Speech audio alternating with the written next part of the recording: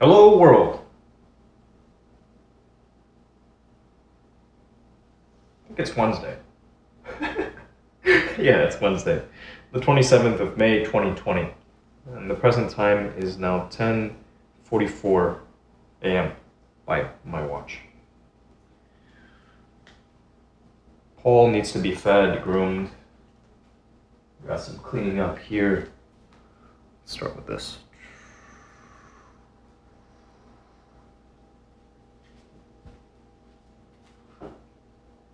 Clean up. Everybody clean up.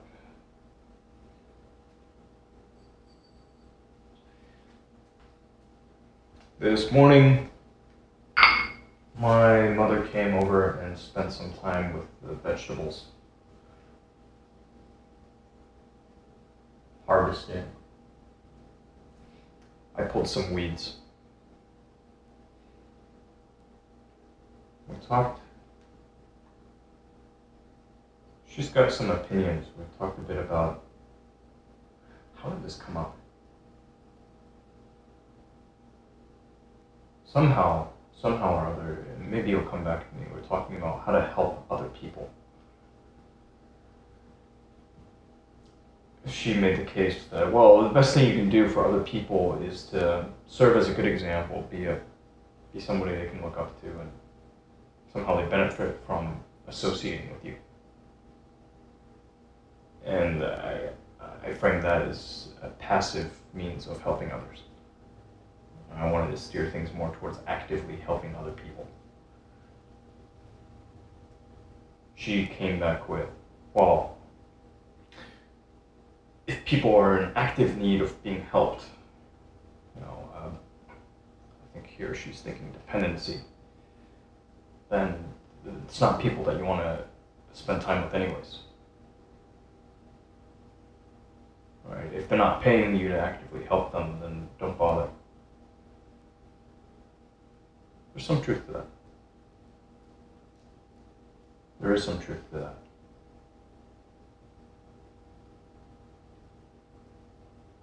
Ideally, there's some form of exchange, some type of contract.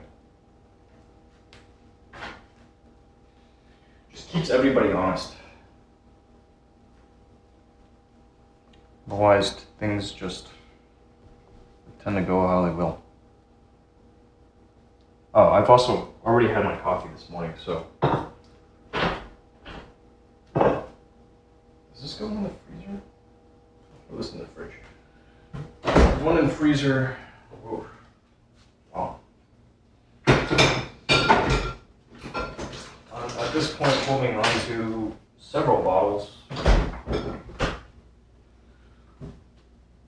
They're not mine. For me, I want one of these.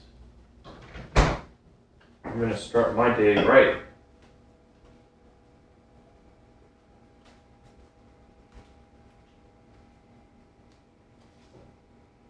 Yeah.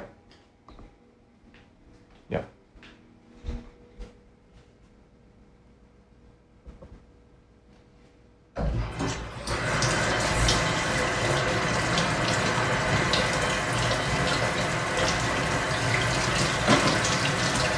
I don't know which glass is which. Maybe I have to get another one. That's the safest thing to do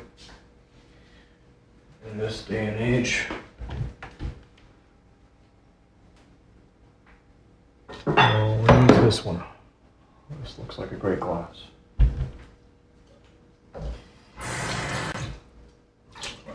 Went to the store last night. Wanted to find stamps. I don't know if they sell stamps at my grocery store. I tried searching. Probably have to ask for help. Totally neglected to ask the cashier. Would have been a good move. But it was good. My first time going to the grocery store in ages.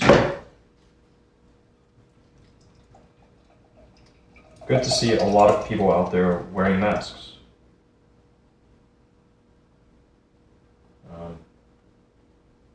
Heavy.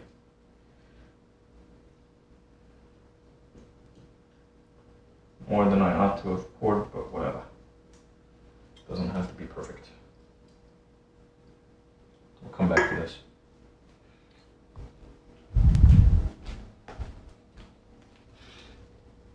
I was, for some reason, a little concerned that other folks wouldn't be wearing masks, but the people here seem to get it. Come here, Paul. Come here. Come here. Let me brush you out. You hungry? Ready for some foods? Oops, wrong one. Oh, you're hungry, huh? You're hungry. Okay. There you go. Yes, there you go. You get that, you get that.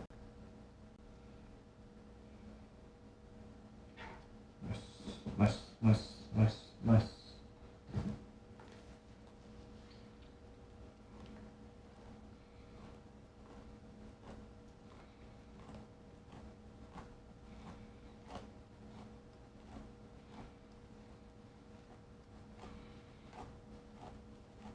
This morning while walking Paul, I came across Jason.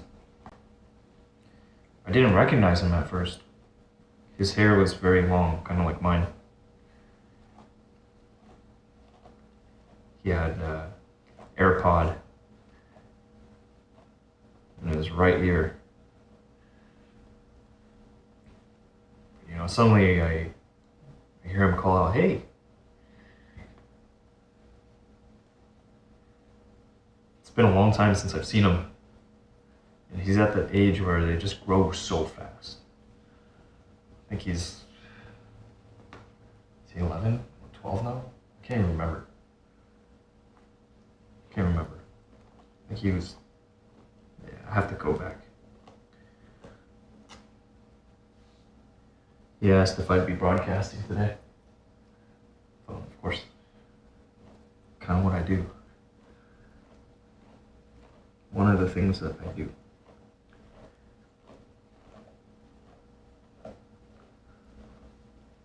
Open up a little window into my little world.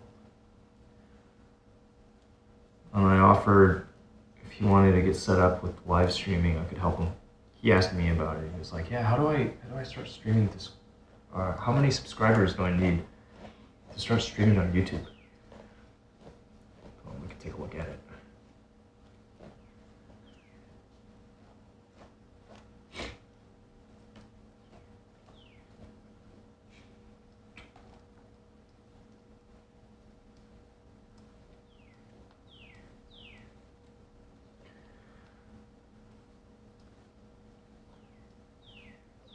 Little friends. I guess I'm feeling a little stuffy. Maybe I should still keep on taking the antihistamines. Old business. Still gotta get through this email list. Wound up hanging out with Cussa last night, redeemed my free pizza. We made it a 2-topping instead of a single topping. Italian sausage and mushrooms. Good combo. Extra marinara. It's well made.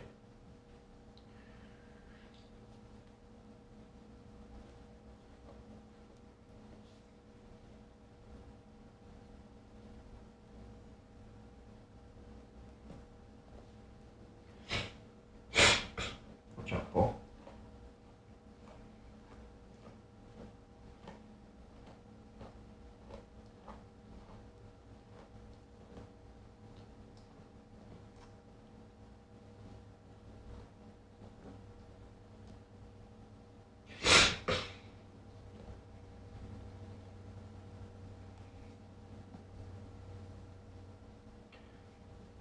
All of the follow-ups yesterday.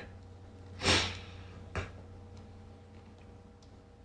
really interesting to see the conversion.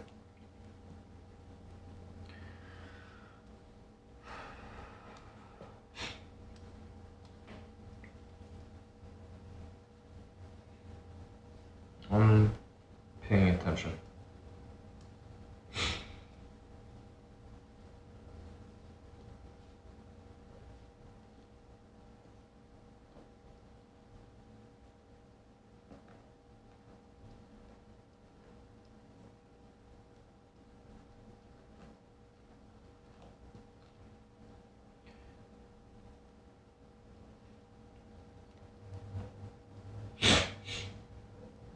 Yeah. Hey, CM, nice.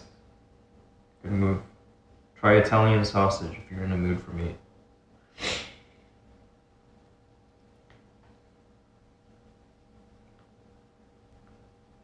AI, you.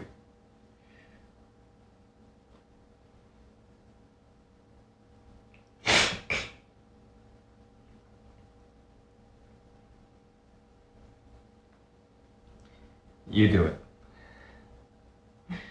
Off to it. You don't need to motivate me. I've got plenty.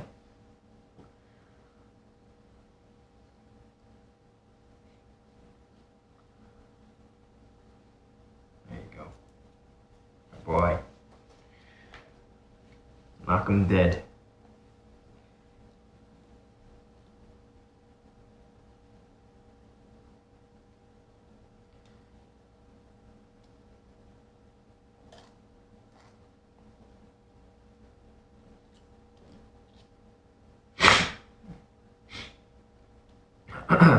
Ah.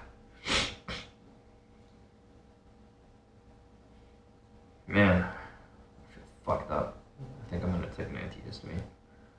This is bad. Hey, my good boy. Get up. Wait, is it 2020 right now? 31. 5 years. The next 5 years will be completely unlike the previous 5 years.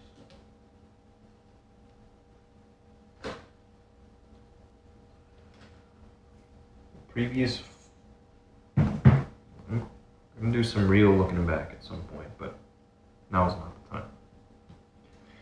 Get up. Get up, boy. Get up. Get up. Good boy. Move it. Gotta get all of this crap out of here. Move, move, move. Get out of the way.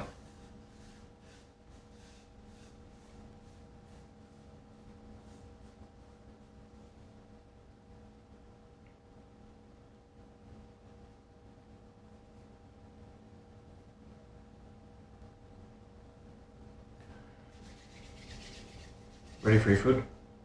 Yeah. Go to bed.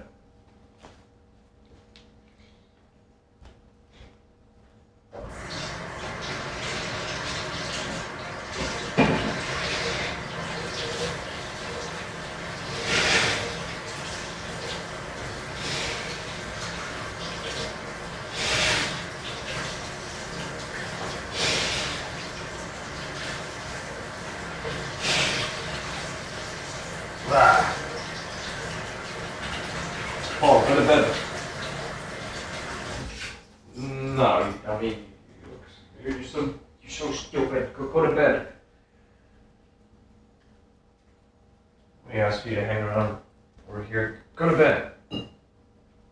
Go on.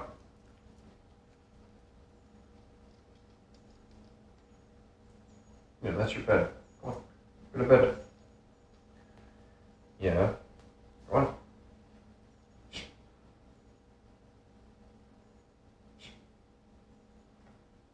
Good boy. Now you're in bed. There you go. All done. Took you long enough.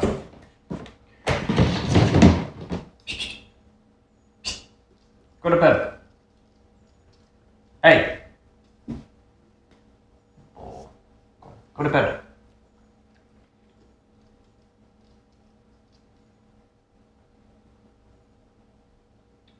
Good boy. Stay there.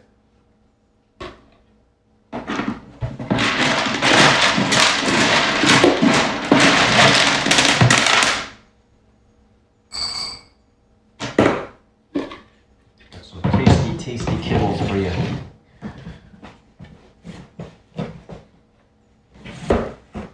Gotta see about this next order too. I may start switching it up. Maybe it's already shipped, who knows?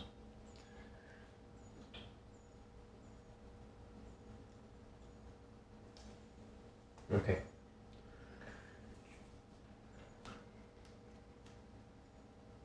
Okay, boy. You can eat and run around and do all the things you do.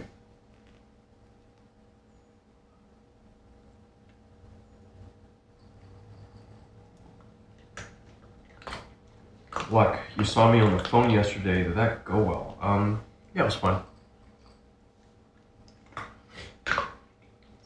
Business, but at the same time, it's, this is about setting myself up with a learning opportunity, guide.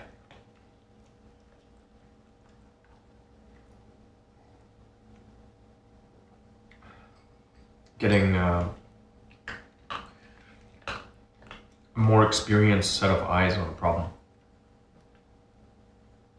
so that I can also learn, like understand how this other person will approach the problem, what they see. Maybe they see something I don't see, because of their knowledge.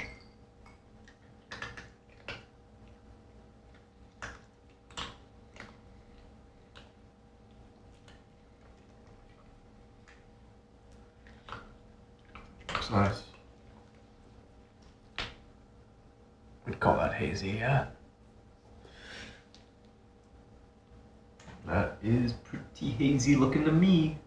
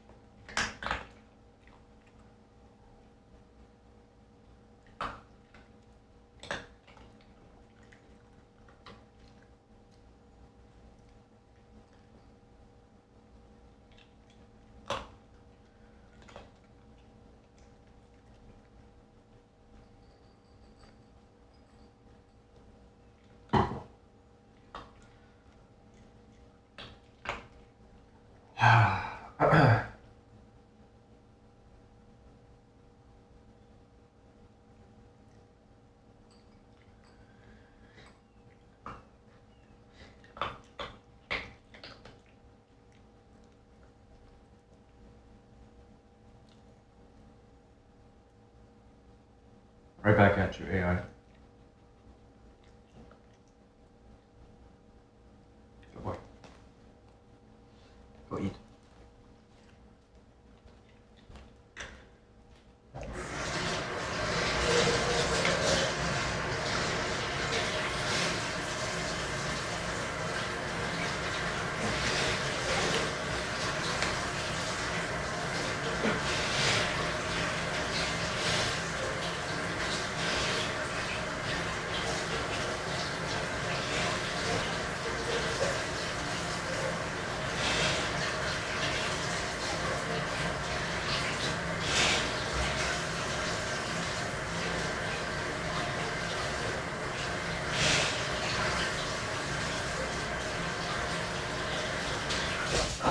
Shit.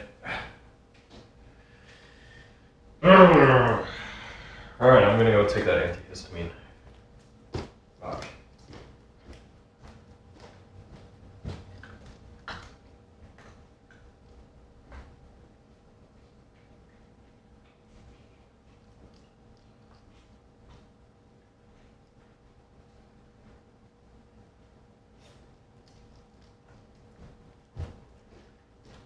No.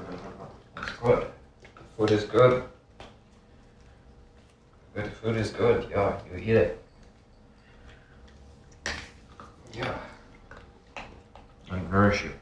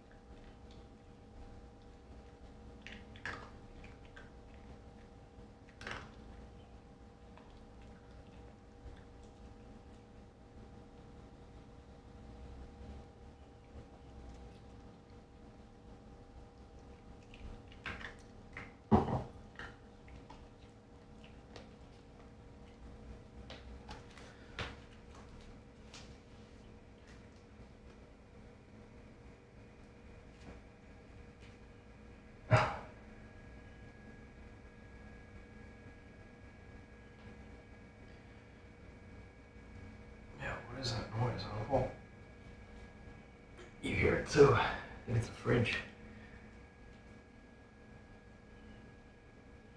The muskies want the fridge.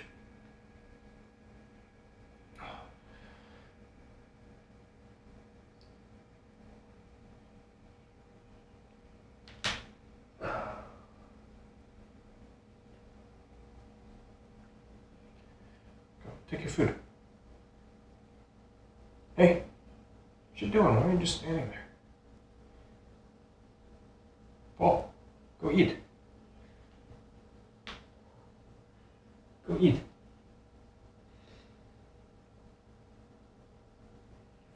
Nothing to do with Paul.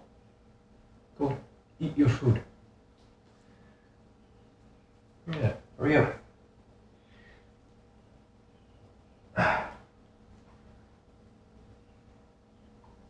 There's no rush, but at the same time, what are you doing?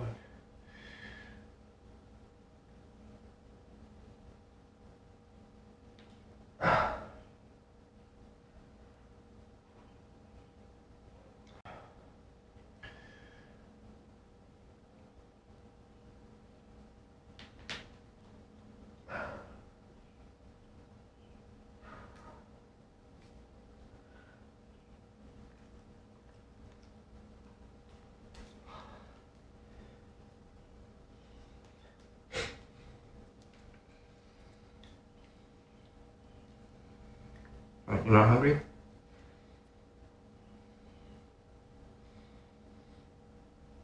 I don't think he's too hungry anymore. Yeah?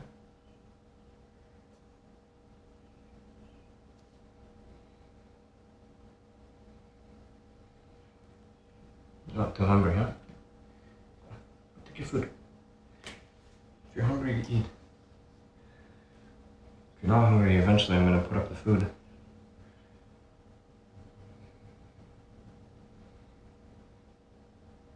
AI? I mean, I showed you who I use. You can do the math. If you figure out how many VPSs I have, you can do the math. But just try one. You don't need to make a full transition. Try one, see if you like it. Or whatever. I have no idea what you're going to be, what you're planning to do. It's quite open-ended.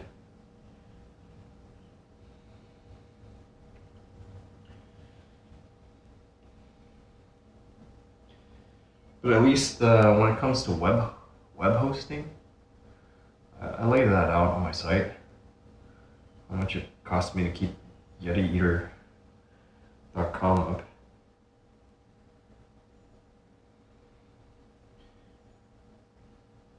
At the end of the day, you do the math.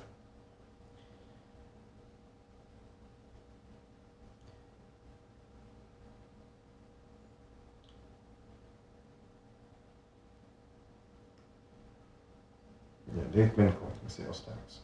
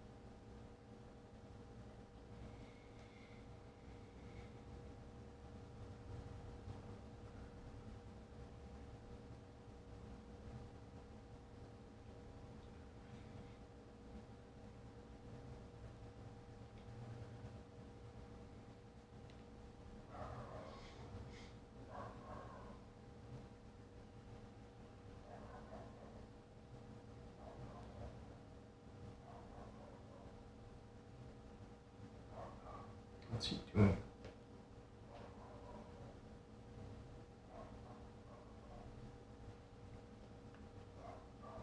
He looks like he's just staring at... Well, I guess he's looking at something in the tree. Hey, Paul. Paul. Come back down to earth, buddy. Paul, you not hungry? You want your food? No?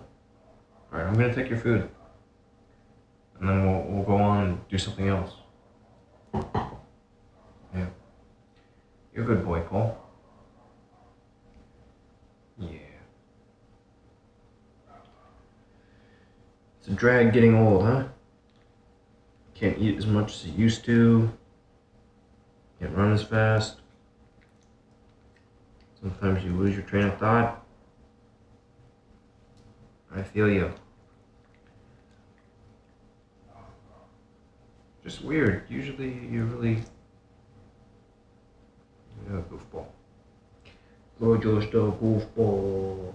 That's all you are.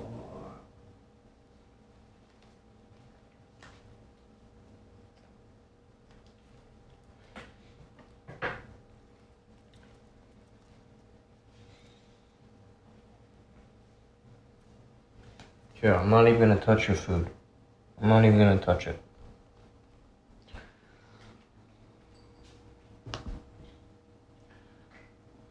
Goofy animal.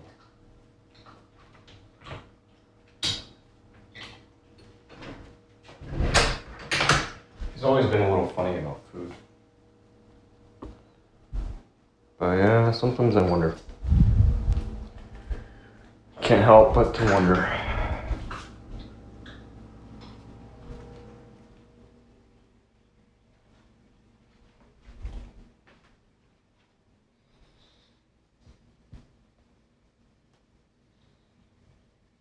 Wow, that looks crazy, huh? Fucking optics for you.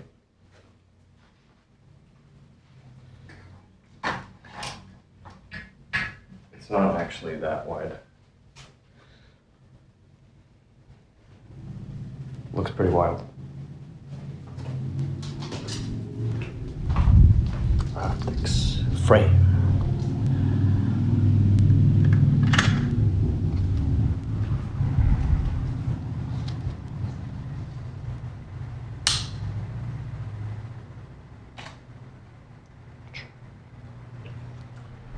Looks good.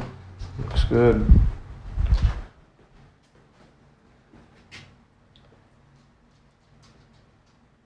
Just fucking nuts.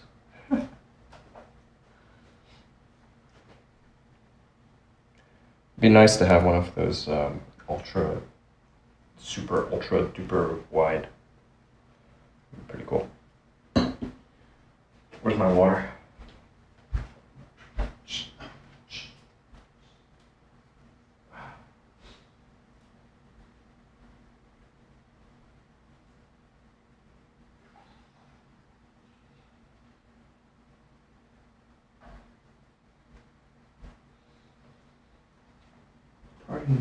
Pardon me, sir, but forgive my saying so, but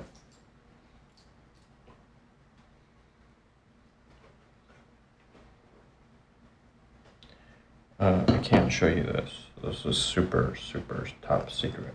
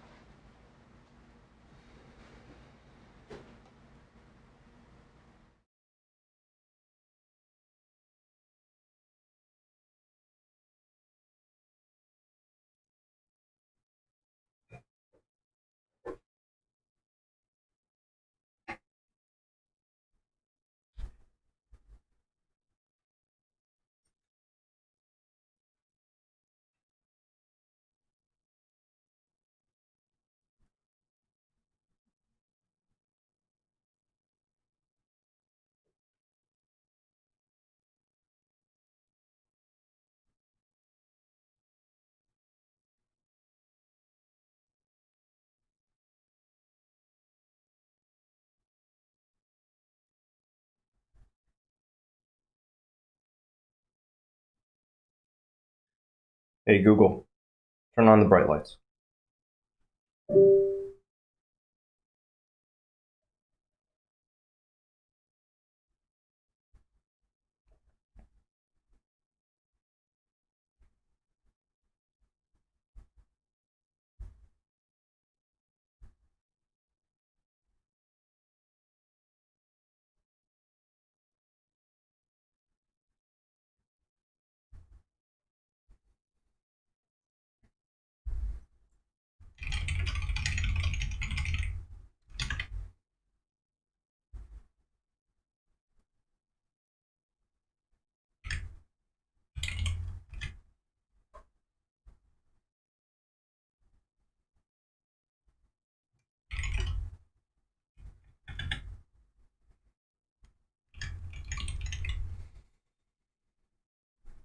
Motherfuckers.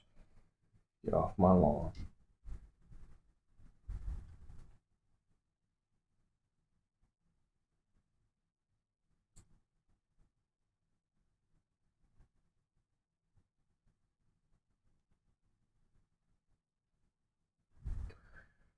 Alright, so in my little world, I've got a package coming in, and I have no idea when it's going to get here. Meanwhile, there's another one that I'm excited about getting, but it doesn't appear to have moved. That it hasn't moved after 5, 6 days, it's a little concerning. Apparently it's just never been picked up. So, might have to chase it. I hate to have to chase, but sometimes you gotta chase.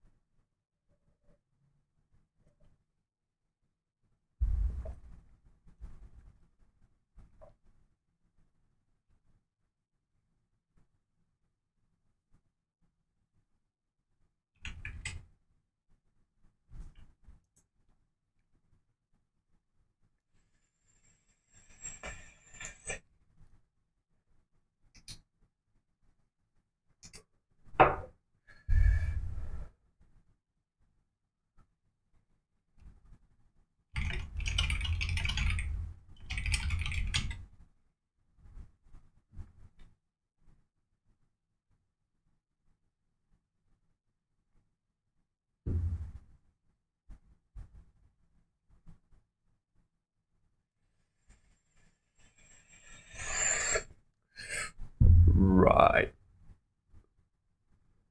I listened to the sequence I highlighted yesterday. There are all sorts of these little squirrely sounds that get caught up by this microphone. So, goes without saying, I'm really excited to see what the new one's going to do. It should be a world apart. Night and day.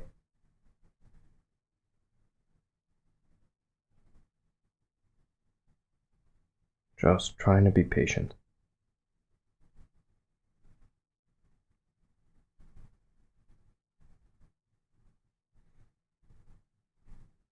Meanwhile,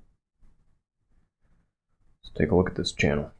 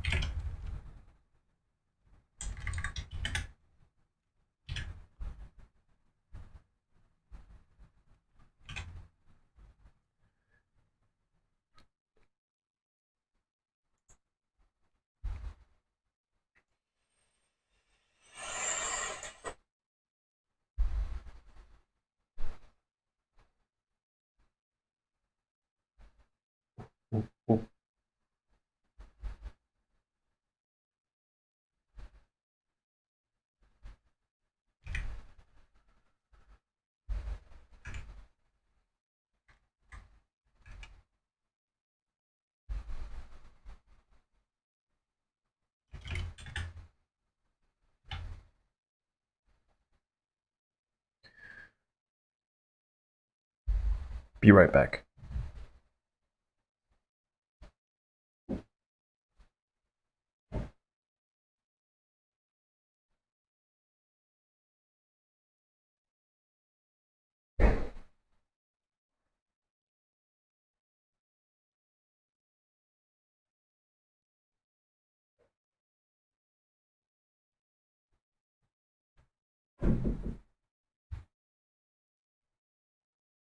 Hopadillo.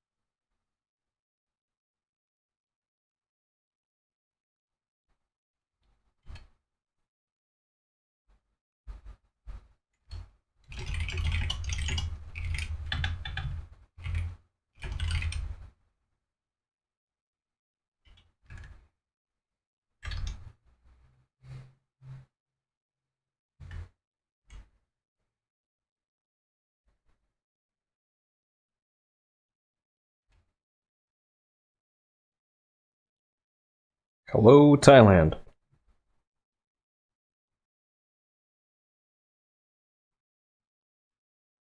Alright.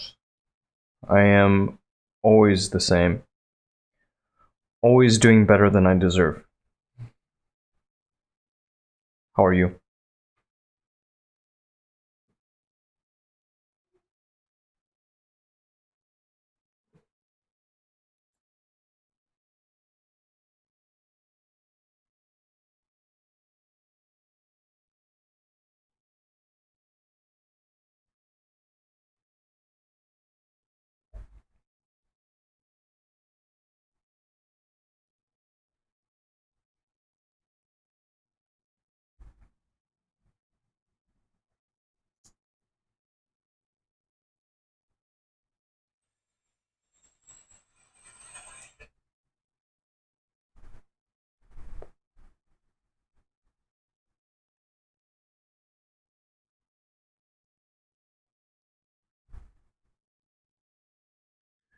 Nothing wrong with being fine.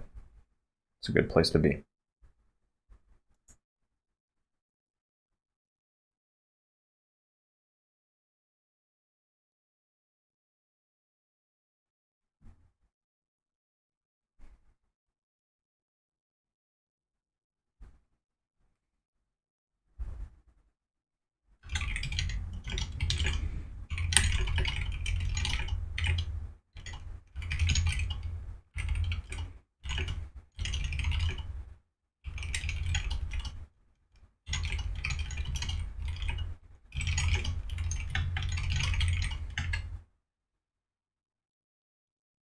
COVID-19? It's a good question. So, yesterday evening, I went over to the grocery store here, and I was pleasantly surprised to find most people were wearing masks. That's good. There was one group of younger people, seemed to be from somewhere in Africa. They didn't have masks, and they were pretty closely packed together. Also, whoops, I hit my microphone. How's the situation in Thailand?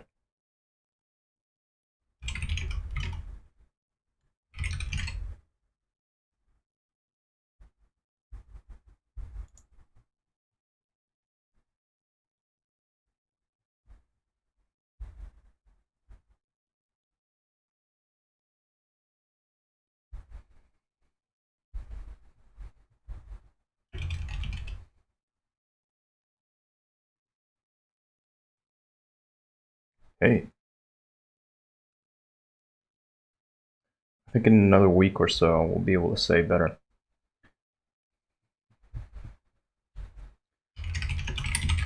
Let's see how my county is doing.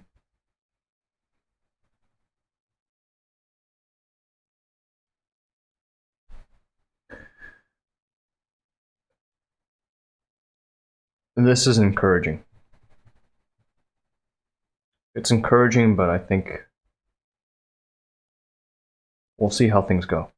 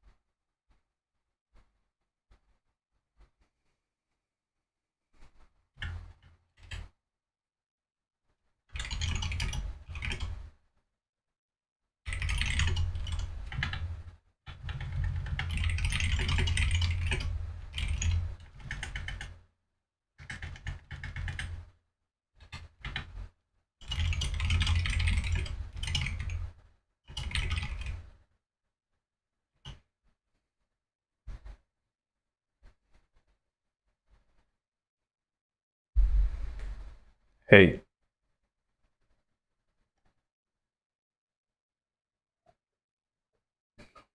am I up? Yeah, sure. You?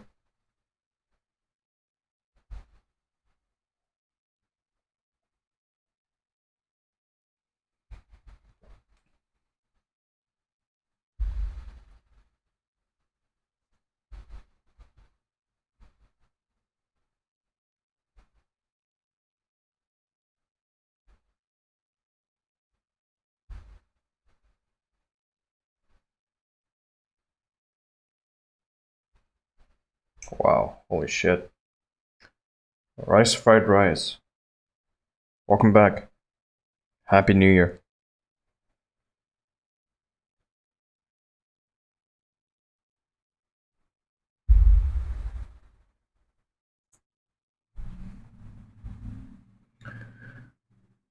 That's not a home phone.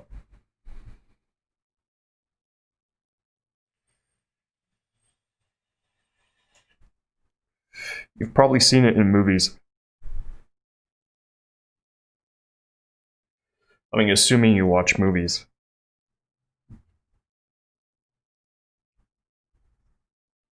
Either this one or its predecessors. Wait, not predecessors. Predecessor. Yes, predecessors.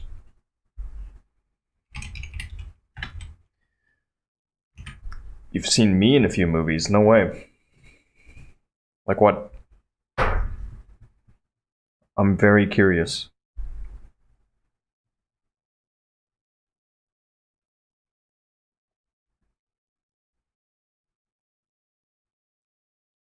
Oh, that one. Nice. That was a good one. That was a pretty good movie.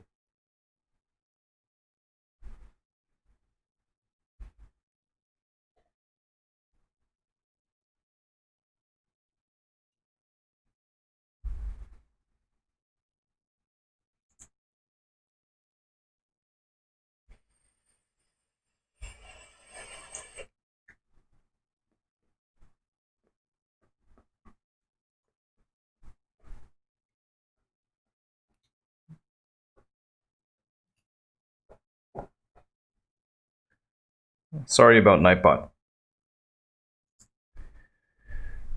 Rice fried rice. You kind of had to be there, but yeah, it was good. It was a good one.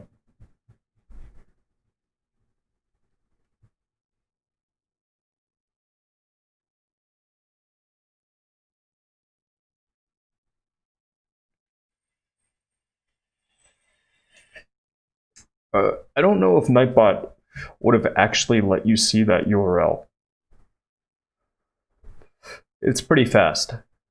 It's good about what it does.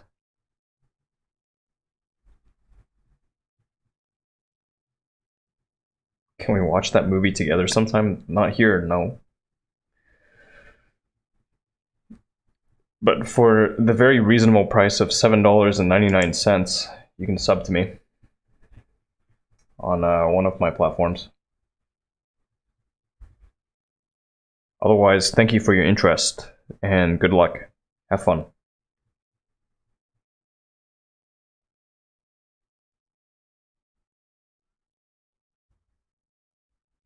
AI, you can't sub on Twitch. And you'll never be able to, not unless they make me an offer I can't refuse, and that's not going to happen.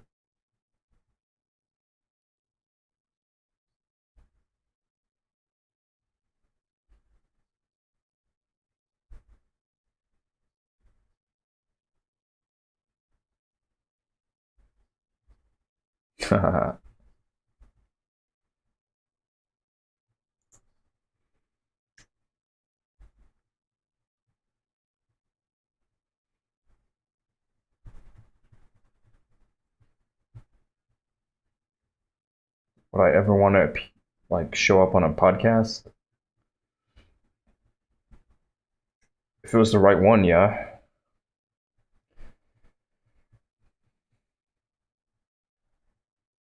Like I reached out to somebody who's launching a podcast. They have a very, very small audience.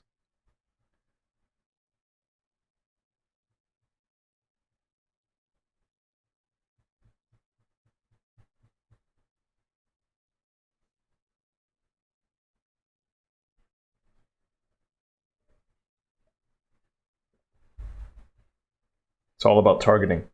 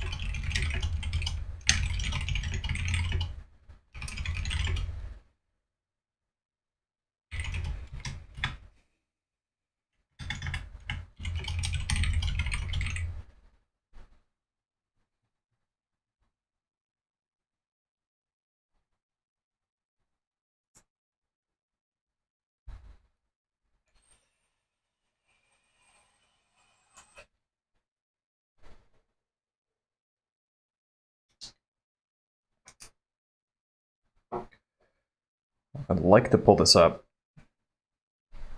so that you can also hear what I'm hearing.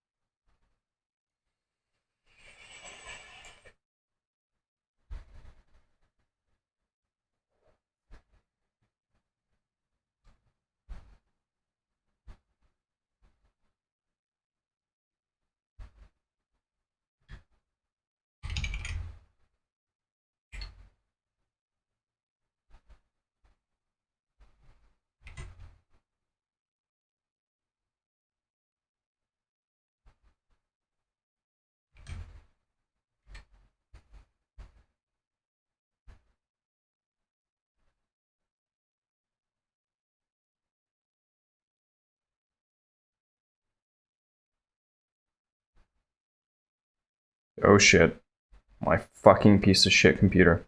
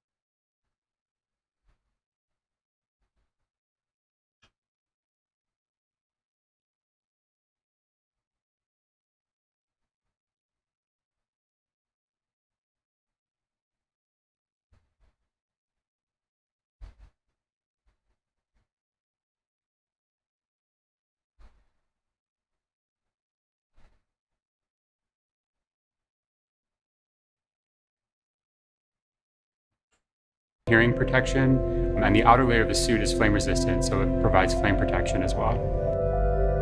When the crew gets in the capsule, they get in their seats and they plug the suit into the umbilical that's attached to the seat. And the umbilical is providing everything that the suit needs. So it provides the avionics or electronics for communications, it's providing the air to cool the suit, and then it also provides gas when needed to pressurize the suit. So it's really a single point that lets the suit do all the things that it needs to do. We designed the helmet in-house. The helmet serves a number of different functions. Obviously, it's protecting the crew's head and it's retaining gas. Yeah, this is kind of a big deal. It also houses the microphones as well as the valves that are regulating pressure in the suit. We had to design the gloves so that they would work with the touchscreens, but the gloves also still had to do a number of other things like the rest of the suit. So all of those things had to come together within the glove. It'll be obviously really amazing to see Bob and Doug in their flight suits. I'm paying attention. I think one of the things that's cool about the suit is it's not just a piece of hardware, it's not just a suit, it's a very personal thing. It's Bob's suit and it's Doug's suit. And so seeing the two of them by the time that we're doing suits, Moon and Mars, don't worry about that. That's way the fuck out there. Hey, now that you've had a look at the development of the spacesuit, we thought it'd be pretty cool to show you where our astronauts train to be able to fly on board Dragon. Yesterday, Dan and I had a chance to spend some time in our crew training facility here in Hawthorne. So intangible future milepost. You'd be better off with something more tangible if you were trying to do one of those SMART goals. Even years to get ready for this flight. There's a couple of things in the room that we're going to show you real quick. We're going to start off with the cockpit simulator. Now, there are 4 seats inside, and we've already got robots configured. The 2 in the middle are where the commander and the pilot's seat. So this is the commander seat. This is where Doug Hurley is for this flight. This is the pilot seat. This is where Bob Bankin is. Once they're in their suits, they can plug them into the seats. They get communications, breathing air, pressurized gas for the suits themselves. Everything it's already begun. Is integrated into Dragon systems. But most importantly, right in front of them, we have this set of 3 displays. And these are the touchscreen displays that give them access to Dragon. This is their window into the big players are already leveraging this type of technology, so systems. They're able to take control of Dragon. They're able to see where standardization they are, it's going to happen. Space station. They're able to see even when thrusters are firing. Or everybody knows that's the way to go. You've been hearing some background noise. We actually have recorded noises of those thrusters that they're able to hear and see in real time. Let humans do what humans are good at. There's also some hard-coded buttons for some of the more important things, like the pyrotechnics, if they need to cut the main parachute after they land in the water, and of course the launch escape system. So they spend a lot of time in here just getting familiar with Dragon's control systems, but you need a bigger picture. You need to put it all together. And to do that, we can come over here where you just want something a little more higher fidelity, where you have everything from the seats, the displays, the cargo, all of it, just to really make sure you're training so by the time you get up to space, it feels like you've almost been there before. And that's where we're going to find Jesse. Oh, hey there. I was just training for my next mission to space. But since you're here, let me show you around. Next mission to space. This is our flight simulator, which is basically a since you're here, let me show you around. As far as the functionality and the interior. So the astronauts can get suited up, they can practice entering and exiting the vehicle. She's so cute. They can climb into their seats and actually get strapped in. These seats recline back so that they can access these display panels, which are actually functional. And then they can practice flying the vehicle, manually docking with the space station. They can open and close the hatch, and basically by the time I'm curious how they recline. Oh yeah, they're definitely motorized. They're on some. Like they've already done the mission 100 It looks like times. hydraulics. Well, I'm gonna get back to training, so let's get back to launch. We're coming up on T-minus 3.5 hours, and all continues to go well for today's launch. Now at the launch pad, Falcon 9 is powered on. Engine and stage checkouts were performed several hours ago. Everything's looking good on those. Now we're currently monitoring telemetry and pressurizing the gas storage vessels on board both the first and second stages. And as I mentioned, the good news is there's nothing significant to report on the rocket. Now on top of the Falcon 9 in the picture there, how's the weather? On the crew access arm is the Dragon spacecraft. The spacecraft is ready for the crew who you saw suiting up. They'll be walking out here shortly. We'll bring that to you. Functional checkouts of the spacecraft were performed in preparation for the crew arrival. Most recently, the Dragon propellant system was pressurized to the final flight pressure just about an hour ago. And currently, all spacecraft systems are go. Right now on the pad, you can see some silhouettes in the access arm. The ingress technician team is up there. They've opened the side hatch and now getting ready for the crew to arrive a little later this afternoon. Now, the Air Force Range is supporting us today with air and sea space clearance. They've got no issues at this time. We're also releasing weather balloons. The initial balloons have been released. They don't give us a go for a launch, but they start to tell us that things in the upper altitude are acceptable if this trend continues. So while we're going to wait on those results to give us a better idea, all the way down to about T-minus 30 minutes, we are anticipating don't forget, acceptable weather for launch at the upper altitudes. And as you heard this is a earlier, very at the important ground moment. level, things look like they'll be improving through the afternoon as well as downrange. So things are looking good with both Falcon and Dragon. The weather is cooperating as we count down to liftoff. There you We go. want Good to see man. where Good you're man. following today's launch from. So let's jump over to Tahira at our social desk. Thanks, John. And I can tell you the excitement is really building online. Right now, we're up to 700,000 people viewing this broadcast. And Launch America is the #3 trending on Twitter in the U.S. So let's take a closer look at what's being said. Let's go. Looks like we have Astro Joan, who is just so Launch excited to be America. on the Space Coast and watching this launch from her Hashtag driveway. Launch And with America. that, Let's go. So jealous to all of you in Florida right now that have the ability to just step outside and witness Bob and Doug make this historic moment. Let's take a look at another. So we have Dave Farrell, and this is the Dave Farrell, the bassist from Linkin Park, which is just sick in general. And it looks like his kids coined the term nerve-sighted for today's mission, and this is perfect. I was actually looking for a word to just describe the jitters and excitement leading up to launch. So Dave, thank you for that. I will be stealing that for today's show. So let's take just a broader look at the conversation online right now with this heat map of the United States. So you'll see that the more purple states show the states with the most mentions of Launch America. And with that, it looks like the Florida Space Coast is really coming alive for today's launch, followed by California, home of SpaceX, and Texas, where our mission control is. So great to see all these home teams showing up for today's historic mission. I want to toss it back to Florida, though, because I have to reiterate, if you have a chance to go to Florida and watch one of these launches in person, it's great. I watched my first one last year, and that was the uncrewed test flight of today's mission.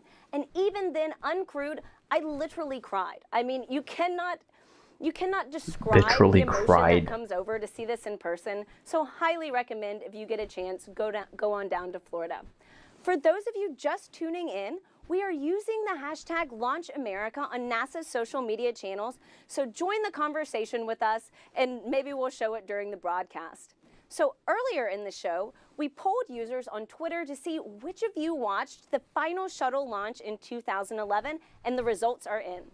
So, looks like about see 'em. 40% of you were able to watch the last shuttle launch. But Let's see if they actually 60% of you launch weren't. today. And I have to say, I'm not going to lie, I'm with those 60%.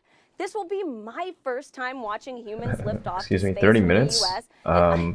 I am not kidding when no, I tell sir. you I'm literally That's thrilled to inaccurate. do this and share it with you all today. So the next question we have for you, as Bob and Doug finish their Launch final is suit checks, scheduled for we would like to know if 4:33 you were in the p.m. room with Eastern them right now. Daylight Savings What would you Time. say to them on social media? Use the not hashtag 30 minutes. LaunchAmerica, and we'll show it later on in the show. Now let's head back to Marie at Kennedy. Marie? Yo, Ando. All right, thanks to Hira. We're looking Yeah, live don't fucking at the trust back chat. doors Chat's of the full of ONC shit. building. Those are the iconic doors that Bob and Doug are going to be walking out in just a Yeah, minute. and, like, But never first, listen to chat. We want to pause to honor today's efforts with our national anthem. Don't listen to people And the unless they're, incomparable Kelly like, you Clarkson know they're treats us legit. now with her virtual rendition from her home to yours. Oh, that's what she looks like. I had no idea. What so proudly we hailed at the twilight's last gleaming, whose broad stripes and bright stars through the perilous fight o'er the rampart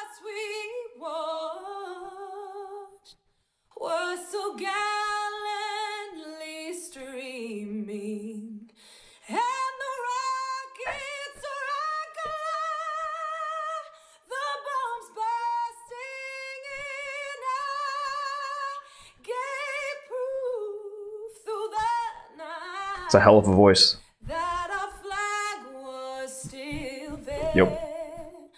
Kelly Clarkson. Oh, say does that star-spangled banner yet wave o'er the land Gotta sustain. of the free and the home?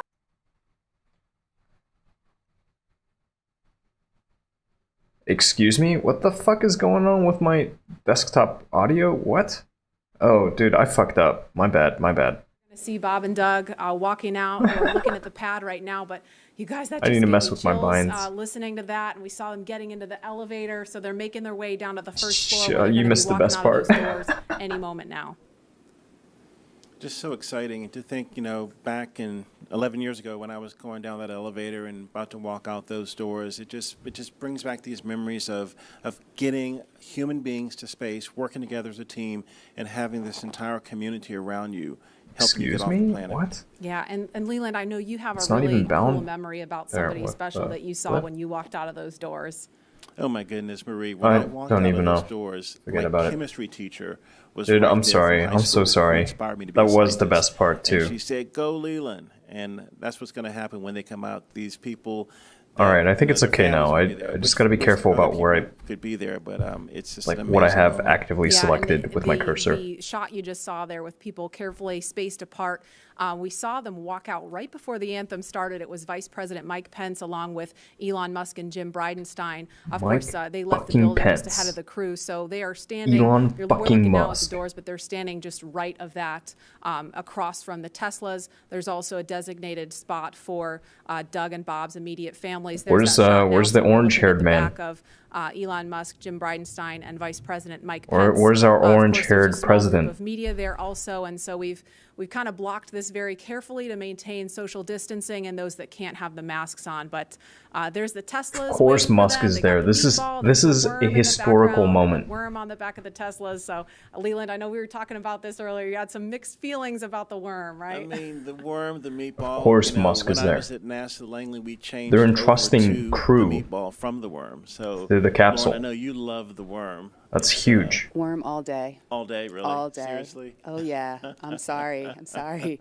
I love that the worm is so retro, and it's only fitting that it would be making its way back, bringing the I historic, wish he'd show up. just opulence of NASA's okay, past okay. to the present. I'll and- let you have that. Yeah. Okay. Well, thank you. But I mean, Thank the you. Where's Brum? chevron and the meatball goes back to Langley's tradition when it was, an aviation, and that gets back to that heritage and that history too. So I guess sure. Okay. Truce orbits. or truce. I feel like this is a microcosm of what's happening online about the worm. But the meatball's not going away. It's a worm meatball partnership. There we go. There we go. So there's another view there of the crosswalk. There is where Bob and Doug are going to walk out any moment.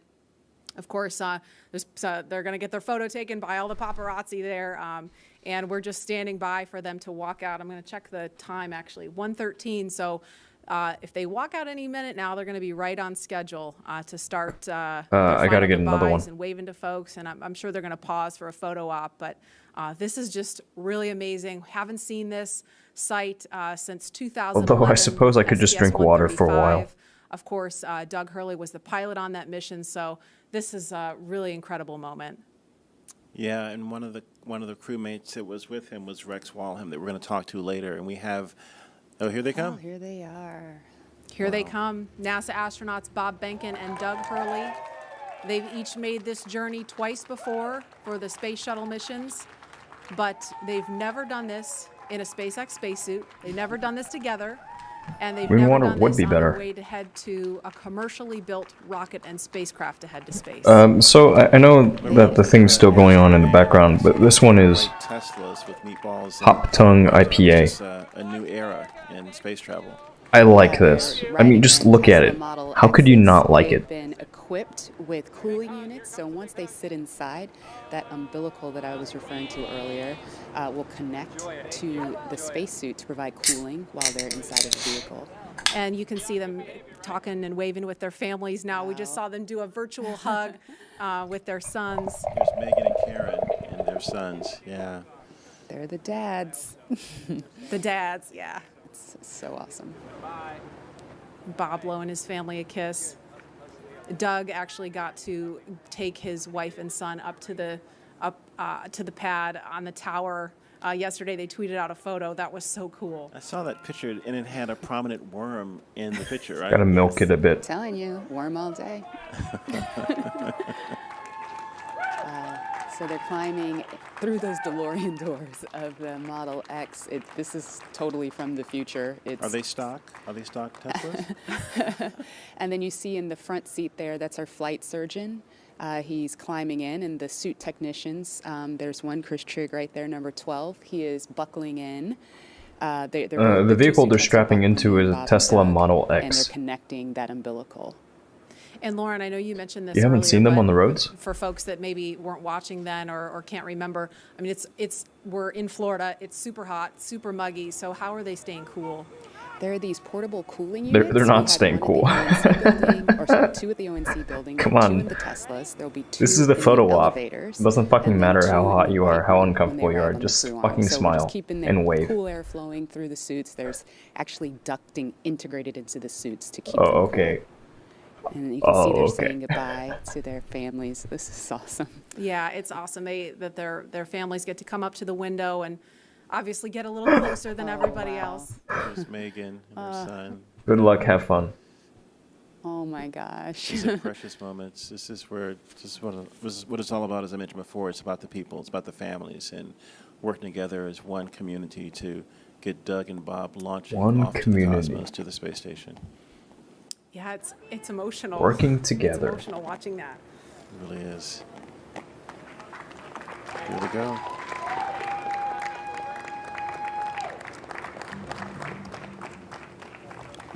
Say goodbye, Papa. Now, as we see the convoy begin the journey to the pad 39A, we are thinking about each and every one of you, our colleagues and friends at SpaceX and NASA, who have had a hand in seeing the Crew Dragon commercial crew program come to life. And we wish every single one of you could be here up close to see this, but we want you to be a part of this journey regardless of where you are watching today. And so for the next few minutes, while they're making their way to the pad, we want to highlight those people whose hands and words and thoughts looks like a Humvee. all that we see here today. And we hope all of you watching can feel that pride that each of these NASA and SpaceX team members has for today. And yeah, CM, these guys have big swinging nuts. This is Laura Segura from the Commercial Crew Program. We're so excited about this. Oh, that's no historical Humvee. day. What is that thing? Congratulations on being a part Look at of that the very thing. First mission for human space flight, commercial The turret human on space top, flight and ever. We're behind it's very you, Bob boxy. and Doug. You'd probably fit somewhere between six to 8 men in that. SpaceX in Cape Canaveral, Florida. It looks pretty badass. To SpaceX for hitting another major milestone, and safe travels to Bob and Doug.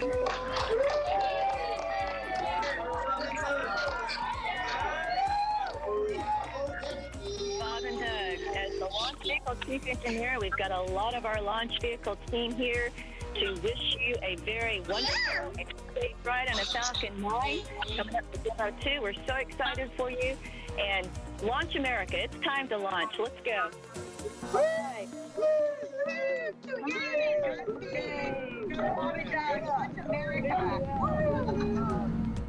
Hi, this is Perla from Hawthorne headquarters. We want to wish Bob and Doug a safe trip to the International Space Station. Go Dragon! Dragon.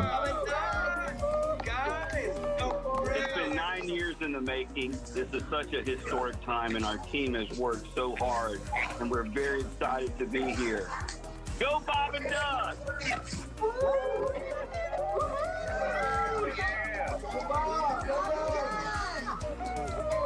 Go Bob, go Doug. This is Sam from McGregor, Texas. Go Bob and Doug, go NASA, and go SpaceX. Texans, woo! Texas. Space Center. Bob and Doug, wishing you a great flight, and just wanted to tell you good luck. Yeah, launch may very well get canceled because of weather.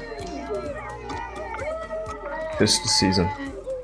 Hi, I'm Dustin Kamak with NASA Kennedy's Communications and Public Engagement Directorate, and we all want to wish Bob and Doug safe travels and Godspeed. You are both an inspiration to us all. Now, I wonder if this one girl that was in my program, which is gonna if she's gonna show up. Florida. And we are following the convoy. And Leland, Lauren, I don't know about you guys, but I'm so glad that we had the chance to hear from the NASA and SpaceX teams that have been working behind the scenes, because, Lauren, I know you know this all too well. I mean, these people have been working not only for, the last, since 2014 when SpaceX won this contract, but, I mean, working long hours, long reviews. Coronavirus happened, and then they're homeschooling their kids, still trying to get through all the final checkouts and closeouts to get to today, and we made it. And now we're just waiting on the weather, but it's just great that they got a chance to wish Bob and Doug good luck.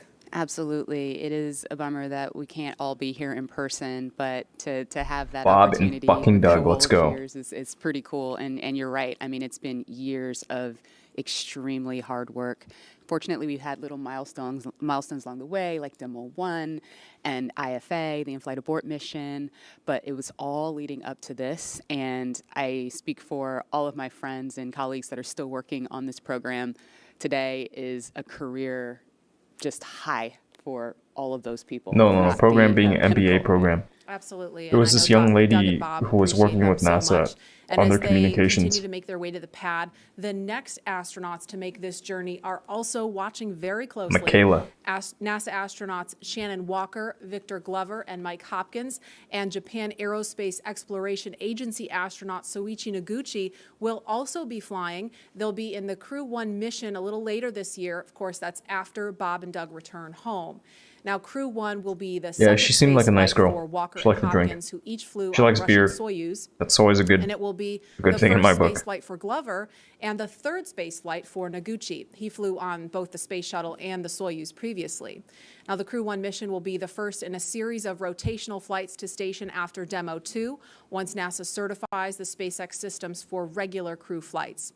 And right now, Victor and Mike are following along from the Johnson Space Center in Houston, and they are standing by to talk to NASA's Daryl now. Fucking Houston, let's go. Daryl, are you? All right, I'm sorry, we don't have Daryl, but as we continue to follow the convoy, we've got actually a little chase car following the convoy. I think we're going to be actually talking to Victor and Mike from right here. Victor and Mike, are you there? We are here. All right, hi guys. I'm just going to ask you first. You're going to be two of the next people to get on board Crew Dragon. So what are all your thoughts and feelings as you're watching Bob and Doug in the Tesla right now? As you can imagine, there's a lot of emotions. Of course, we're excited for Bob and Doug, excited for NASA, excited for SpaceX, and really the whole country. A lot of pride in what it's taken to get to this moment, all the thousands of people that have contributed to getting to this moment. But then there's also a bit of sense of duty of business as usual. So for us, we're going to be watching, we're going to be listening, we're going to be learning, and all of that to help get us prepared for when it's our turn. And your mission called Crew 1. Sorry, I didn't mean to cut you off. Go ahead. I was just going to say it was also great to see them walk out just now and say goodbye to their families and do the virtual hugs. That was great. There are a lot of emotions, but that's probably the best one. And Victor and Mike, I know recently you had Shannon Walker and Soichi Noguchi also assigned to the Crew 1 mission with you. What can you tell us about them and your relationship with them and your training so far with them? Yeah, I'm very excited about Crew 1. We've got a very experienced crew. You guys hit on that a little bit earlier. Of course, Shannon, she's been with NASA for around 30 years. She's been with the astronaut office for more than 15 years, and of course Soyuz long duration, so she's seen a lot around here. Soichi, with Jackson, he's done it all. 1996 when he first became an astronaut, shuttle, space station, short duration, long duration, spacewalks, you name it. And so, we kind of late in the game here had our full crew complement, and so it's really helped getting them in with all of that experience, it's really streamlined the process for our becoming more cohesive as a crew. Yeah, you know, they really hit the ground running. We showed up to our first sims, and it felt like we had done it several times before. And so it's great because we do have a lot to get done. We not only have to learn to fly and to operate the Crew Dragon spacecraft that Bob and Doug are going to do later today, God willing. We also have to be ready to do all of the things that a crew on board the space station does. The spacewalks, the research, the basic upkeep of the space station. And so we also have all that training going on as well. And that's what we've been doing for the past several months together. And now I have a specific question for Mike. I know that you've flown on the Russian Soyuz and not specifically on Space Shuttle, but can you talk about the tradition of the ride out that we're seeing now? Yeah, the ride out, you know, it's very symbolic. It's symbolic of that transition, the transition from months and years of preparation to the actual execution of the mission itself.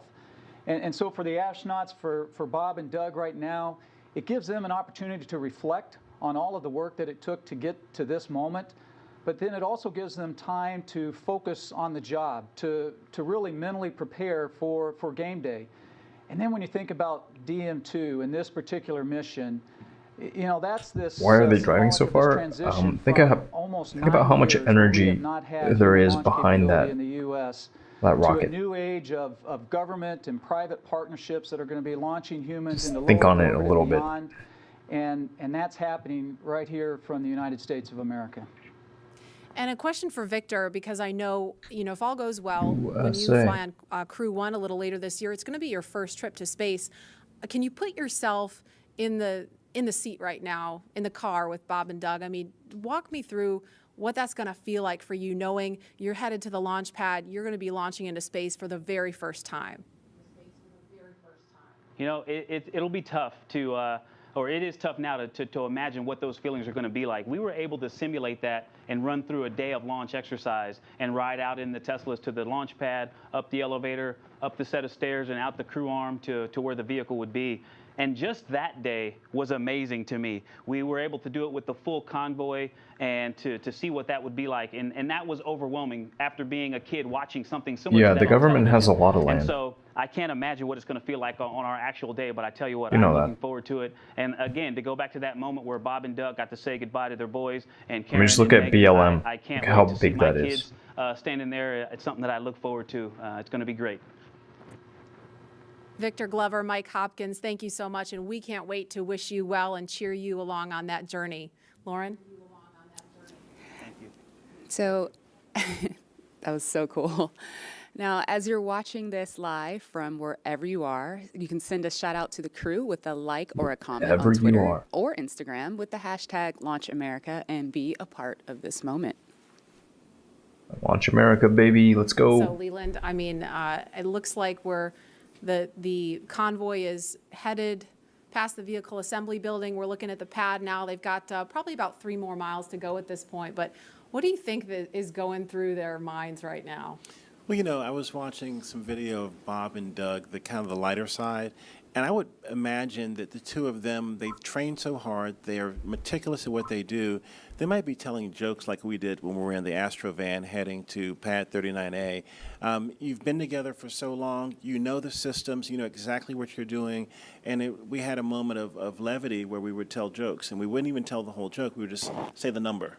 Because we had said them so many times. Do they have smokes at the ISS? We were high-fiving, we were chest bumping, we were, you know, getting ready mentally. But it was that moment of. Are they stocked on drinks? We made all this preparation, and now it's game day. And we're ready to get up in that vehicle and go to space. And now we're going to go out to Hawthorne for the last leg of the convoy's trek Yeah, fingers to the launch crossed. pad. Dan? Fingers crossed. It'd be good to see a launch day, but if it doesn't happen, they have an alternate already set up. 39A, and pretty soon they're going to be entering what's known as the BDA, or the Blast Danger Area. Before any pad technicians, engineers, or obviously our astronauts enter this area around the launch pad, SpaceX and NASA teams do some internal go, no-go polls just to make sure everything is clear. And you already saw people on the arm and the crew's moving in, so everything is clear. This storied launch pad, which has been the beginning point for so many firsts, is the perfect backdrop for today's historic launch that marks a new first and a new era in human spaceflight. But with new vehicles being designed and launched, this launch pad required some major upgrades. That's right, and Daryl Nail is going to show us a couple of those upgrades at Pad 39A, where SpaceX completed a 21st century makeover to help launch us into the next chapter of human spaceflight. No, you don't take chances. We're go, swing tight, we're go. Hopefully everything goes smoothly.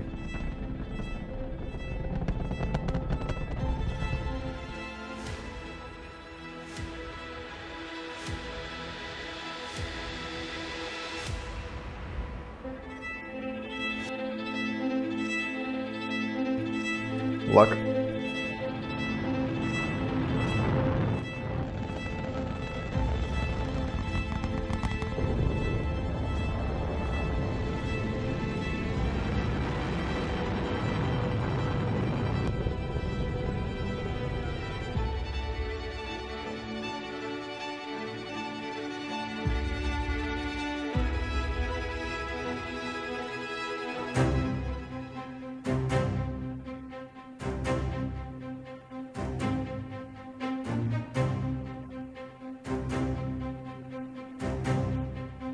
Why, some say the moon.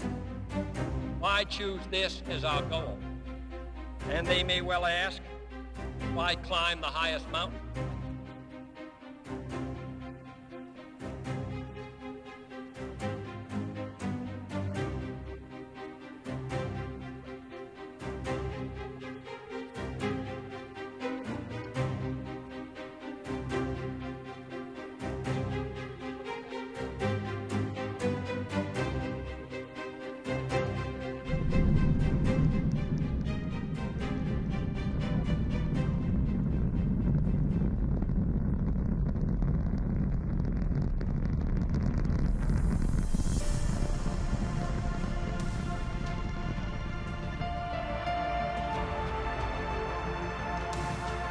Contact light.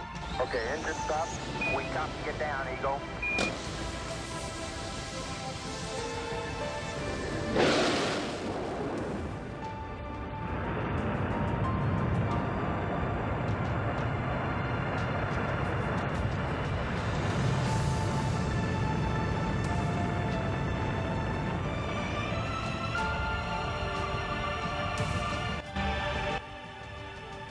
Start. T-minus 10, 9, 8, 7, 6, 5. All three engines up and burning. 2, 1, 0, and liftoff. The final liftoff of Atlantis on the shoulders of the space shuttle. America will continue the dream. Roger, roll, Atlantis.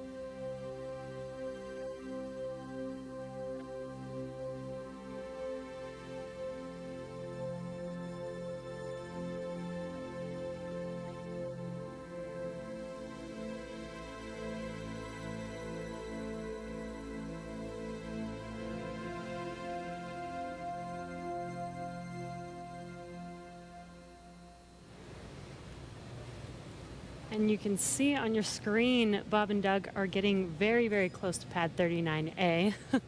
In addition to these launch pad upgrades, SpaceX also made changes to both Falcon 9 and Dragon to enable flying crew. A key update to this latest version of Dragon is its highly reliable launch escape system that is capable of carrying crew to safety at any point during ascent of the rocket.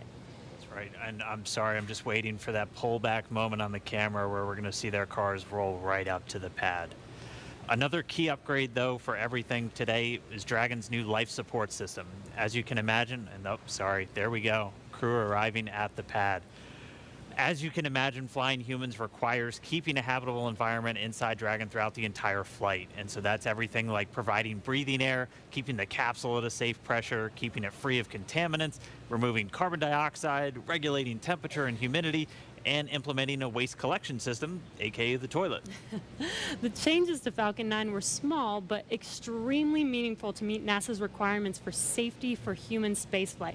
And specifically, SpaceX had to prove a high degree of fault tolerance, meaning that small failures in the system would not lead to mission failure. Falcon 9 was already able to handle engine failure, but new emphasis was put on making sure that a failure throughout any phase of launch would not mean mission failure.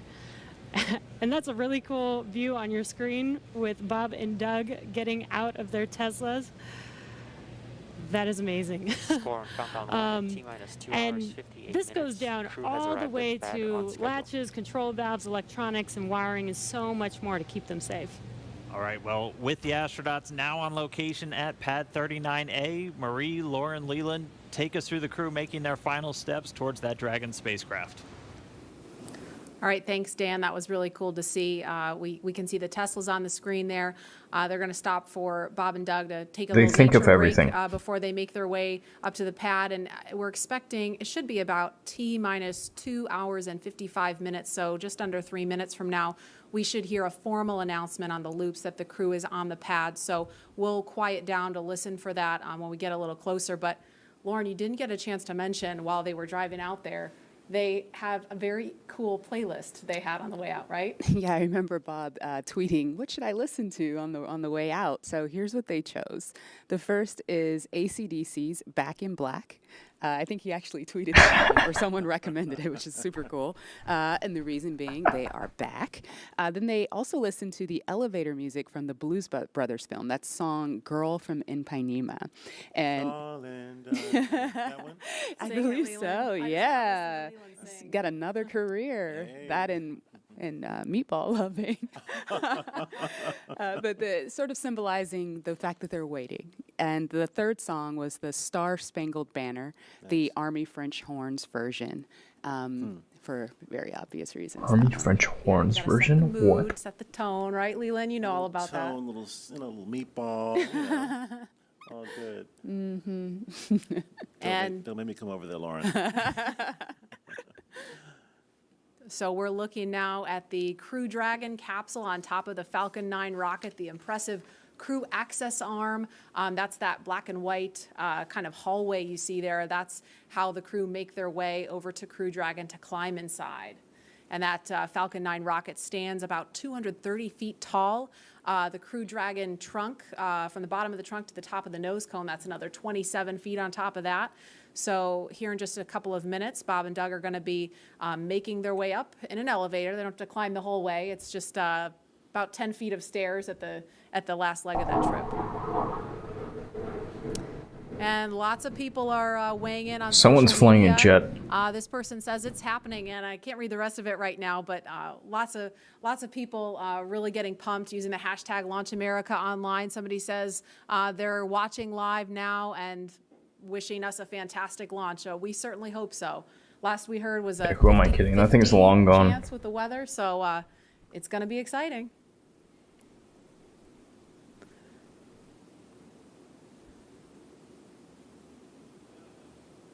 And it looks like, I'm not sure if that one is Bob or Doug in this one here. Can't tell from this view, but looks like one of All them look is the getting same ready in to get out of the spacesuits. Tesla in just a minute. Lauren, our suits from our pumpkin suits had different colors for what mission position you had. Do these suits have colors to designate the two astronauts? Do you know? Not that I'm aware of, but their names are on the suits. Maybe that helps. Well, we had names too, but Yeah. but I mean, if you're trying to find out what suit that you have, I guess it's only two of them, and it could be up to seven astronauts, though, right? Dragon is capable of carrying 7, but for NASA missions, it's 4. It's just 4. Okay. Yes. There go those doors. I'm going to call them the DeLorean doors. Can I Yes. call them that? Sure. I think that's totally fair game. CM, this is America. Everybody's on a first name basis with everybody. Come on. Yeah, for sure. Again, we're looking at the base level there. And Leland, I know we talked about this. You were out here last week and we were talking about how the pad looks so different from the shuttle days. Can you talk about what you remember and kind of how it's different now? Yeah, I mean, the form and the function. I mean, this black pad with the white ticking, and it's a really beautiful. You think about STEM education, but this is totally STEAM, science, technology, engineering, arts and mathematics, and I think SpaceX has done an incredible job of art making and things look design. really beautiful and functional, and What's art got to do with just fits anything? perfectly. And I think when we were Who cares having about art? our launch Why don't we pad, just there were axe all of the poses arts and programs? things hanging off, but this is a very sleek and elegant and kind of futuristic look at the next era of space travel. And I just love seeing these Teslas versus the Astrovan. Are they doing selfies? Looks like they're trying to strain to see the top of the Crew Dragon. It's taking in the sight. It's pretty high. And I don't know if you caught this one. We could see it briefly on the shot, but the license plate says ISS BND, ISS bound. Oh, you nice. follow? Nice. Yeah. And hopefully they will be today. We just need the weather to say, I mean, it looks pretty nice right now, right? But I mean, obviously it's not just what the weather conditions are here. They've got to think about downrange in case of an abort, make sure it's okay for recovery if we get into a situation like that, which is unlikely. So this elevator is going to take them Look up at to these level guys. They've got the. 255. What It's the not 255 fuck? floors, but Look that's at them. They look 255 like operators. What is And that? From there, they'll take, once they get up there, and this elevator is pretty zippy, so they'll get up there pretty quickly. They'll get out, and they'll walk up another flight of stairs to level 265, and that's where they will greet the crew arm. And I don't know, well, obviously Leland's been in the elevator. Lauren, I'm pretty sure you've been out there too, but the first time I rode in that elevator, I was like, whoa, we're really moving in this. Pull some G's. A little bit of a jolt when it first goes. Yeah, you get used to it. And then the jolt is a little bit more extreme when you get in the rocket and take off. Just a little primer. It's a primer. The doors are opening.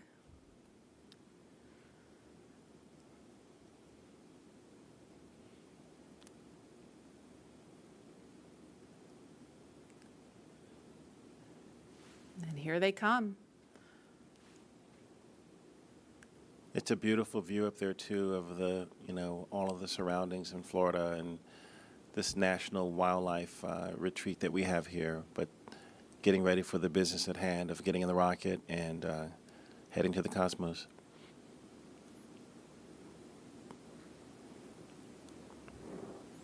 And those are the stairs Lauren mentioned. They're at it's the 255-foot level right now. Yes. I think I said that right. And now they're headed up the stairs to the 265-foot level. That's a level that will take them to where the crew access arm is in the white room. Yeah, that's the view right there that they're looking at. And Lauren, what are those chevrons, those white chevrons on the floor? What do they lead to? Those are basically highlighting the exit path. So in the event that Dude, these guys are so fucking operator. It's not even funny. ASAP. They follow those arrows to where escape look, baskets await them. number Escape 19. baskets, and they'll hop in there, Number and it's 19, kind of like a number zip 6, line. number 2. They'll slide What the all the way fuck? down from that fixed service structure down to the ground, safe and away from the rocket. Great.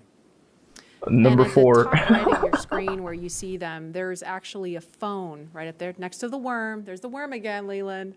But there's I'm okay a phone. with that. I'm okay with that. Yeah, there's a lot of It fuel. really pops up there. Yeah, it's like it belongs there or something. So something is perhaps the Apollo suits were in some way over-engineered. That also happens. Members that you maybe weren't able to come to the launch, and in this case, there are quite a few of them. But it's a last minute to say goodbye. I imagine it's part say that you're Walmart. gonna It's part talk to them when you get to space. hey dummy, this is the way to safety. Absolutely. They And are again, they're they are just going kinda counter to the taking in arrows. sights before they go into the So white they are room, and going the pad team towards is there. danger. You can see them. They're in black with the white numbers on their back. They're all members of the pad team. They're going to be helping them when they get Pad into team. ingress. Actually, we're at T. Pad team guys, they look T-minus 2 so hours and 50 fucking minutes operator. right now at about T minus 2 hours and 35 minutes. So just under 15 minutes from now is when the astronauts will ingress. That's the term we use for climbing into Dragon. And of course, they will have the assistance of the suit techs and get buckled in. And so we want to head over to Hawthorne now board for a the vessel. preview of what's in store for not just Bob and Doug, but future space travelers. James Bond regularly henchman. fly NASA astronauts to and from the space station, SpaceX will also begin flying private passengers to station and beyond using Dragon. That's right. NASA is going to be enabling up to 2 Correct, private Dragon. astronaut missions to visit the space station each year, just as part of our support of a broader economy in low Earth orbit. That is a very sleek-looking capsule. Opening access for companies to manufacture products in microgravity, Very, very for new commercial aerodynamic. modules in space, and to enable more people to be able to explore the stars firsthand. And the more people out there exploring the stars, the closer we How get do you to describe the becoming a shape of that, the multiplanetary cone? species. Earlier, we showed you a first-hand look at where you would train if you were to fly with us on board Dragon, but now, let's take a peek inside of the spacecraft itself. So regarding over-engineering versus under-engineering, it's about using the right amount of material for the job. You put too much material and then you're carrying extra bulk. It limits We wanted movement. it to inspire another generation of astronauts.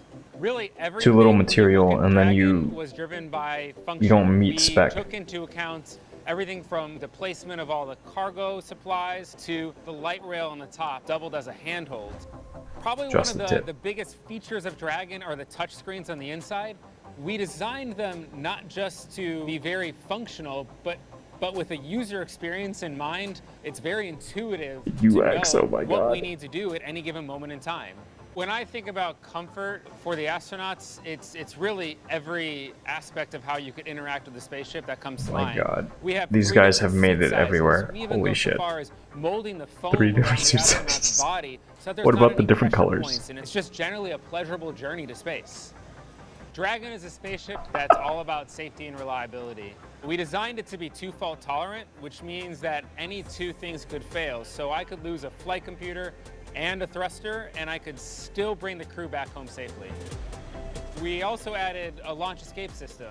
If anything goes wrong on ascent, the crew can get away from Falcon and get picked up safely. I've worked Can on I? Dragon Yes. since 2012. When I see Dragon lift off, I think I'm going to feel a buildup of emotion of 8 years of working with some of the best engineers and technicians across the country that put their heart and mind into making this incredible moment happen for everybody. Ingress has started on schedule.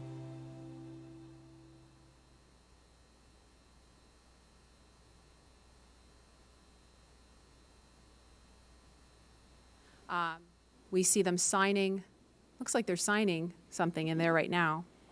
Yeah, we give them a black Sharpie to sign the white room. It's starting a new tradition.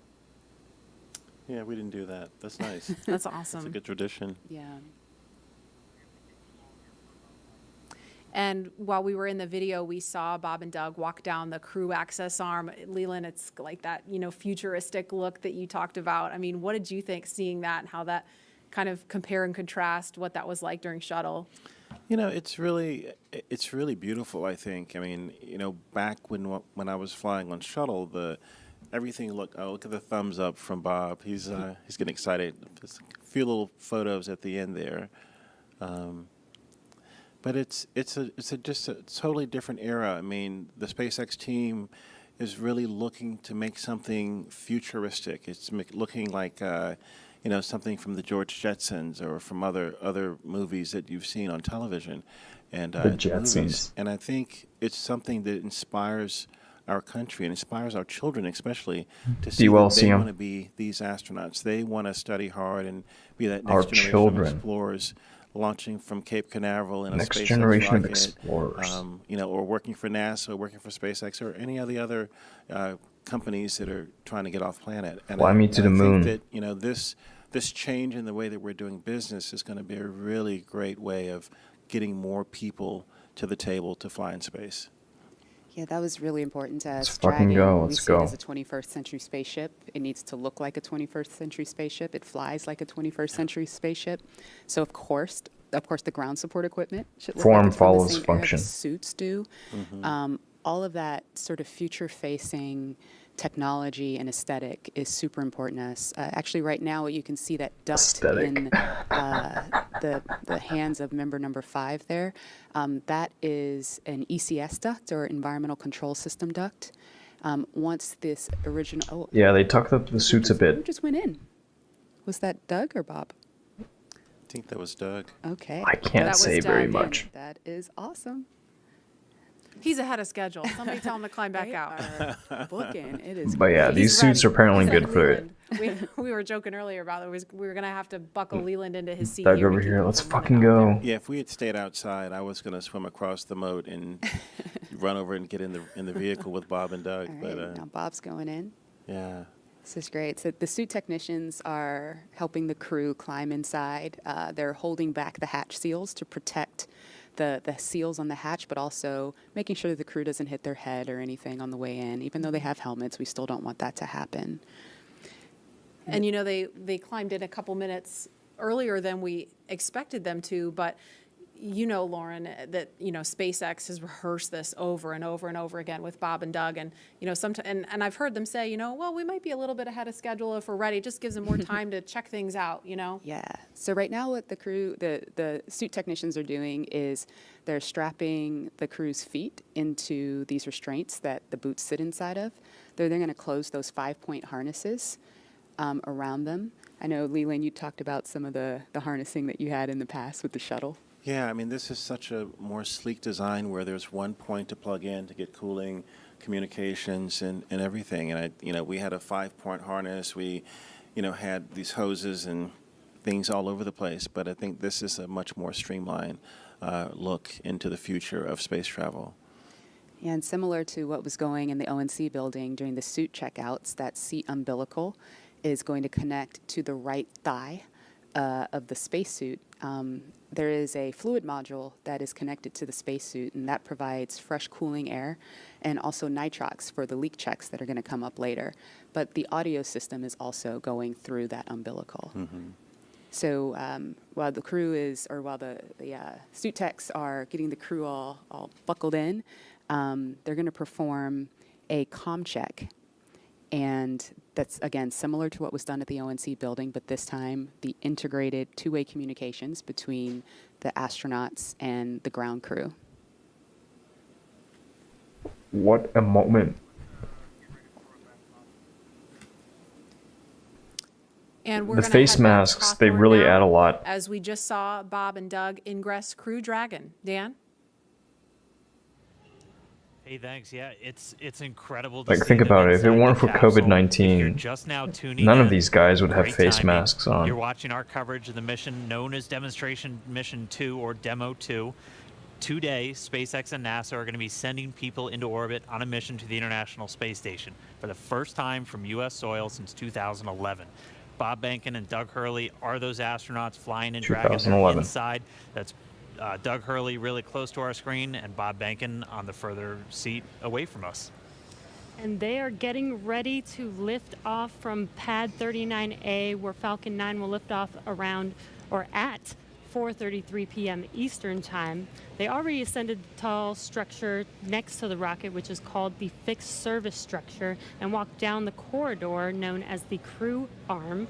And now they're already T-minus what? 3 hours, 30 minutes? Right before they got in, we did see 38. them pause for a moment and actually sign the wall. They were in the white room. And the white room is just literally that room at the end of the crew arm that has an opening into Dragon. It's the last place on planet Earth where Bob and Doug are standing before they get into Dragon for their ride to the space station. And the term the white room was first used during NASA Gemini missions, where the room right before entering into the spaceship was painted white. So we've continued the tradition with painting ours white as well, and also started a new tradition. If you just saw, they did sign the white room wall, which is really, really awesome. It's a fairly small area that has room for the crew and a few ground support members to complete cargo load at T-minus 24 hours and crew ingress at T-minus 2 hours and 35 minutes. And ingress is how we refer to the crew boarding Dragon.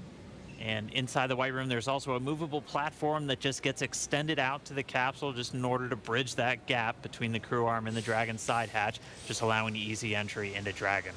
And as you might expect, the entire area is environmentally controlled just so the Dragon side hatch can be kept open while we're keeping all of that dust, dirt, Florida humidity out of the capsule, making sure it's pristine for the crew.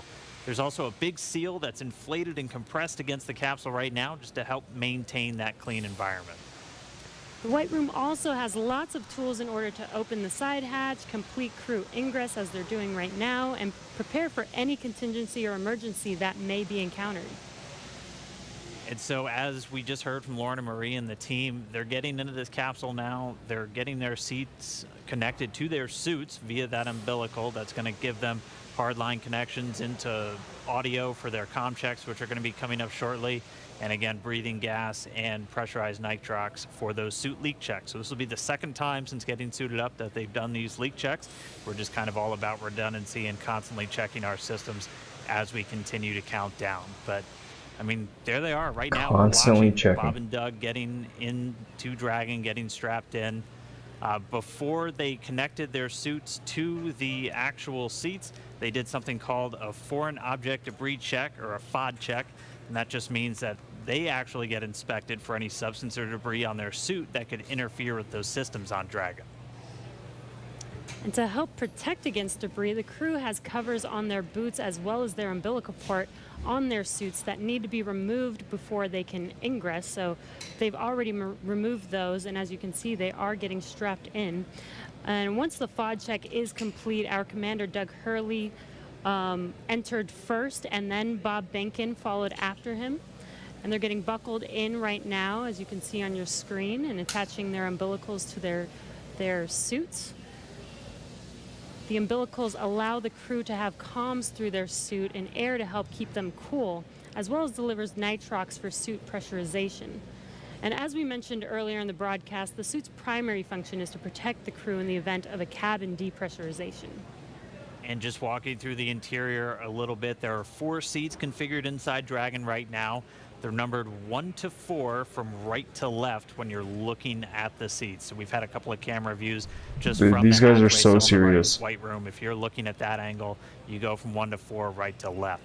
Doug Hurley is in seat 2, or the commander seat. Bob Benkin is in seat 3, which is on Crew Dragon is the pilot seat.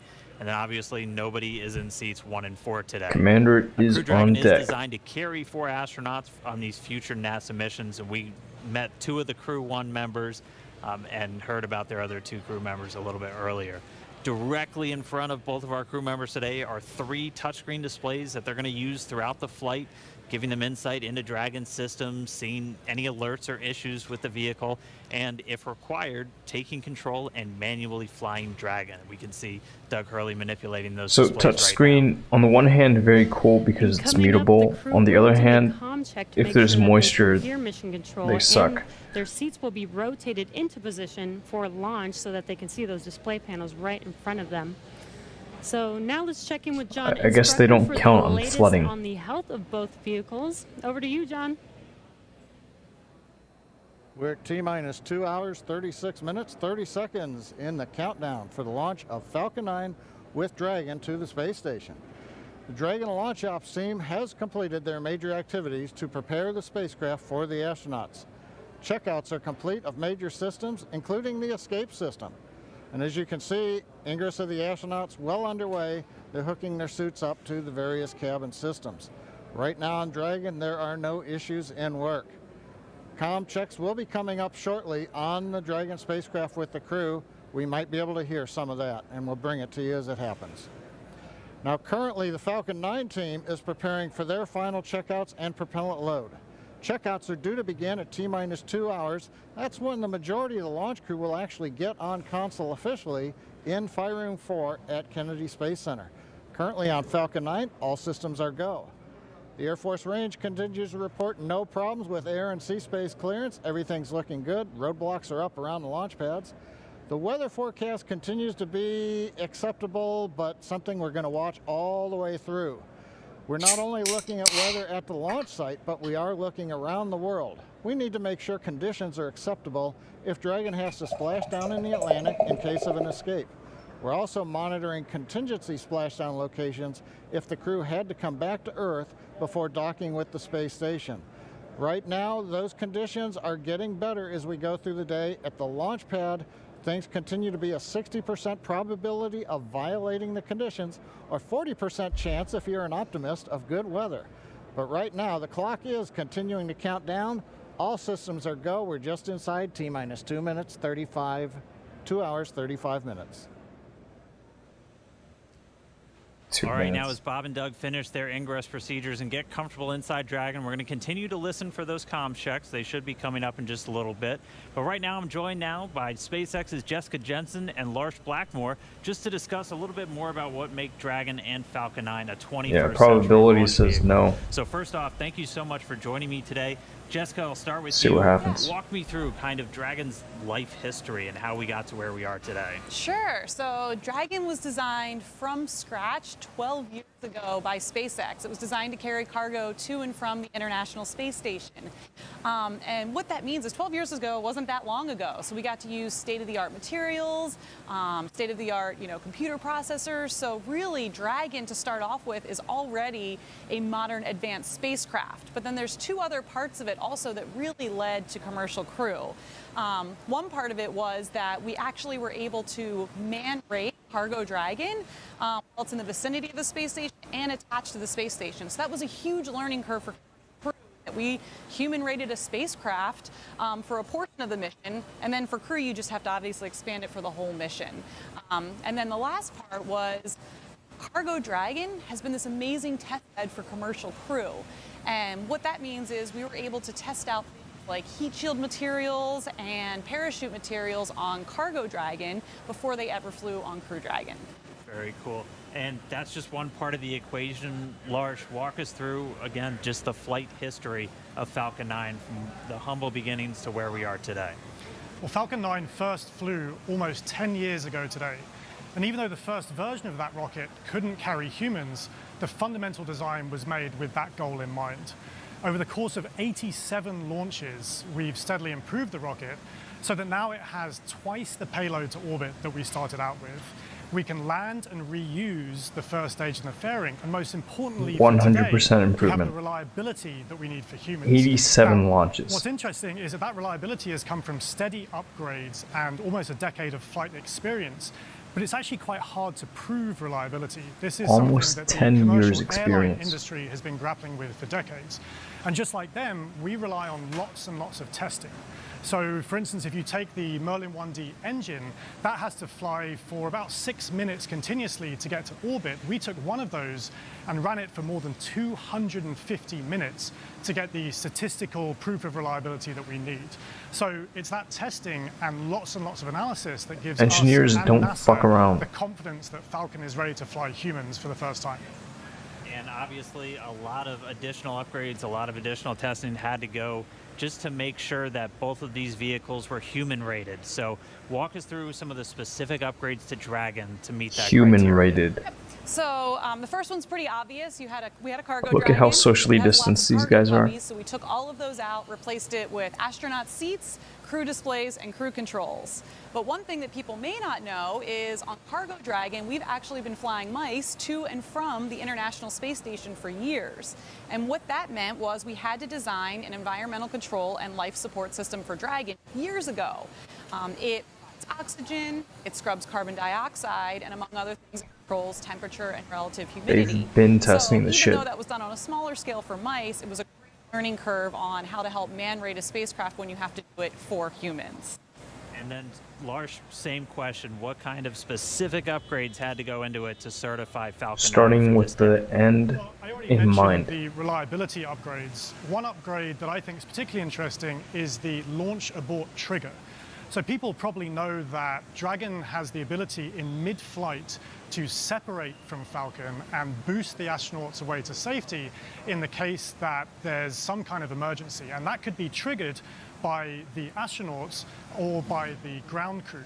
What people may not know is that Falcon itself has the ability to cause that trigger, and it will do that entirely autonomously using algorithms, software, and sensors. And that's particularly important in the case of a time-critical fault, where aborting quickly means aborting safely. And in some cases, Falcon can do this quicker than 0.3 of a second, so much faster than a human. And Lars, I'm going to pause right there for a sec. We're getting some comm from the crew. And so coming up shortly, we're going to hear these communication checks. Bob and Doug are going to be talking to several positions down on the ground, and they're going to be using both Team communication comms, let's speakers go. inside of Dragon and inside their suits in a series of communications checks. They're also going to be doing these checks over different satellites and ground CDR, stations. PLT, comm check, umbilical. CDR, loud and clear. PLT, loud and clear. Core, loud and clear. Umbilical comm check complete. Stand by for ground station comm check.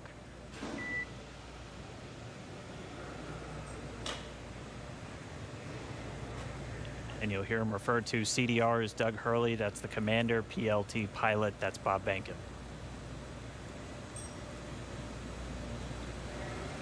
And so that first one we heard was through the umbilical, so that communication linked directly into their suit. Now they're going to do a communication check over the ground stations. We'll also hear one over TDRS, that's the tracking and data relay satellites. Same satellites we use to talk to the International Space Station, that's what we'll be using to talk and track Dragon throughout its entire flight.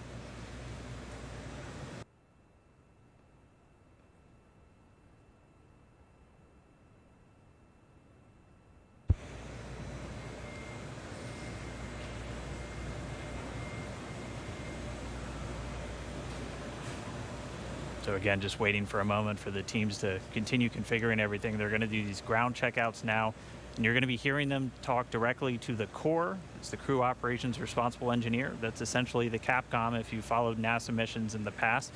It's a position right here in Hawthorne at SpaceX Mission Control, which is just a few feet away from us, where the team's going to be watching over Bob and Doug for their entire flight. That's where the main person whose job it is to talk to them is going to be sitting. We'll also hear them do some checkouts with the launch director down there at the Cape inside firing room 4.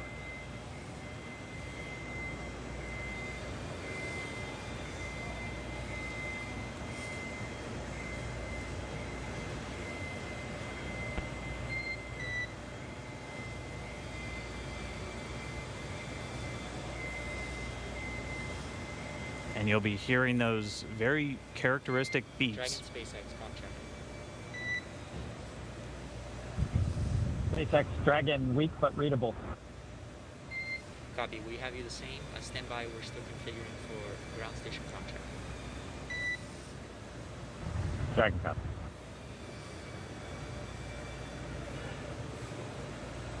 And just to further explain some of those voice protocols that you're going to hear, you might be used to hearing Houston Station or Houston Shuttle or Houston Endeavor back when we were flying those specific shuttles. You're going to hear SpaceX Dragon. That's the SpaceX team calling the Dragon team on orbit. And then Bob and Doug will be able to respond. And so they're going to continue to configure. We'll get these ground station checkouts momentarily. And just a reminder, you're going to hear that very unique beeping sound. That's called a quindar, and that's been something that's been used throughout space-to-ground or air-to-ground communications throughout spaceflight history, and that's really just for teams who are in mission control or supporting a launch know when you hear that sound, it's time to listen. Dragon SpaceX comm check, ground station. Dragon has a loud and clear, much better, Jay. And core, loud and clear. Ground station comm check complete. Stand by for TDRS comm check.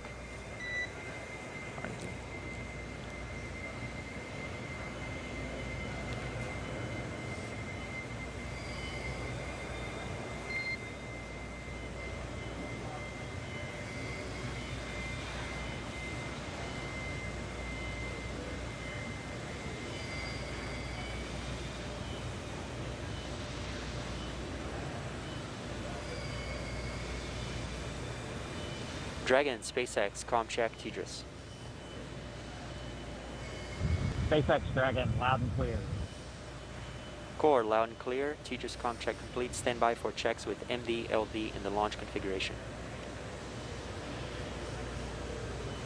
Dragon, MD on countdown 1, comm check.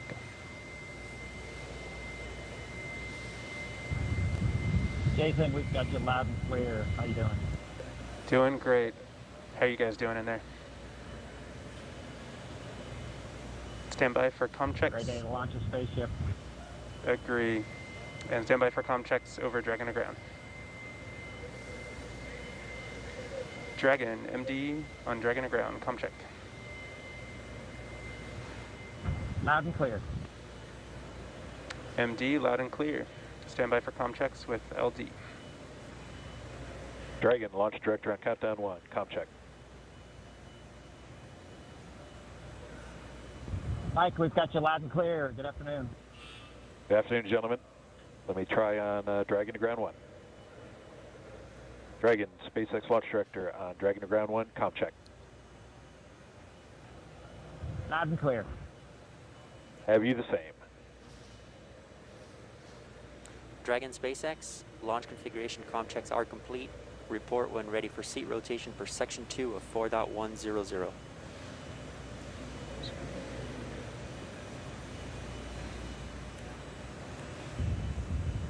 SpaceX Dragon, we're ready for seat rotation. Copy, ready for seat rotation. We will report when initiating. Let's go. All right, so that wraps up those communications checks. Everything going good with the spacecraft. Bob and Doug talking to the teams on the ground. Pretty soon they're going to get their seats rotated. Bringing you back inside Hawthorne real quick, I do want to thank Jessica and Lars for joining me real quick, giving us that great insight into Dragon and Falcon 9. Hope you guys got a good spot staked out to watch a launch today. Great to have you on. Absolutely. All right. Excited. So we're going to throw it now down to Gary Jordan at Mission Control Houston, who I know is also following along. Whether we're better. Over to you, Gary. Thanks, Dan. Great to hear good checks from Bob and Doug in the Dragon vehicle. Here in Mission Control Houston, Flight Director Zeb Scoville has pulled space station flight controllers, and all systems are go for launch. Essentially, the station is prepared for Dragon to arrive 19 hours after launch. Flight controllers here will continue to monitor the countdown, but really it's up to the teams in Kennedy and Hawthorne to get us to liftoff at this point. So we want to hear your comments as we continue to count down to launch. So let's go to the social desk now to Look at this guy's screens. Thanks, Gary. So taking a quick look at those numbers right now, there are now 1 million people watching our coverage, and Launch America is up to the #1 trending hashtag on Twitter. So let's take a closer look at what's being said online. Let's go. Okay, so right now we have Art Alexandria, and it looks like she's got a personal self-portrait, cosmic for sure, in her NASA flight suit. And guys, this is what I'm loving seeing online with this hashtag, is how everyone around the nation is making this launch uniquely theirs. And I want to point out one line in her post that says, "I believe that no matter how far the future is, we are on our way towards it." And guys, I couldn't have said it better myself. That's what today represents. Let's take another look. Oh my goodness. Okay, so right now we have Jessica with her space pup getting ready for liftoff. And guys, I'm not gonna lie, we love to see it. So please, if you have any space pets, comment using hashtag #LaunchAmerica. As you can see, everybody is thrilled to be a part of this launch today, and I know of one special guest in particular. I'm so pleased to welcome Diana Cohort of Physics Girl. Diana, I hear you have a burning question for Mission Control, so go for it. Hi, Tahira. Thank you so much for including me on this incredibly special day. I'm Diana from the YouTube channel Physics Girl, and I've always been so fascinated by space and especially space exploration because we bring together Wait, she's from a YouTube channel. Such What? a complicated task to YouTube? send a rocket What? up into space. So my question is along the lines of what goes into a mission like that? What we all know, I think we're familiar with how much preparation and training astronauts have to do, but preparing for a mission like this and maybe preparing in the future for a mission to the moon or to Mars, what kinds of things does the whole team have to do in order to prepare to launch a rocket? So Diana, that is such a great question because, I mean, sometimes I think it does get overlooked what all goes into making a moment like this happen. So Gary, what has the team there in Mission Control been doing to prepare for this historic launch? Thanks, Tahira. And Diana, that's a fantastic question. Really, the operations here are not just starting today. There has been a lot of training and a lot of simulations that have been going into preparing for this moment. Really preparing and getting everyone familiarized with every step of the mission, from launch all the way through docking, and throwing different scenarios at them just in case something were to happen. Every flight controller you see behind me will be prepared to respond effectively. Now, I do want to make a shout out that it's not just the flight controllers here in Mission Control Houston that have dedicated so much time to this launch. In fact, I've been talking to Zeb Scoville, the flight director here in Mission Control Houston, who said that even before he was a flight director back in 2014, they were working on some of the operations for commercial crew missions. But really, this team expands across the country. You've already seen a lot of people working in Hawthorne, in Florida, in Houston, and really it takes an integrated and dedicated team to make a mission like this possible. Diana, thank you so much for the question. And really thanks to everyone sending in questions and for sharing in this historic mission today. Remember, as you're posting, to use the hashtag #LaunchAmerica. I do want to make a shout out to the flight controllers here in Mission Control Houston. In fact, some traditional flowers have been sent to Mission Control Houston. This dates even back before the shuttle days for every mission to dedicate it to the operations and the controllers here who are working so closely and are integrated in every part of the mission. But now let's head over to Hawthorne for the latest status on the crew and on Dragon. Dan. All right, thank you, Gary. As you can see, Bob and Doug in a little bit different position now. Their suits have been rotated to the launch position. So this just puts their backs a little bit more horizontal with the ground itself, or parallel with the ground itself, and places those displays directly in front of them. We've also already moved into suit leak checks, so this is the second time they've had these leak checks done in their suit. So pressurized nitrox now flowing into those launch and entry suits that they're going to be wearing throughout the dynamic phases of this mission. So right now we are under 2 hours and 20 minutes from launch. We're about 2 hours and 18 minutes and counting from liftoff of the Falcon IX from the Kennedy Space Center in Florida. It's going to be carrying our NASA crew members today, Doug Hurley and Bob Behnken, aboard SpaceX's Dragon spacecraft. It's been a really exciting day so far. We're fighting against that weather, but we're continuing to press on for launch. The crew has been up since about 6 a.m. as they prepare to head to the International Space Station for part of this Demo 2 mission for NASA. Yeah, and as you can see on your screen, it looks like they're just waiting and getting ready for this mission today. It's been such an exciting day so far. Again, as Dan said, their seats are rotated into launch position so that they can see those screens that you see there on the left side right in front of them. Their suit leak checks have been complete. Their comm checks are complete. So let's throw it over to Lauren in KSC. All right, so Dragon hatch close is expected at T-1 hour and 55 minutes, and we are just pretty close to that. It's getting really, really close. So this is one of the final key visual milestones on that timeline to lift off, the closure of that hatch and locking Bob and Doug inside. Now, we have a couple of special guests joining us with Daryl at the OSB-2 viewing location. That's NASA Administrator Jim Bridenstine and SpaceX Chief Engineer Elon Musk. Daryl? That's right, Lauren. We're here on the 5th floor. We were supposed to be outside on the balcony overlooking pad 39A, but we have come indoors due to the weather. But we are here with two titans of space. And though it might look like this is a reunion of a 90s boy band, it is not. We are socially distanced for good reason. But we are here to talk about space. And I want to thank you both and tell you both it's a privilege and honor to be with you today. We're going to start off with you, Jim, and ask you a couple questions here. I want to ask you, first of all, it's been almost 3 years that you were sworn in as NASA Administrator, and you knew from the very first day that you would be right here at the Kennedy Space Center in this moment when a commercial partner was ready to launch. Tell me what it's like to be leading NASA at this very moment. So I want to be clear. I did not know that when I got sworn in. I will tell you, a lot of folks said it couldn't be done. But of course, as soon as I got the job, Elon and I have had a number of conversations. Elon committed that this was something that SpaceX could achieve. We've had challenges. We've had setbacks. We've seen catastrophic losses of capsules and challenges with parachutes. What's that? On the ground. On the ground, uncrewed. I want to be really clear. Tests. But that's what's unique about SpaceX. SpaceX can do things that NASA historically has not done. They test, they fail, they fix, They fly, they test, they fail, they fix, they fly, until the point where we are today, where not only is SpaceX comfortable, but NASA is comfortable. We are ready to go. But if you would have told me even 2 years ago we'd be right here, I might have even been questioning it then. But this is a monumental achievement. It's a Herculean task by the SpaceX team, which we're very grateful for, and also by the NASA team that has been working hand in glove with them to get to this point. And it's good we have Jim and Elon both here to fact check each other, so that's good. Thank you for that.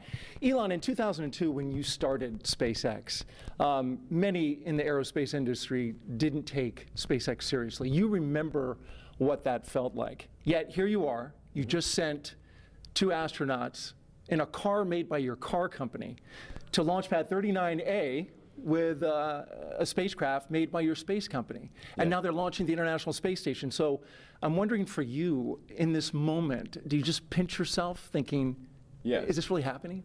This is a dream come true, I think, for me and everyone at SpaceX. This is not something that I ever thought would actually happen. So when starting SpaceX in 2002, I really did not think this day would occur. I expected 90% chance we'd fail to even get to low Earth orbit with a small rocket. So somebody told me in 2002 that I'd be standing here with the NASA administrator, meeting the astronauts, and we've got a rocket and spacecraft on pad 39A, the best pad in the world, which is it's an honor to be there.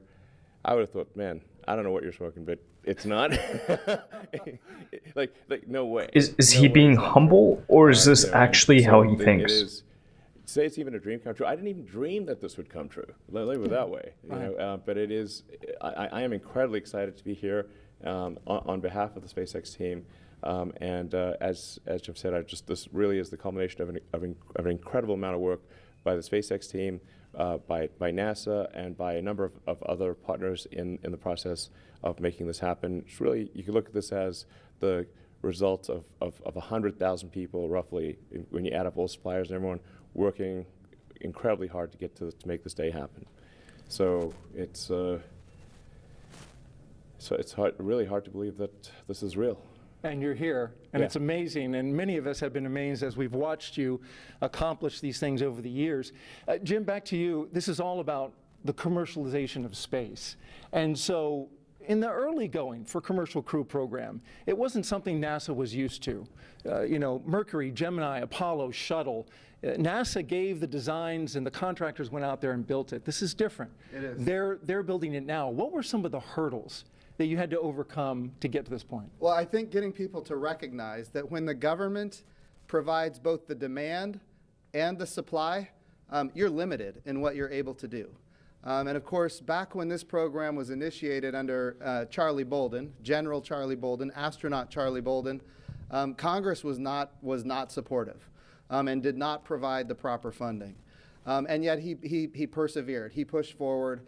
And now I think everybody recognizes we have to commercialize space. We've had success now with commercial resupply of the International Space Station. Now we've got commercial crew to the International Space Station. Eventually we need commercial space stations. So what we're using the International Space Station for right now, we're proving that we can compound pharmaceuticals in a way that you cannot do on Earth. We're able to create immunizations in a way you cannot do on Earth. We're printing human organs in 3D. Right now it's just tissue, but eventually we're going to print human organs in 3D using adult stem cells, your skin cells, your own DNA. It's going to transform how we do medicine here on Earth. We're creating advanced materials that you can only create in the microgravity of space, things like an artificial retina for the human eye. So if you have macular degeneration, you don't have to lose your eyesight.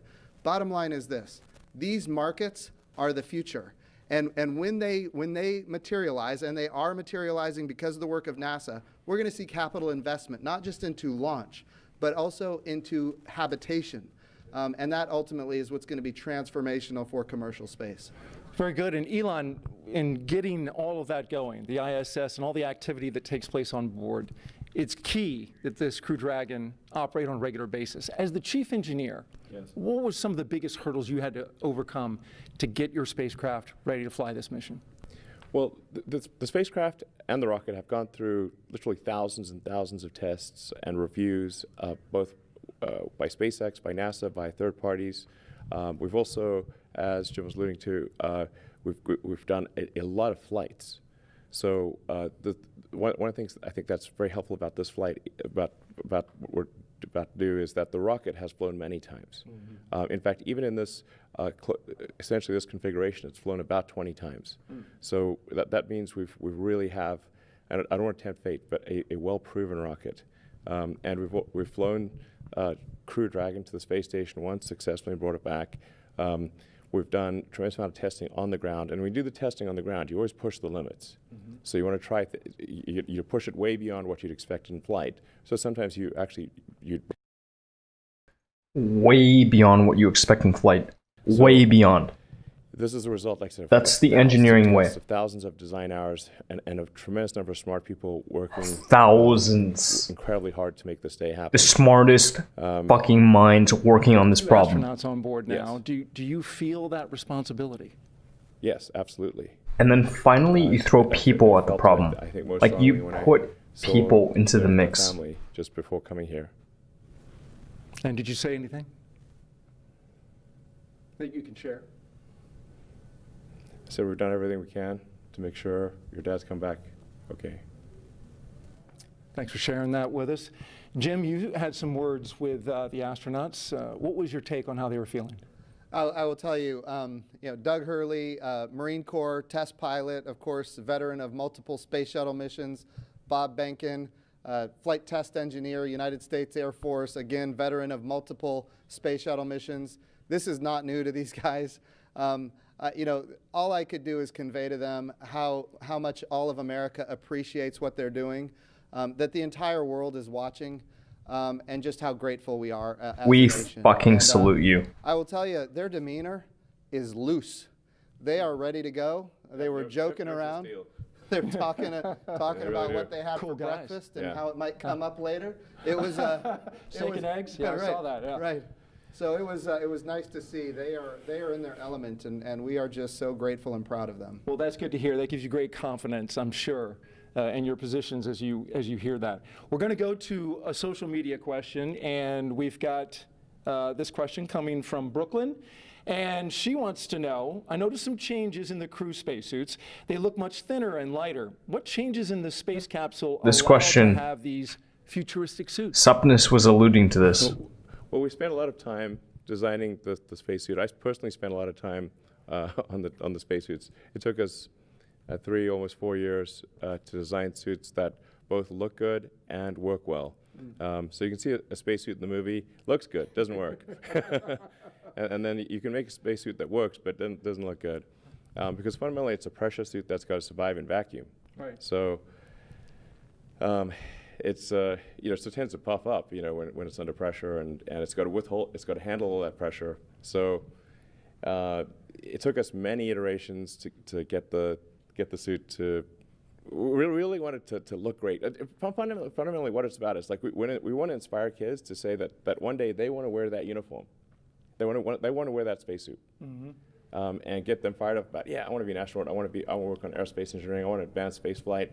And I think what today is about is reigniting the dream of space and getting people fired up about the future and excited. It's just one of those things that I think everyone, from all walks of life, from all parts of the political spectrum, in the United States and elsewhere, should be really excited that this is a thing that is made by humans, for humans, and it's just a great, exciting, inspiring day, and it's one of those, like I said, one of those things that makes you glad to wake up in the morning. Yeah. Functional and inspiring. And there's one on a model right over there. And Elon, you got me so excited. made in America. Come on. There and put that thing on, Elon. Yeah. Unless you source the shit to China. Custom tailored, by the way. I think you won't fit in that one, but we can custom tailored. Well, I appreciate you. I appreciate you saying that. Yeah, because I'm 6'8", so you're gonna have to do a lot of sewing. Well, and the Dragon spacecraft is. Damn, this dude is fucking tall. 6'8". Yes. This commercial thing, I'm getting excited. Yes. Yeah. I'm ready to fly, Jim. Yeah. Sir. We've got another social media question we're going to ask. Ashton J wants to know, how do you think that launching astronauts on American soil for the first time since 2011 will revolutionize future missions? Yeah, so what we're doing here is unlike anything we've ever done before. We are not purchasing, owning, and operating the hardware. We are turning to commercial industry. And going back to the spacesuits, it's the same for the capsule, it's the same for the rocket. We did not tell industry what to build. We gave them top-level requirements. We said, here's the requirement for payload. Here's the requirement for safety. And then we let the innovators, commercial industry, American commercial industry, innovate. And they came up with solutions that had never been dreamed of before. And that's the success of this program. So we're really revolutionizing how we do spaceflight. And I really think when we look into the future, we're going to see these models of doing business with public-private partnerships apply not just to low Earth orbit, which is what we're doing today, but we're taking this model to the moon and even onto Mars. And I hear something about Tom Cruise shooting a movie at the International Space Station. Is that right? I'll tell you what I told Elon just yesterday, and that is this. People ask me about Tom Cruise all the time now, and the answer is yes. We would love Tom Cruise to fly to the International Space Station and make a movie. I'm all for that, and we're going to do what we can to make that happen. But you should know this. There was a day when I was in elementary school and I saw the movie Top Gun. And from that day, I knew that I was going to be a Navy pilot. It's just the way it was. The goal here, and this is what we're doing today. Exactly. And Elon is all about this. Get the kids fired up about wanting to wear that spacesuit, That's exactly wanting to fly that, go to orbit, go to the moon, go to Mars, reigniting the dream of space, and just getting, people of all walks of life, young, old, excited about the future. Excited. I think anyone who has within them the spirit of exploration should love what's going on today. And if we can get Tom Cruise to inspire an elementary kid to join the Navy and be a pilot, why can't we get Tom Cruise to inspire the next Elon Musk? That's what we need. We need a new generation of many Elon Musks, and that's what this launch is about today. I want to say, speaking of this inspiration piece, it's not by chance that we have the Secretary of Education of the United States of America here. This is all about the next generation. If we have great success in our generation, the next one, enough. It has to continue. The challenge with the Apollo program is that it ended. Keep it going. What we're doing now is sustainable, and that's why we have the public-private partnerships and commercial capabilities that are coming online. Very good. And the good news for Tom Cruise is he does a lot of his own stunts. Yeah. So in zero gravity, he should get hurt a lot. Yeah, he does. I think it's going to be super cool. And as Joe said, it's like this is going to, you want to capture the public imagination, have them see cool things happening in real orbit, real space stations. It's like I think I'd want to watch that movie. Yeah. And it's like I said, you think it was like this is real life. Because we want to go from low Earth orbit, we want to go back to the moon, and the moon to stay, have a moon base like Moon Base Alpha, and have build a city on Mars and be a spacefaring civilization out there among the stars. This is a super exciting future that I think that's the kind of thing where you're like, can't wait for it to happen. If you can't get excited after listening to you guys, I'd say you need to let's make this shit happen. Yeah. Elon Musk, SpaceX CEO and Chief Engineer, thank you very much. Thank you. Jim Bridenstine, we appreciate you leading NASA in this time, Administrator for the agency. And we're going to send it back to Marie. All right, thanks a lot, Daryl. We saw in the meantime, while that interview was going on, the hatch actually closed. So that happened a few minutes earlier than we expected to. Our timeline has that happening at T-minus an hour and 55 minutes. So a few minutes ahead of schedule right now with hatch close. And you can see the pad teams there just working on things now. Yeah, right now it looks like what they're doing is, what are they doing? So they perform a leak check. There's a mechanism there called a side hatch mechanism. That is what actually closes the hatch and seals it. And what we'll do is perform a leak check on that for a few minutes to make sure that that's nice and tight, that those O-rings are sealed really, really well. And after that, we will install the, you can see the leak check ground support equipment there in the technician's hands there. And while we're watching this, Leland, I mean, we just heard them talk a lot about inspiring the next generation. And you're a man of many talents. I know after your flights yourself, you used to head the head of NASA education. I mean, what did that stir up in you? Marie, what Elon said about reigniting the dream of space is so important, that we get our young kids thinking about themselves being in these seats. And when I first became an astronaut in 1998, I was riding on the back of a fire truck celebrating John Glenn's return to flight on a space shuttle. And I saw these two little kids. They had on orange pumpkin suits, and when their dad turned them around to point to look at me on the fire truck, and it was almost as though when they saw my face, they started launching into space with rocket fuel because they were inspired, because they saw someone who looked like them. And I think that if we can reignite this dream through SpaceX's launch, through the partnership with NASA, we can get so many more kids to believe in themselves and know that they can be just like Doug and Bob flying on the SpaceX Dragon. You can be just like Doug and Bob. Absolutely. I mean, it's really just breathtaking to see them there in their suits now and looking at the screens in front of them. Lauren, I know we've talked a lot about the spacecraft. We've heard about that. But for folks that maybe are just tuning in, what are they looking at in front of them now? Yeah, so they have 3 different touch screens in front of them. Overall, that whole assembly there is called the control panel. So you'll have those 3 LCD touch screens in front of them where they have, the displays are showing them details on the vehicle's pressure, its temperature, there's audio control. That center screen has the procedures that they're going through today on day of launch. You can also see the vehicle's attitude. You can see its velocity, its apogee, its perigee, its inclination, details on the status of the hatch, the thermal control system loops, basically all the cool stuff that helps them have situational awareness of the vehicle. That's displayed on those displays. Additionally, there are some actual buttons on that button panel that you see down below. And some of the things that allow them to do is if the crew ever needed to do any sort of manual overrides like that right in the middle, right underneath that center LCD screen, that's the crew's ability to initiate an abort. It's called an abort handle, and it's right in the middle where both crew members could use it if they needed to. And the audio controls are also on those button panels. When they're not in their suits, there's actually speakers that are coming off of the control panel that allow them to hear mission control, hear the core, hear ISS, when they're not in their suits where the audio systems are integrated into that. And we see them using the touch screens now. Leland, what's your take on this? Because this has got to look totally different from what you were looking at during shuttle. Touch screens. I mean, we had these displays and these buttons, and it was one of those moments when I'm looking at this now when I had knee boards that had procedures and things on there, and the procedures are now all run in that middle screen, and the malfunctions and the things that you do to mitigate problems with the vehicle if something happens, it's all controlled right there with the 2 of them. And so it's a radical departure from what we did with the shuttle, but it's again ushering in this new era of space travel. For post-ingress brief and a check on how that suit air feels about now. And we're going to listen now for an announcement We're ready. about hatch closer. Copy. Well, today we are not tracking any issues on Dragon and F9 currently. For a weather update, the weather line that is overhead, which is what you saw when you were ingressing, is now moving offshore. The next radar return is a cell over Orlando, which is expected to be our decision gate for today, and that is currently eroding.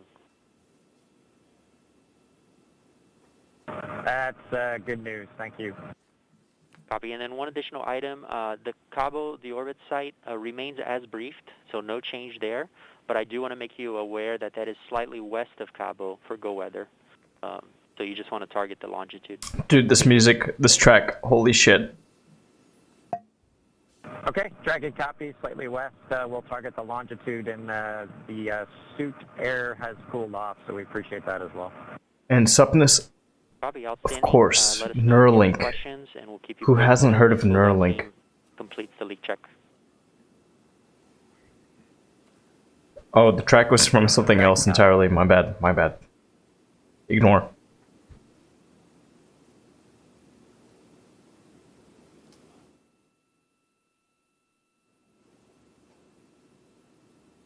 So what we actually heard was a little bit more discussion about the weather, still looking at things, and we're about a minute away from an announcement about hatch closure. Excuse me.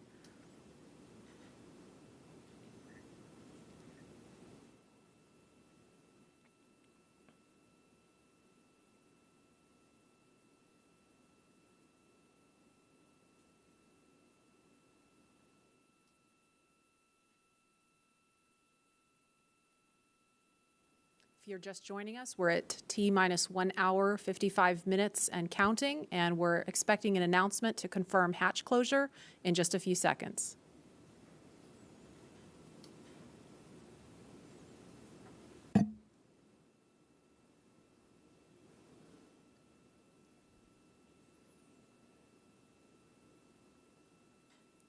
Dragon, SpaceX, for comm checks with Falcon 9.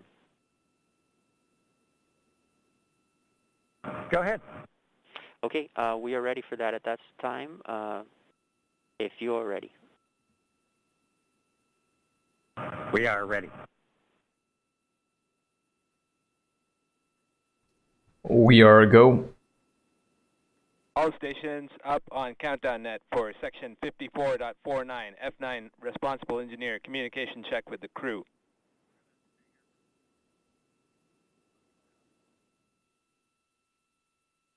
Start with guidance, navigation, and control. Dragon GNC on countdown 1, comm check. GNC Dragon, loud and clear. GNC loud and clear. Stand by for comm check by the propulsion engineer. Dragon, prop on countdown 1, comm check. Prop Dragon, loud and clear. Prop, loud and clear. Stand by for comm check with the avionics engineer. Dragon, avionics on countdown 1, comm check. Avionics Dragon, we have good loud and clear. Avionics loud and clear. Stand by for comm check with the ground segment engineer. Dragon, ground segment on countdown. No, over. Ground segment Dragon, loud and clear. Ground segment loud and clear. Stand by for comm check by launch control. Dragon, launch control on countdown 1, comm check. Launch control Dragon, loud and clear. Launch control loud and clear. Stand by for comm check by the chief engineer. Dragon, chief engineer on countdown 1, comm check. Bala, Dragon has you loud and clear. Chief engineer, loud and clear. This completes the F9 responsible engineer comm checks. Dragon, chief engineer on Dragon to ground. Go ahead, sir. I was just doing a comm check on this loop. Good luck, guys, and buckle in.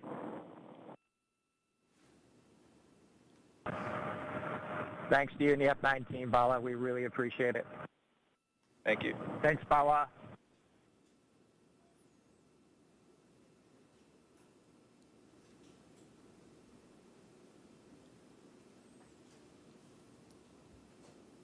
So we just heard a series of comm checks there, and Lauren, I don't know if you want to describe a little bit more about why that's important, and we heard the acronym GNC. They said guidance, navigation, and control really quickly, and then went back to the acronym GNC. Can you kind of explain to folks what that means? Yeah, the launch chief engineer, Bala, as you heard them thanking him towards the end, initiated a comm check with all of the different subsystems that those engineers that are on console and those operators today, and talking with the crew, making sure that they were able to communicate with them bidirectionally, and just handing that check off from all of the different stations on console today. That was really, really cool. We obviously don't do that when there's a satellite on top of the rocket, so this is the first time for a real flight that we've done that operation. It's very awesome. And now that the hatch is closed, a lot of the work of this team is done, but I mean they're obviously not finished. They're not ready to leave the white room just yet. You were talking to some folks about what's going on in this room now. Yeah, that's right. They should be completing the hatch leak check.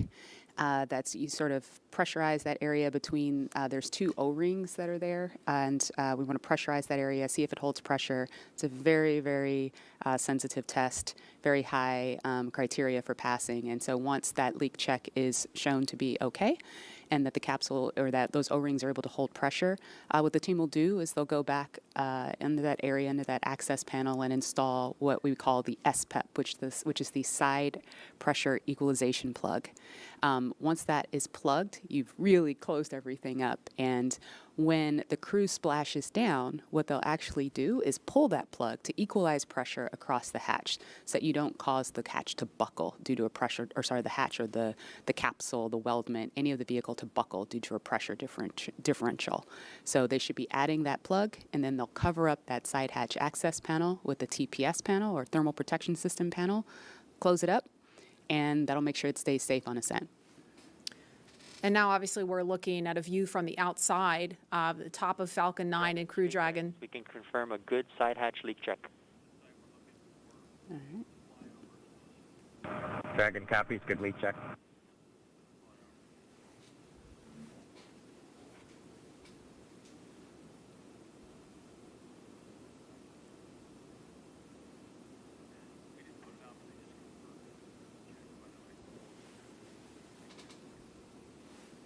And we just heard confirmation of a good leak check.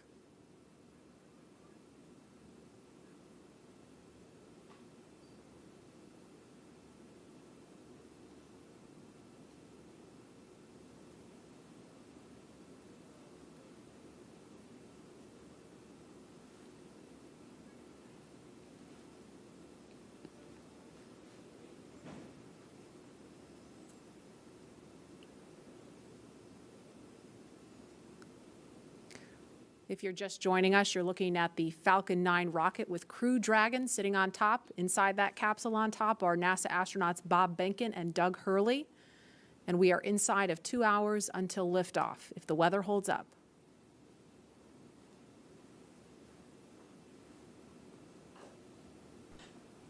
Hold up, baby. Hold up. Look at all There's these another clouds. Stunning aerial view of the crew access arm extended out towards Crew Dragon. That is the final path that the astronauts took to climb aboard Dragon before they strapped into their seats and the hatch closed.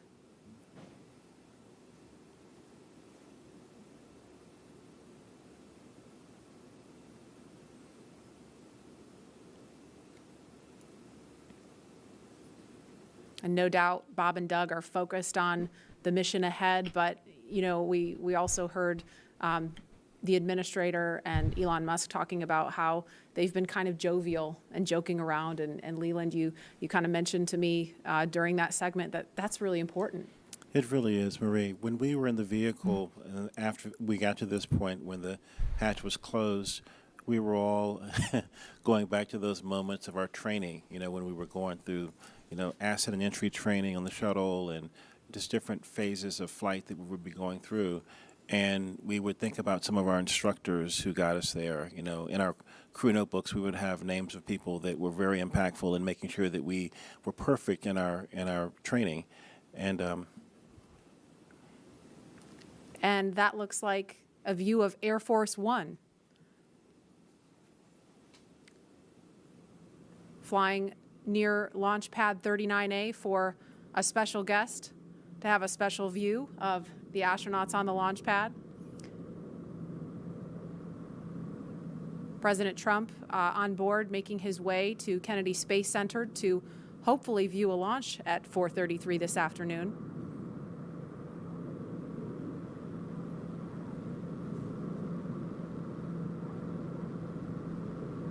And there they are in view of the launch pad, so no doubt he's looking at the window.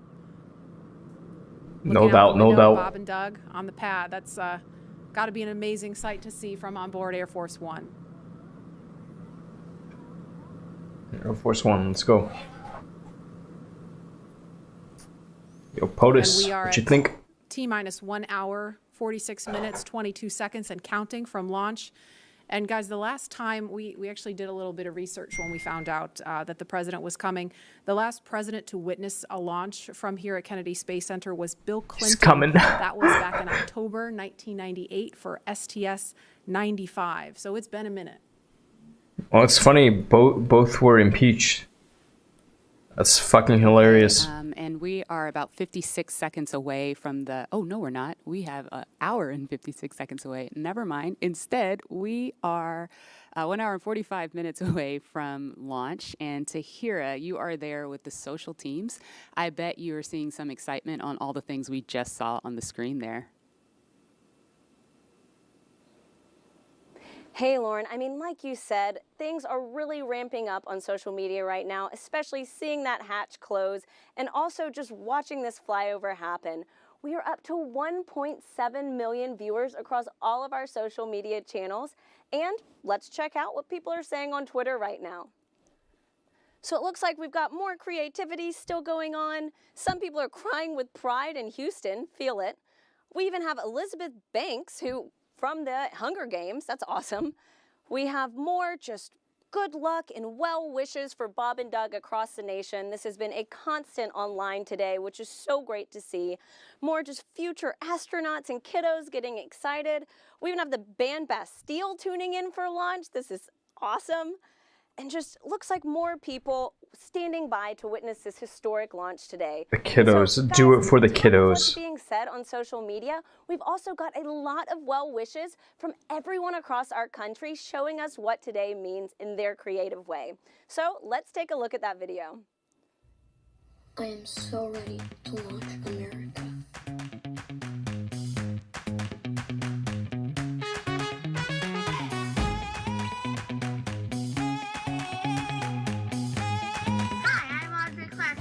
This baking soda rocket, and I'm gonna launch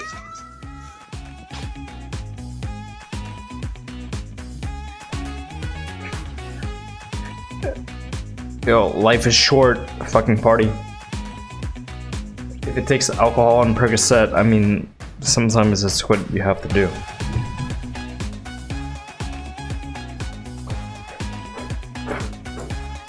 Okay, I'll stop.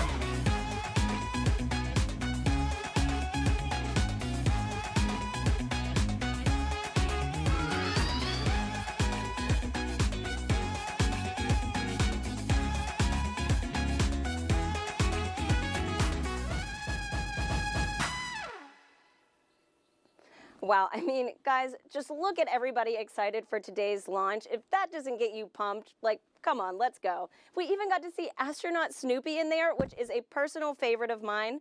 I actually have my lucky Snoopy pin here. You probably can't see it, but he is literally my spirit animal. Anyways, guys, get excited. The time is almost here. And with that, let's toss back to Lauren at Kennedy. Lauren. Thanks, Tahira. Tahira likes the Snoopy. I like the little girl doing the worm, Leland. She wasn't doing the meatball. She was doing the worm. There's someone out there doing the meatball, I'm sure. I want to know what that looks like. No, I don't. I don't. Clearly, this is capturing the attention of people all across the country and the world. So please continue to join the conversation by using the hashtag #LaunchAmerica across Facebook, Twitter, LinkedIn, and Instagram. And we've had the opportunity to share with you a lot about the SpaceX Crew Dragon vehicle the crew is sitting in right now, a lot about the crew themselves and the significance of today as the official return of human launch capability to American shores. And now we want to turn our attention to where the crew is going, the International Space Station. And for that, let's take you to Mission Control in Houston. Gary? Thank you, Marie. The International Space Station is an incredible facility whose construction, operation, and ongoing science, all these efforts have been made possible by an unprecedented international collaboration. So to tell us more about the space station, we have International Space Station Chief Scientist Kurt Costello with us. Kurt, welcome. Gary, thank you. It's an Kurt, amazing let's go. day to be here to talk to you Spit about it how it the is. historic launch to the ISS. It really Fucking is. talk, now, many Kurt. viewers may not realize that there is a laboratory that's the size of a Dude, football look at that field, mic. 250 miles above the Earth, and that's been there for nearly Like 20 the size years of that. conducting Oh revolutionary my science. god, what a Can you capsule. share with us more about what the space What station a capsule. is and what it's accomplished so far? Sure, Gary. Over those 20 years, we've conducted over 3,100 Come on, experiments Kurt. on board. KIRT, Kurt. Holy Those shit, 3,100 Kurt. That's a experiments wild have been name, done Kurt. by over 4,100 investigators and represent the work of over 108 regions and countries. The work going on the space station is not only there to help us with our exploration goals for how to go further into space, but also to bring back benefits for Earth and to produce a commercial marketplace in low Earth orbit. All three of these objectives, along with the international cooperation that it took to build such an amazing laboratory in space, are great examples of the objectives of the ISS program. Kurt, we know that today's mission is critical to providing us with a steady cadence of operational flights. But why is it so important for us to have this capability from a research perspective? That's a great question. Today's test flight brings us to the beginning of the commercial crew program, a commercial crew program which will raise our occupancy on the U.S. segment of the space station to 4 astronauts. And that 4th astronaut comes as a real premium to doing research on the space station. The tasks don't get particularly more intensive to do systems and maintenance, so that 4th astronaut, that time becomes dedicated to performing more science. In fact, enough time that it will essentially double the amount of crew time we have to perform experiments on board station. The return to U.S. soil also brings us the ability to return samples more quickly and get human samples back down to the ground more quickly as well. Kurt, you're talking about all this great research, you're talking about scientific experiments, but what would you say to someone who's watching this and thinking, this isn't relevant to me, I'm never going to space, I don't do science? What do you say to those people? Well, again, one of the focuses is on the ISS benefits for humanity. And for all of us who've been stuck at home during the COVID-19 pandemic, we've been wondering, wouldn't it be nice to have more bandwidth? Why does the internet slow down? Some of the research we're doing on board space station, particularly into Z-band optical fiber, is using the fact that we don't have sedimentation in a microgravity environment to develop new materials that'll help us build more perfect fiber optic cables, which will allow us for better bandwidth and lower cost in implementing networks here on Earth. And then if you're not really a tech geek, maybe your interests lie more in human health. And then we have multiple experiments going on to help us develop new drugs, new treatments on board the ISS. Pharmaceutical companies are working on methods that allow us to crystallize proteins in space in a more purified and more standardized method. And this could lead to monoclonal antibody suspensions that we can treat through injection instead of a painful infusion. We also are developing studies into our capability to produce tissues and organs in space. Again, because you don't have sedimentation, there's a capability there to produce more realistic tissues that can someday possibly be used to prevent human disease. Now, Kurt, I know they have some cargo going up with them, but I understand they plan to bring some science back. That's right, Gary. A lot of their cargo going up with them are crew supplies and EVA supplies to support them if they have to do EVAs on board. But the cargo they'll be bringing down is science, and it comes from across the spectrum. We have student experiments in seeds that will be returning with the Crew Dragon. We also have a number of experiments that are dependent on their samples returning in frozen lockers on board the SpaceX Dragon to be able to do the science there. Those include rodent research tissues from the National Lab Rodent Research 17 mission, and also our veggie experiments, which are experiments in growing plants in space that will be needed when we go to more distant locations like the Moon and Mars. International Space Station Chief Scientist Kurt Costello, thank you so much for your time. Let's hear now from one of the next astronauts to fly to station on a Crew Dragon, talking with Marina Jurica. Marina. Thank you so much. I am so honored to be a part of today's momentous launch. My guest is no stranger to the International Space Station and will return there for the first time in nearly a decade for his 3rd space flight with the Crew 1 launch expected later this year. Having logged 177 days in space from flights on the Space Shuttle Discovery to the Soyuz, JAXA astronaut Soichi Noguchi will have spent more time in space than any of his other crewmates. It is my pleasure to welcome him here with us today. Thank you so much for joining us, Soichi. Honjitsu wa arigato gozaimasu. Wow, that's wonderful. Marina, how are you doing? Thanks for having me today. どうもありがとう、ミスルロバト。 celebrating the launch. I'm sorry. So, I'm happy to be here. Thank you so much for being here with us. I am sure you have felt the excitement for today's launch, Soichi, and you will be on the next Crew Dragon flight after this one. Are you excited to launch from Kennedy Space Center again, and how are you preparing for this new vehicle? Yes, definitely we are excited to go back to Kennedy Space Center. My first space flight was from Kennedy Space Center on the Spatial Discovery. That was 15 years ago, but my memory is still fresh. I still feel the vibration of the launch, the same launch pad of 39A that the demo to go up, and the same launch pad that we will go up as a Crew 1. And our crew is getting ready for the final training phase, which will come in the coming weeks. And the mood is really high, and we are ready to go up. And as you know, the International Space Station and space exploration is an international effort. How do you feel representing the Japanese Space Agency once again on the ISS? Well, I think the strengths of the International Space Station is the diversity of all the participating countries, and adding a diversity is definitely gives a rigidity to the program. And the same applies to our Crew 1. Our Crew 1, we are 4 of us, but quite a different background, quite a different ethnicity, and definitely the diversity is the key word of our success to the Crew 1.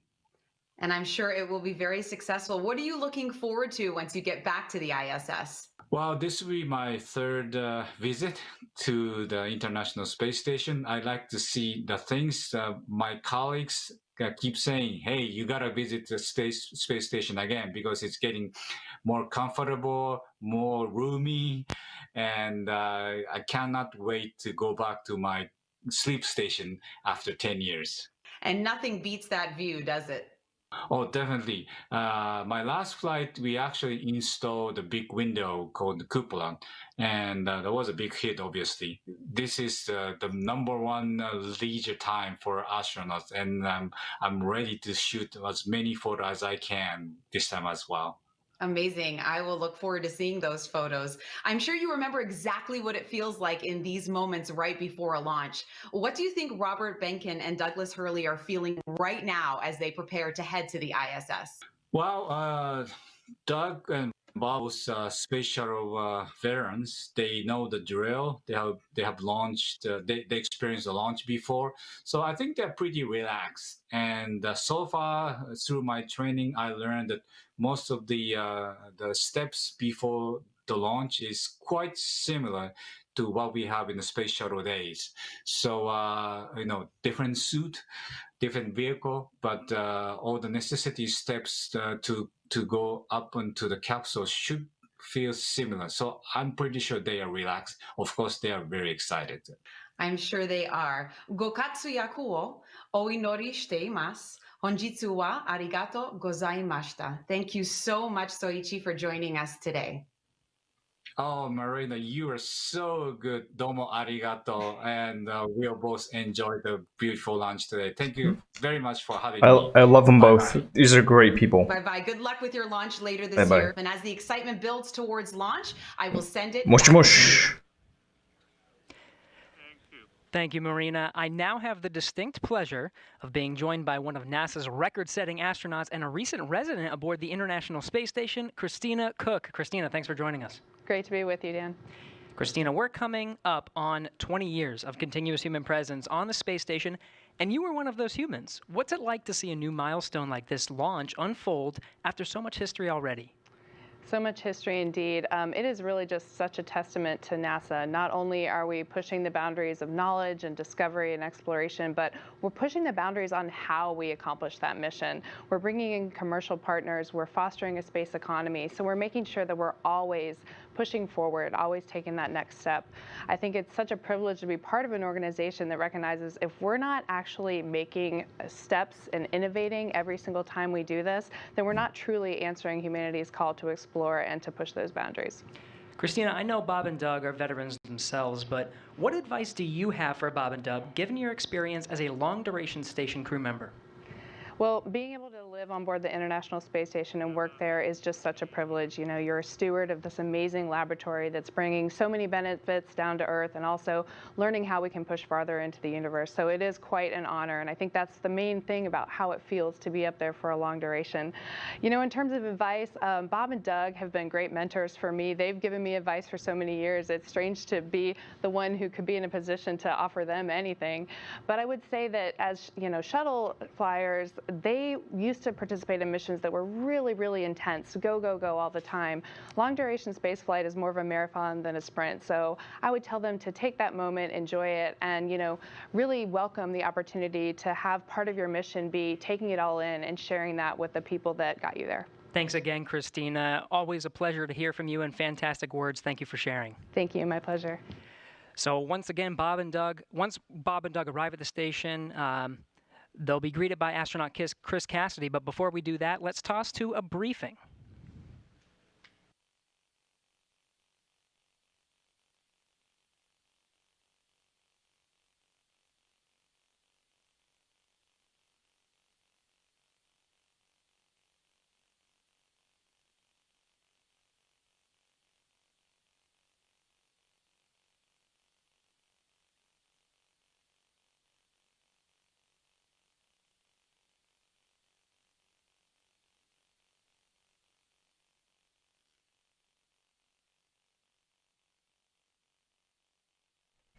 Okay, just give us the silent treatment. That's okay too.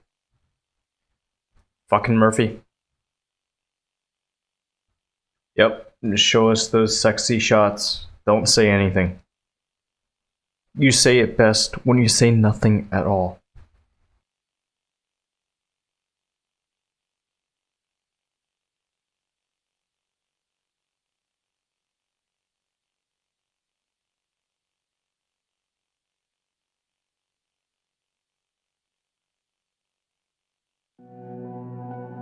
Hello, everyone. I'm astronaut Chris Cassidy, commander of Expedition 63 on board the International Space Station, flying 250 miles above the Earth. Like you, I'm excited about today's launch and the possibilities it will bring to America and to the world. But also, I'm very excited that two close friends will be arriving and joining the crew. World. I had the privilege of flying with Doug Hurley on both of our first shuttle missions back in 2009. Together, we came to the International Space Station and helped construct the amazing facility that it is today. Dude, look at the jawline on this guy. What the fuck? With Bob, it was my honor to follow him as the chief of the office when he left back in 2015 to begin training for this amazing mission. Personally, I've been very And people tell me I talk like a robot. Launching from America on the shuttle, and most recently launching from Kazakhstan in the Soyuz. America, shuttle, Kazakhstan, Soyuz. Launching Americans from the coast of Florida. And finally, here's a story I'd like to share with you. Back in 1981, John Young and Bob Crippen launched on Space Shuttle Columbia, the very first space shuttle flight, marking the last time we flew Americans on a brand new vehicle. 434, Max Q-48. Roger. With them, they flew an American flag, representing America's technical prowess. Roger roll, Atlanta. 30 years later, that same flag was flown to the International Space Station. This flag remains here today, waiting for Bob and Doug.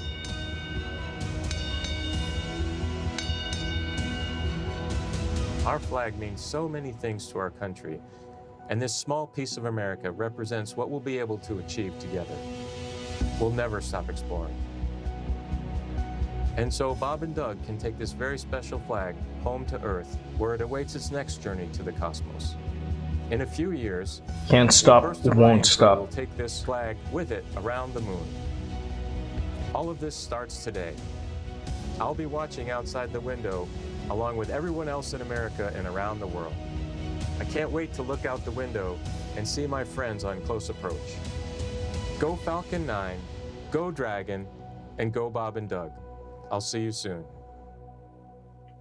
Bob and fucking Doug, let's go. And that was a very special message from NASA astronaut Chris Cassidy. Right now, the lone American aboard the International Space Station, so he will be ready and waiting to welcome Bob and Doug when they arrive tomorrow, if liftoff happens today, a little later tomorrow morning.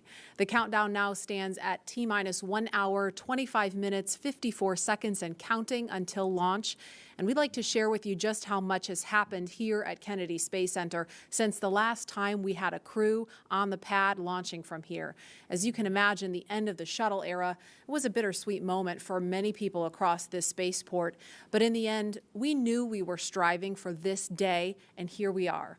Joining us now is Kennedy Space Center's Deputy Director, Janet Petro, on the comeback we've seen across Florida's Space Coast. She's with Daryl Nail now at OSB-2. Daryl? Yeah, thank you, Marie. Janet, you were just telling me you were there at the crew walkout. Tell me a little bit about what you saw between the astronauts and their families. So it was very historic. It was very emotional. So when Doug and Bob first came out of the doors, of course, a cheer went up from everybody. The Vice President was there, Elon was there, the crew families was there, and of course, Bob, myself, and the rest of the center leadership was there to cheer them on. But then, when they came out and then they went to the families, and Bob Behnken said, "Virtual hug," and he shouted out, "Virtual hug," and he did this motion, and of course his child also did that virtual hug, and so I guess that's the tradition of doing a virtual hug with the families. And then they, then they walked and got in the Tesla, either side, and the family walked right up to the window of the Tesla and were talking, having a private last moment with their father, hand on the window. It was very emotional. I had tears in my eyes. I don't know how many other people had tears in their eyes, but it was really a special, emotional moment, and everybody was, of course, wishing them well. A lot of I love yous. Yeah, that part got me. Godspeeds, a lot of Ad Astra, take care, all of that. So it was I very fucking love you. Thank you so much for sharing that with us. And in the context of why it's so important, Janet, you remember, you've been here since 2007. Yep. You were here at 2011. Dude, check the guns on this guy. Came to wheel stop. I've talked to my uncle and father who worked out here. Layoff notices went out like the next day when the shuttle came to a stop. Yeah, they worked out there. It was a very sad time. Bob Cabana, the director here, called it depressing. Tell me about that time and how far we've come. Yeah, so as you note, it was the end of a very iconic program. A lot of people had spent their entire career working on the Space Shuttle program. So 135 flights, all of them launching from Launch Complex 39, many from 39A, where we're going to be launching from today, and then returning back, at the shuttle landing facility. Those two iconic sonic booms was something that all along the Space Coast people really resonated with, really felt in their hearts and looked forward to. So it was a very sad time, but I will tell you that 30-year program, we had planned for it.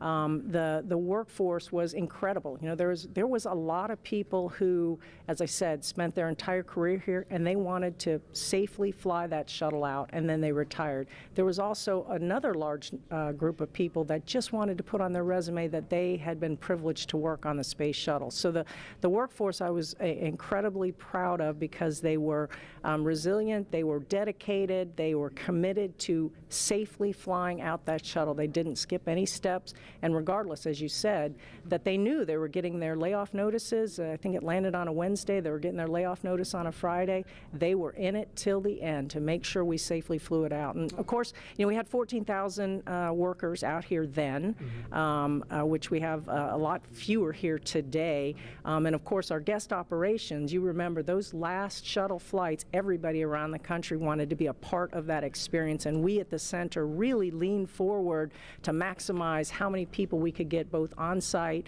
and never mind how many people were lined up at the beaches all along the river to watch that last flight. And of course, today with COVID, unfortunately, we weren't able to have any on-site guest operations, which was pretty sad for this historic flight. But I'll bet that there's a ton of people watching from the beaches or from even their TV as we launch here today. I'm sure there is, and tribute to your leadership and Bob Cabana's as well. Getting things turned around here as a multi-user spaceport, getting the commercial entities in here. We appreciate all that you've done to make that happen. Janet Petro, appreciate you being here. Thank you, Daryl. All right, Marie, we'll toss it back to you. All right, thanks, Daryl. And as NASA and SpaceX have worked for years to get to this moment, today's mission opens the door to an entirely new era in human spaceflight, not only for astronauts, but someday for the general public as well. From the beginning, it has been our mission at SpaceX to help make humanity a multiplanetary species. And today's mission is an important step towards that goal. The key to opening up space access for people like you and me is reusability. Without it, traveling to space is just far too expensive for the average person to do. Imagine how expensive a flight from LA to New York would be if you had to throw the plane away after a single trip. A lot. Yeah, exactly. That ticket would cost hundreds of millions of dollars, and almost no one could ever afford to fly. Both the Dragon spacecraft and the Falcon 9 rocket are designed to be reusable, which not only improves the reliability of the vehicles in that they're flight proven again and again, but it also drives down cost.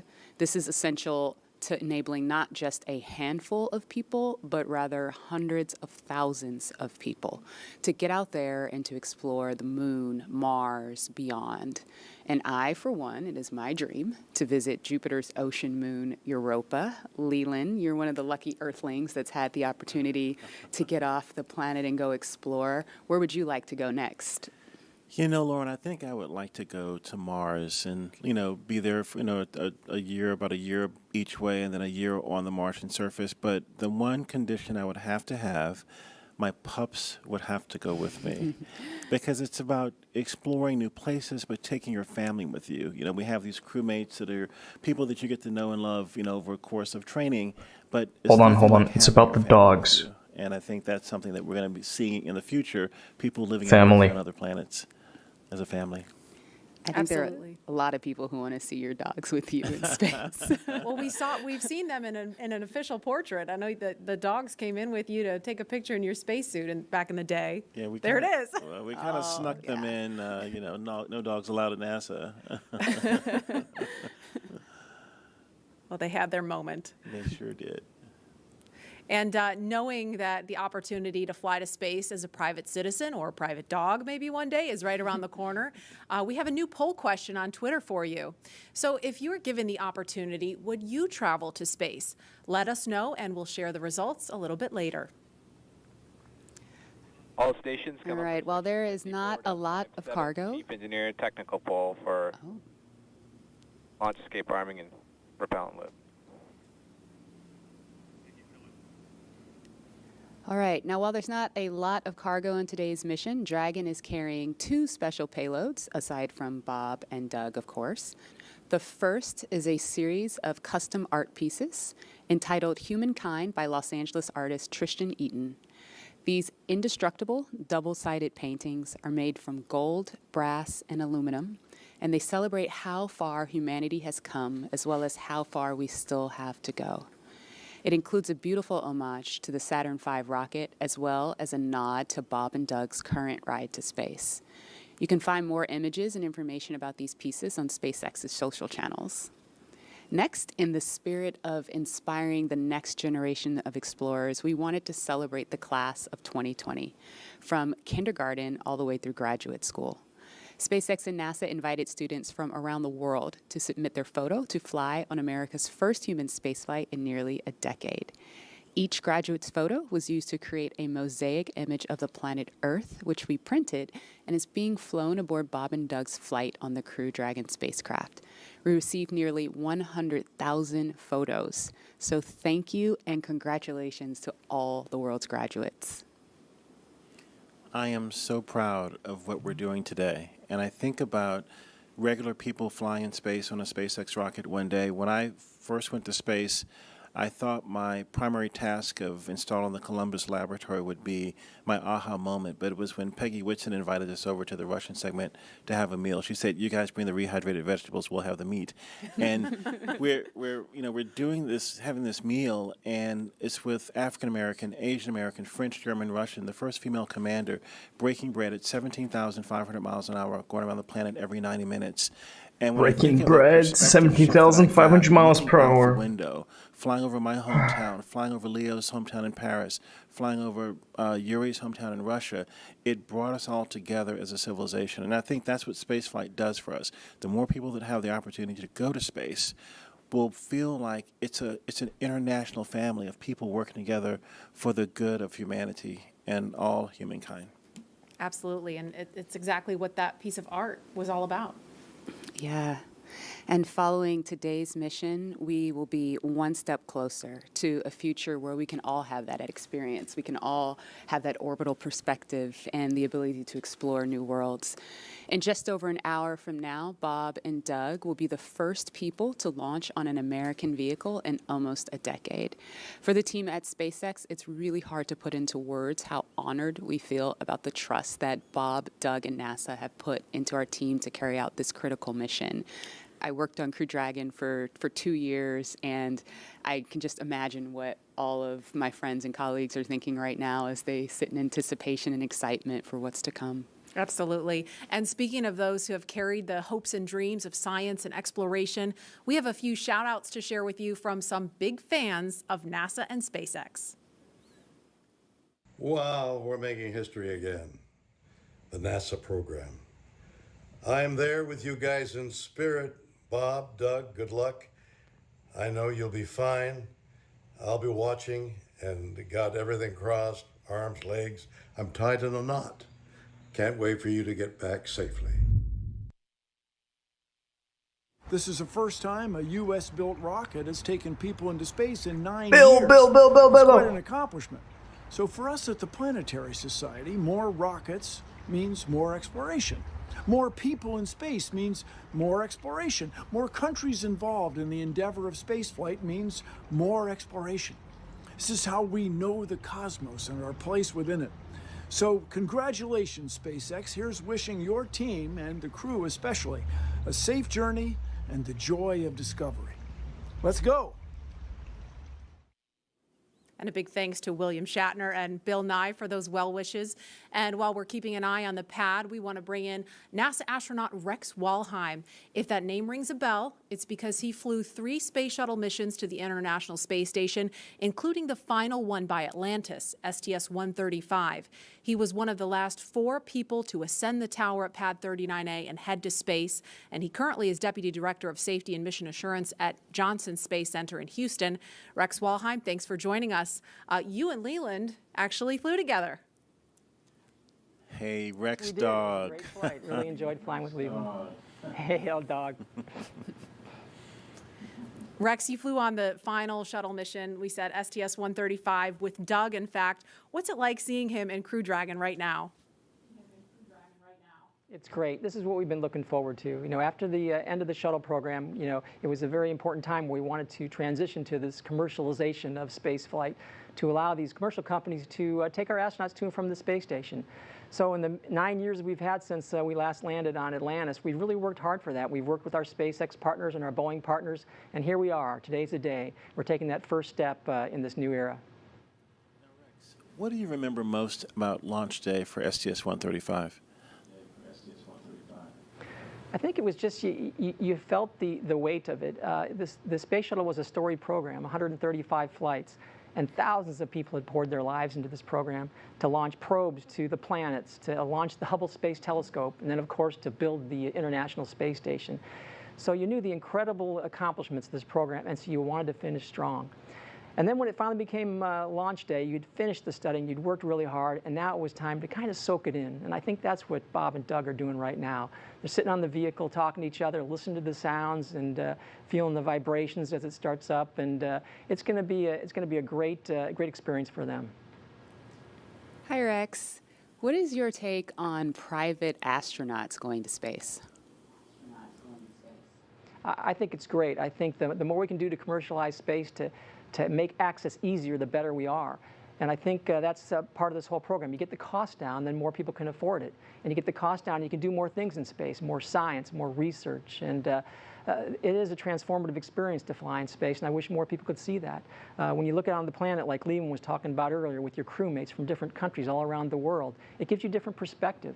It gives you a perspective that we're all crewmates on this planet Earth, and we kind of get that now with the pandemic. We understand that we're all in this together, and that's what the space program does, and I want to see more people get a chance to see the Earth from that vantage point, and I think it'll bring us all closer together. Hey, Rex, a very serious question here. The worm God or bless. the meatball? Leland, I saw you dissing the worm earlier. How can you do that? The worm is awesome. I'm so glad to have the NASA worm insignia back. It's great. All right. Well, thank you very much, Rex. We appreciate you. And as we watch Bob and Doug there in the capsule, we are an hour, 10 minutes, 57 seconds and counting from launch, and we're going to send it over to Hawthorne for an update. Jesse? Thanks, Marie. We're just an hour and 13 minutes away from launch, and things are really getting ready to pick up here. Since arriving at the spacecraft, Bob and Doug were helped by our closeout engineers to get into their seats, attach their suits to special umbilicals that provide breathing air, pressurized nitrox, and a communication link to Dragon systems. They conducted leak checks, which were successful, and communications checks with the Corps here in Hawthorne, which is the person who will speak to them directly throughout the entire mission, as well as the launch director in Florida. This is where they are checking their comm path through both ground stations and the tracking and data relay satellites that we'll use to talk to the crew the entire way to the station. That's right, and after those suit checks were complete, the closeout team was able to seal up the hatch, which also got its own leak check, and we confirmed that it was good to go. The closeout team at this point has already departed the area around the pad. They're about 25 minutes ahead of their schedule, and right now weather operators are kicking off their final check on wind speeds at the pad, which are going to be used, and they're really important for that final go, no-go for launch. Before we get to that final go, no-go, various teams at both NASA and SpaceX are going to do some internal go polls, just making sure conditions are good with Falcon 9, the Dragon, the crew, the range, and the space station before the final go is given. So let's check back in with Houston real quick for a status on the team there supporting the space station on their readiness for launch. In Mission Control Houston, led by Flight Director Zeb Scoville, has been polled, and we're go for launch. All systems on board the station that are required to be healthy for the mission are reported good, and we're standing by. Station conditions are normal, and the trajectory is meet right up with Gary, check your feed. What the fuck, dude? Planned. Chris Cassidy aboard the International Space Station is finishing up some tasks, going into his pre-sleep period, and will be able to watch the launch of Bob and Doug. Mission Control Houston will largely be in a monitor mode for the first 18 hours of the flight, with the team here really jumping into the mix tomorrow when Dragon gets in range of the International Space Station and we begin integrated operations. So I'll send it back. Everything's green on our board from the International Space Station. Go Falcon 9, go Dragon, and Godspeed to Bob and Doug. All right, thank you, Gary. If you are just now joining us, you picked a really good time because we are 1 hour, 8 minutes and counting away from launch. And this is our coverage for this mission known as Demonstration Mission 2 or Demo 2. Liftoff time still holding for 4:33 p.m. Eastern, tracking no issues with Falcon 9 or Dragon, and we're still waiting for that weather to hopefully cooperate. We're still tracking a few things like precipitation and flight through clouds. We're hoping that clears within the next 20 minutes or so.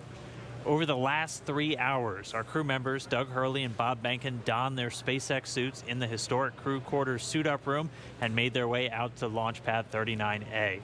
They walked out of the crew quarters building just as every astronaut to fly from this spaceport has done since Apollo 7. They were transported to the pad where the crew now on board the Crew Dragon spacecraft, and we're continuing to get views of them inside that cabin live. Today is a historic launch. It will be the first time a commercially built spacecraft will launch people into orbit, and the first time since the U.S. has sent people to the space station from American soil since 2011 with the retirement of the Space Shuttle program. Over the next hour, we will conduct a series of polls to get ready for launch, have Bob and Doug arm the launch escape system, and begin fueling Falcon 9. Launch is set for 4:33 p.m. Eastern. This will include a 12-minute flight to orbit and then a 19-hour flight to dock with the International Space Station at 11:30 a.m. Eastern Time tomorrow. Today's mission is the culmination of years of work between the teams at SpaceX and at NASA. Demo 2 is going to be an end-to-end flight test. We're going to start with launch today, go all the way to docking with the space station, and then when Bob and Doug come home, splashing down in the Atlantic. And this is going to be the final test for NASA to certify SpaceX for regular crew flights to the space station. And we've been hearing a little from the crew on board Dragon, which they are currently strapped into their seats, as you can see on your right screen. They're already through their seats, or they've already been strapped into their seats, and through communications and leak checks, they're able to follow all the milestones still ahead on those displays just above them that you can see there. Go ahead. Yeah, we're going to equalize the pressures in the common manifolds just to raise them a little bit. So we will be momentarily cycling the tank isolation valves. I just wanted to let you know for awareness. Just wanted to take a pause to listen into the nets. Okay, we appreciate that, Jay. So they'll be getting insight into all of the Dragon and Falcon 9 systems as we proceed towards launch. At T-minus 1 hour and 7 minutes, let's check in with John Insprucker for a status update on both of those vehicles. What's the update, John? Well, the good news is we've had a smooth countdown this afternoon.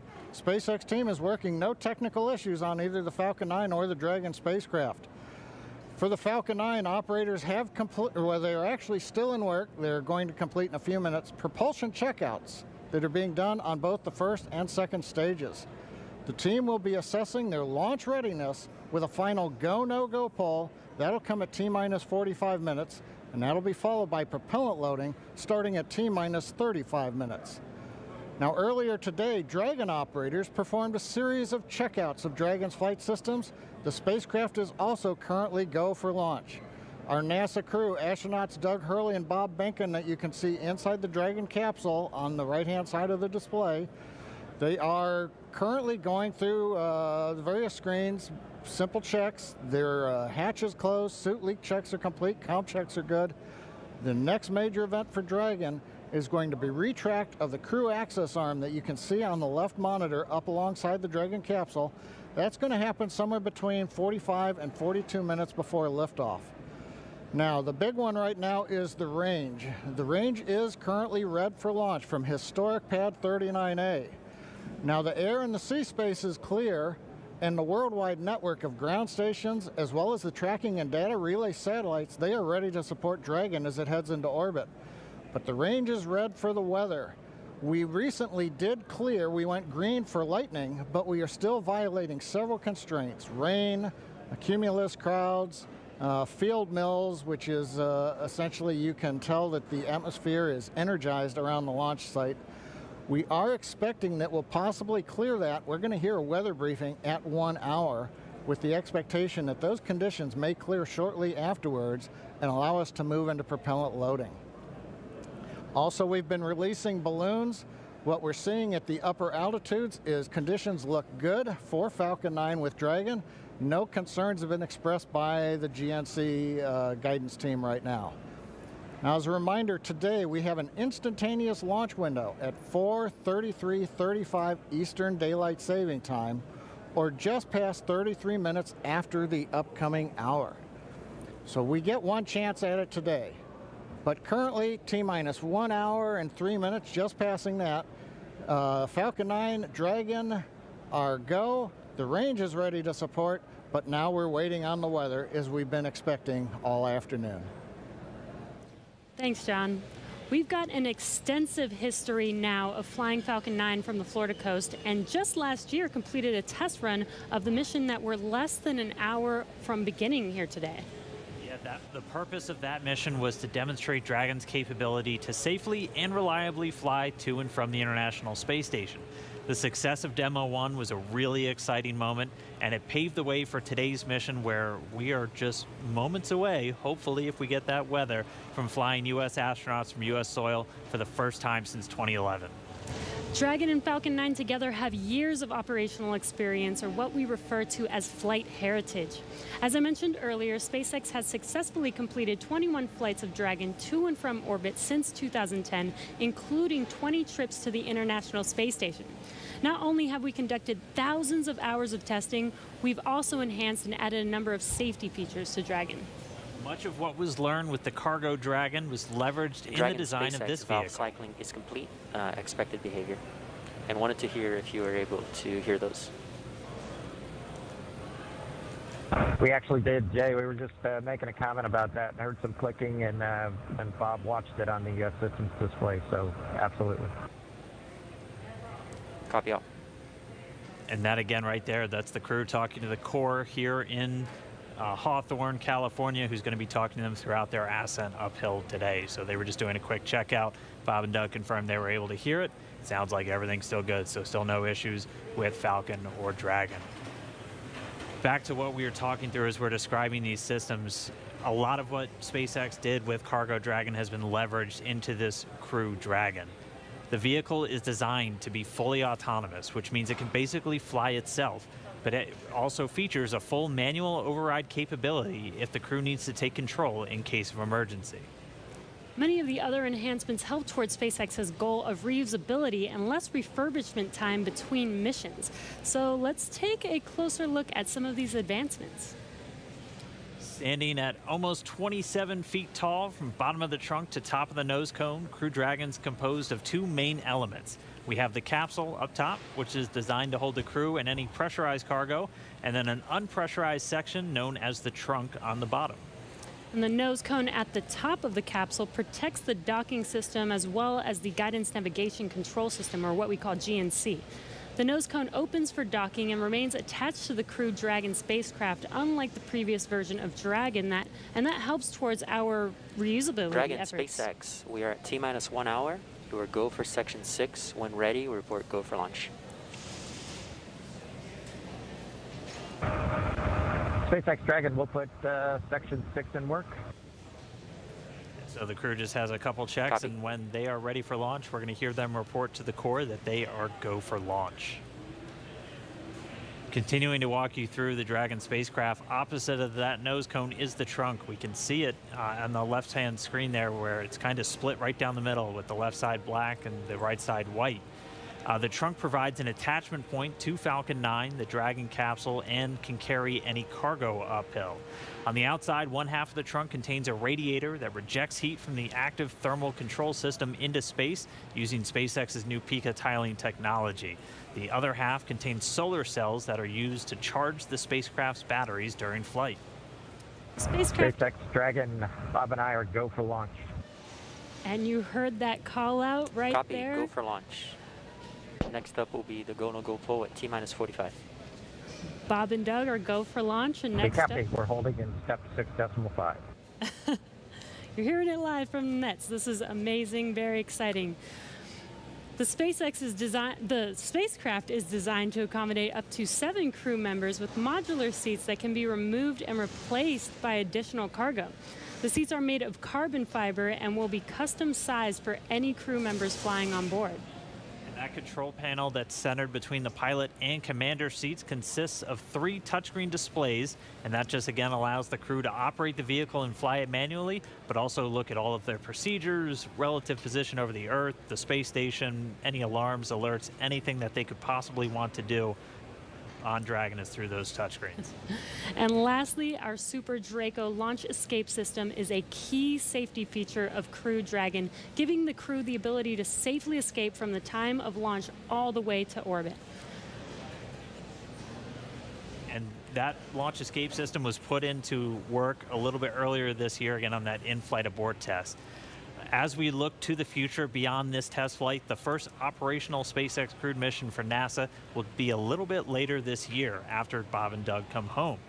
NASA astronauts Mike Hopkins, Victor Glover, and Shannon Walker, and Soichi Noguchi of the Japan Aerospace Exploration Agency, or JAXA, were chosen to support this mission, being called Crew 1. But today, Doug Hurley is the spacecraft commander for this mission. He previously flew on 2 space shuttle missions as the pilot on STS-127 and STS-135, which was the final space shuttle flight. Here's a closer look at Doug Hurley. Please review your launch commit criteria. Again, this is to review and confirm no violation of launch commit criteria. We are tracking one issue with weather still. And I think we'll need to track that all the way down to launch to clear that. This pulls also go for arming and launch escape system and a go for propellant load. And did you see on Countdown Net reporting that the technical poll is completed? All systems are proceeding. We're monitoring the weather as LD briefed. We're also looking at a watch item on a hydraulics QD rod ring. Ring pressure will come up at -8 minutes 30 seconds, and we'll be able to verify decay rate. No concerns at this time. Everything's reading nominal, but watching that item. No other constraints on Falcon 9 or ground systems. Mind the plosives, thank you. Stage 2 RP1 bleed is complete.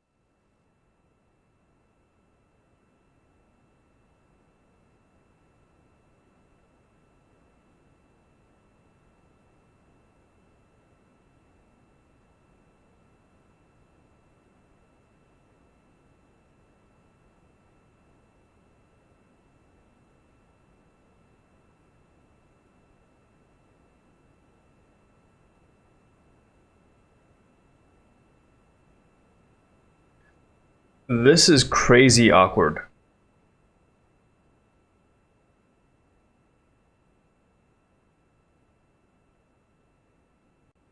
Like right now, we're completely deaf. There are about 500,000 people watching this right now. All right, we just crossed Here we the go. 55-minute mark away from launch. Sitting right next to Doug Hurley, who's closest to your screen, is NASA astronaut Bob Behnken.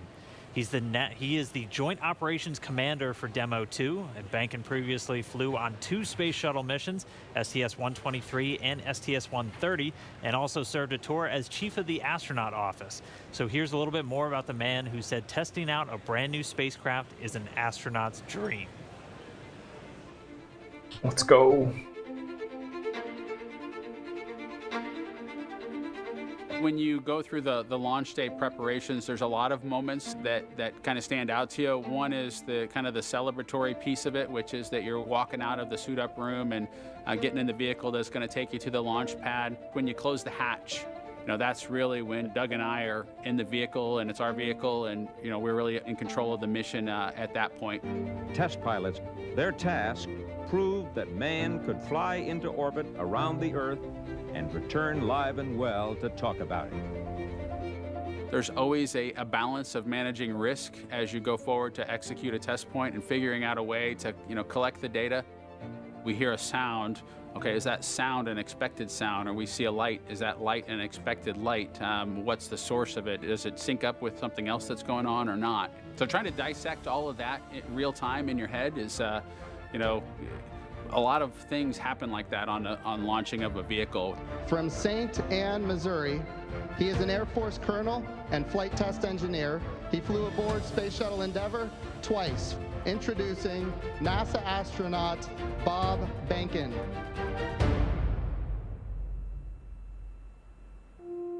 My career at NASA has kind of spanned a couple of decades at this point. I arrived with the class of 2000. Went through the training program, primarily focused on the space shuttle and the International Space Station, learning those systems. Having launched a couple times on vehicles, you know, the second time was definitely different than the first time. You can feel a little bit guilty of, hey, should I study one more thing, or is there one more piece of information I should get? Am I really prepared or not? So that's definitely different between where I was on my first flight and where I'm at right now. It's been really interesting, I think, for both my wife and I to have gone through the process of seeing each other launch in space. I've seen her take that risk and had it be in front of her, and I've done that to her. And there's just something different about watching a rocket launch when there are people on board. You feel a little bit differently about the pit of your stomach, and I can only tell you it's multiplied significantly when it's somebody that you know, and then somebody, of course, that's a family member. It's even multiplied more. For me personally, as a spouse, watching everything that Bob has put into this over the last 5 years, the dedication that he's shown, the perseverance is pretty special for both of us, though. The way our minds work, it won't be until sort of the mission is complete that you have really a chance to savor it and celebrate it. This is a huge accomplishment for an Air Force flight test engineer to be part of the demonstration mission of a brand new vehicle. It's going to be amazing.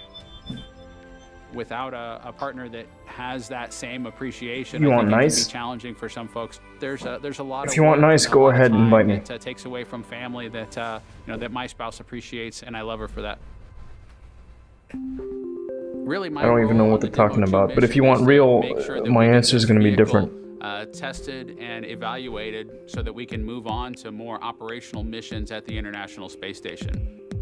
We've got a lot of objectives on board the vehicle that we need to accomplish to really make sure that it's good to go. We'll make sure all those systems are working during the test flight so that the future missions will have them available even if they don't plan to utilize them. Through years of the NASA team, I'm helping to share that experience and teaching them the lessons that we've learned by going through this. Now there's another capability in the U.S. besides NASA to operate something of this magnitude. When is the last time humans launched on a new vehicle? Certainly on the American side, it's been several decades. Now we're in a time when we've got multiple vehicles under development.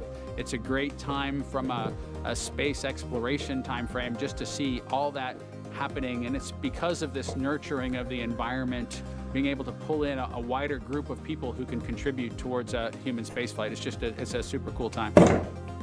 On a deeply personal level, I'm really excited that my son is get a chance to see me launch into space. Being an astronaut has been a little bit of an abstraction thing for him because he's seen me do it in old videos, but he hasn't seen me do it for real. And so I'm excited for him to see this launch. I want to thank the entire Commercial Crew Program team that's worked together to get to this point where we've got vehicles in the launch pad ready to head to the International Space Station.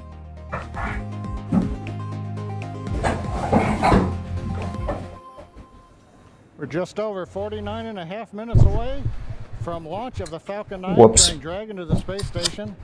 Right now, the launch director and the launch team are preparing for a readiness for launch poll. In this poll, the 13 members of the launch team will electronically indicate a go for launch. This is also the go for propellant load. Now, we're going to hear that in a couple of minutes, so while we wait, we are tracking you watching from all over the country. We're seeing large numbers of you logging on or tuning in from coast to coast, as well as around the world. We want to know, is this your first time watching a launch live? If not, how many have you seen before? Tell us using the hashtag LaunchAmerica from your favorite social media website. As for me, this isn't my first one. I've seen a lot, but everyone is exciting.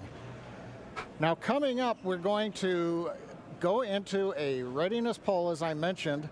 Currently, right now, on other nets, the SpaceX launch director is checking to verify the Dragon team is ready and that the NASA launch management team is ready. They'll come back at about T-minus 47 minutes with instructions to the SpaceX Falcon 9 team to make their final assessments. Then they log into the procedure. It's a little different than the old days where you would hear a go, go, go, you know, position by position, all up and down the row. In this electronic age, everybody just clicks on whether they're go or no go. The launch director will then, at T-minus 45 minutes, summarize the end of the poll and will then provide instructions for the team. At the same time, we will begin getting ready for the crew access arm retraction, and we'll show you that on one of the screens that we've got up.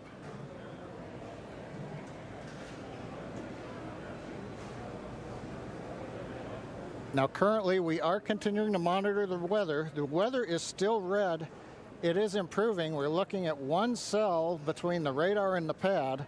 We're keeping our fingers crossed that conditions will improve, but we're going to be watching that for about another 15 minutes.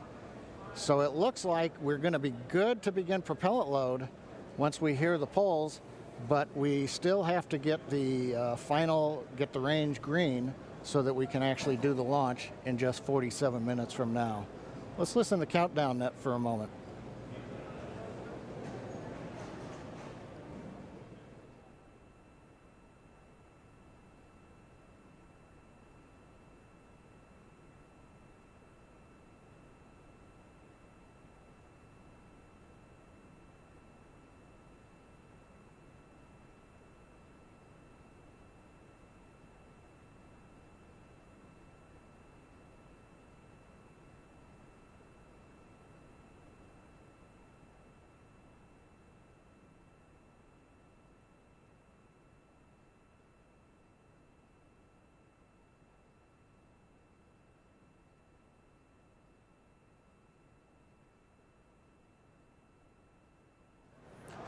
Right now, coming up on 46 minutes, 10 seconds before launch.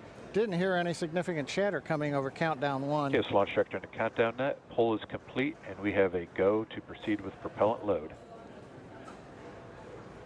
Launch control, proceed with swing into crew arm.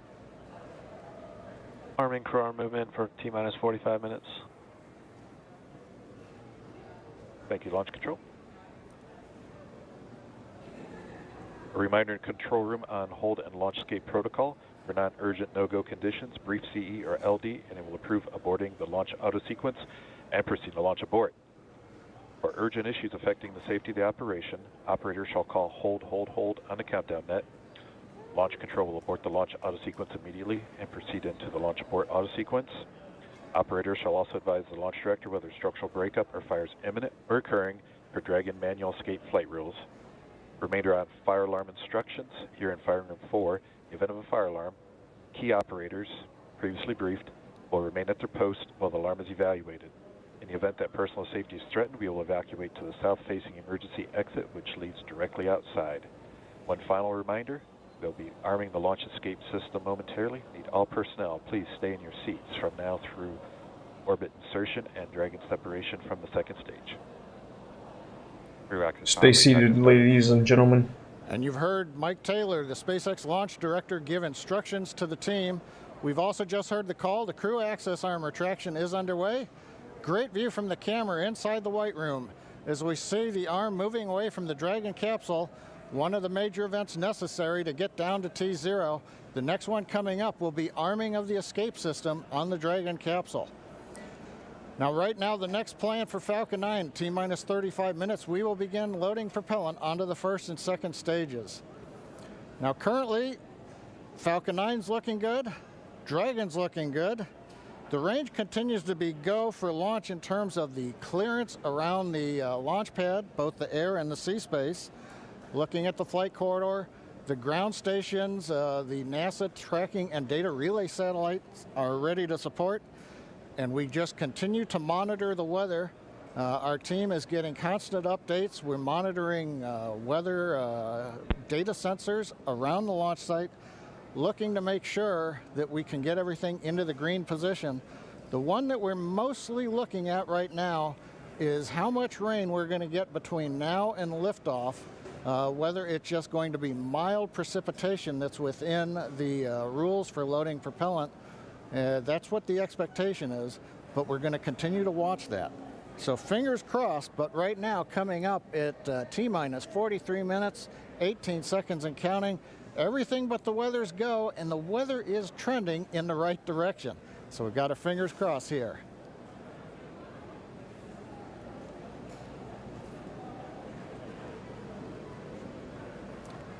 At this time, we're going to send it back over to Kennedy Space Center as the action is picking up on the launch pad. Thanks, John I. Now that countdown clock is continuing to tick, and we are 42 minutes and 46 seconds away from launch. Now, as you just saw, the crew arm retracted. That is the last major visual milestone before liftoff. And we should be hearing out on the net soon confirmation that the launch escape system is armed. When that happens, all 8 of the Super Draco throttle valves are opened, which means that those engines can ignite. For Section 7. Okay. So that means those 8 throttle valves are opened, and if those Super Dracos needed to fire in order for a Dragon to escape off of the pad, they could. And so things running just a little bit ahead of schedule right now. Fuel bleed is complete.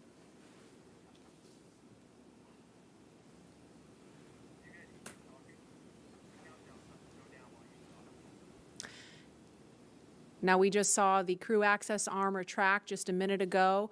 We saw NASA astronauts Doug Hurley. In 7.2, our visors are closed, and we're arming the launch escape system.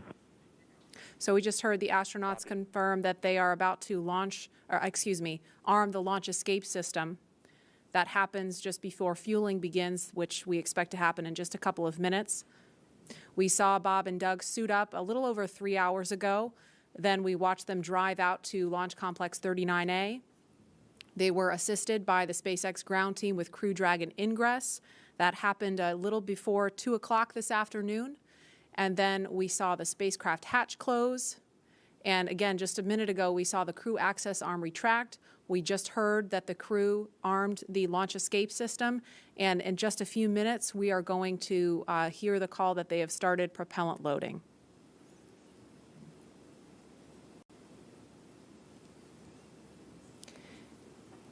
Launch escape system is verified armed. So we just heard that verification that the launch escape system is armed. We're switching to Jan 2.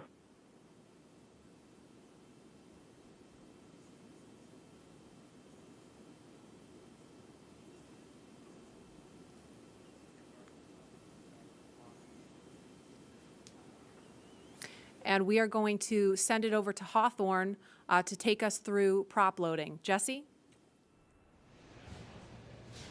From the parachutes to the launch escape system, SpaceX has designed Crew Dragon and Falcon 9 to be the safest launch vehicle ever flown. And joining us today, we have SpaceX's Nick Picone, who was our mission manager for our in-flight abort mission earlier this year and currently works on the Starlink team. Thanks for joining us, Nick. Hey, Jesse. I'm here at the Launch and Landing Recovery Center with the recovery team and our Dragon ground operations team monitoring the launch. Awesome. Can you tell us more about the critical safety features on this new version of Dragon? Sure. So Dragon 2 was designed with long-term reuse and reliability in mind. So fundamentally, there are multiple layers of redundancy to any of the failure modes that we could conceive of, that NASA could conceive of when we were working to design and test this vehicle over the past few years. But in the event that we encounter an unforeseen failure mode or multiple failures which push us outside of our design space, Dragon also has backup systems and operational controls intended to keep Bob and Doug safe. I'm sure you've heard a lot about it today, but the launch escape system is the primary backup system that we have from the moment that the vehicle is here on pad being fueled all the way up until orbital insertion. At a high level, the launch escape system, in the event of a major Falcon anomaly or emergency, will terminate Falcon thrust, separate Dragon from Falcon, and it'll use Dragon's 8 Super Draco engines to quickly pull the vehicle away from any kind of Falcon anomaly. And you talked a lot about the launch escape system. How exactly is that activated? Is it autonomous? Is it manually activated? Definitely. So for this system to work as designed, you have to remember that the vehicle could be flying at hundreds or thousands of miles an hour through the lower atmosphere. So it's really important that it's extremely fast and highly reliable with very low chance of false positives. The launch escape system fundamentally is set to look at a set of pre-programmed criteria which are on board the vehicle. Dragon and Falcon are looking at high rate telemetry, looking for abnormal vehicle dynamics, loss of communication between critical systems, or manual commanding. Our launch director and chief engineer, who you've heard a lot from today, are capable of sending a manual command to Dragon to initiate a launch escape. And Bob and Doug are also always able to actuate the launch escape handle and initiate a launch escape themselves as well.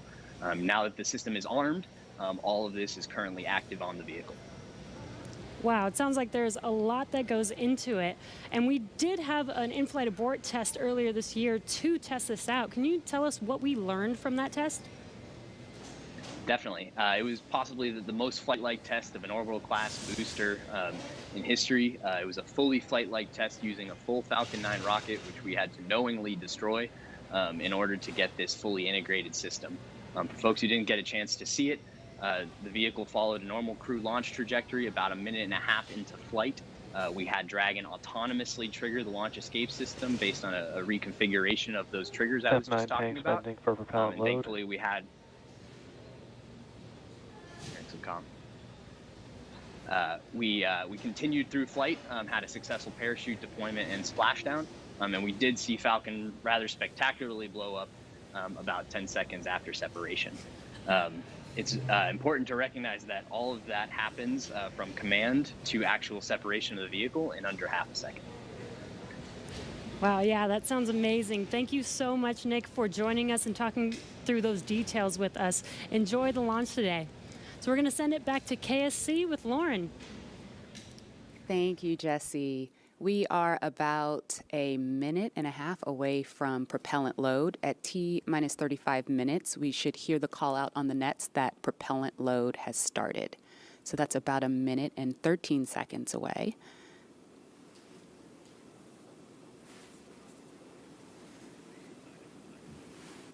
Hey, Marie and Lauren, I am getting goosebumps over here. It's just an exciting moment. When I was sitting in the vehicle, when we retracted everything, when all the prop was getting loaded up, I was just going through my crew notebook. I was thinking about, what my first step would be if there was a malfunction, because usually everything goes nominally when you fly to space, but you have to think about the things that you have to take care of, the first steps you have to take care of. And on my mission, I was calling out the abort calls, like if we had lost an engine, where would we go next, when the different abort calls around the country and around the world. So I think that's what those guys are probably thinking about now, and just really getting ready for this mission to go off. Absolutely, and we're just now about 20 seconds from when we expect propellant loading to start. Again, that's fueling of the rocket.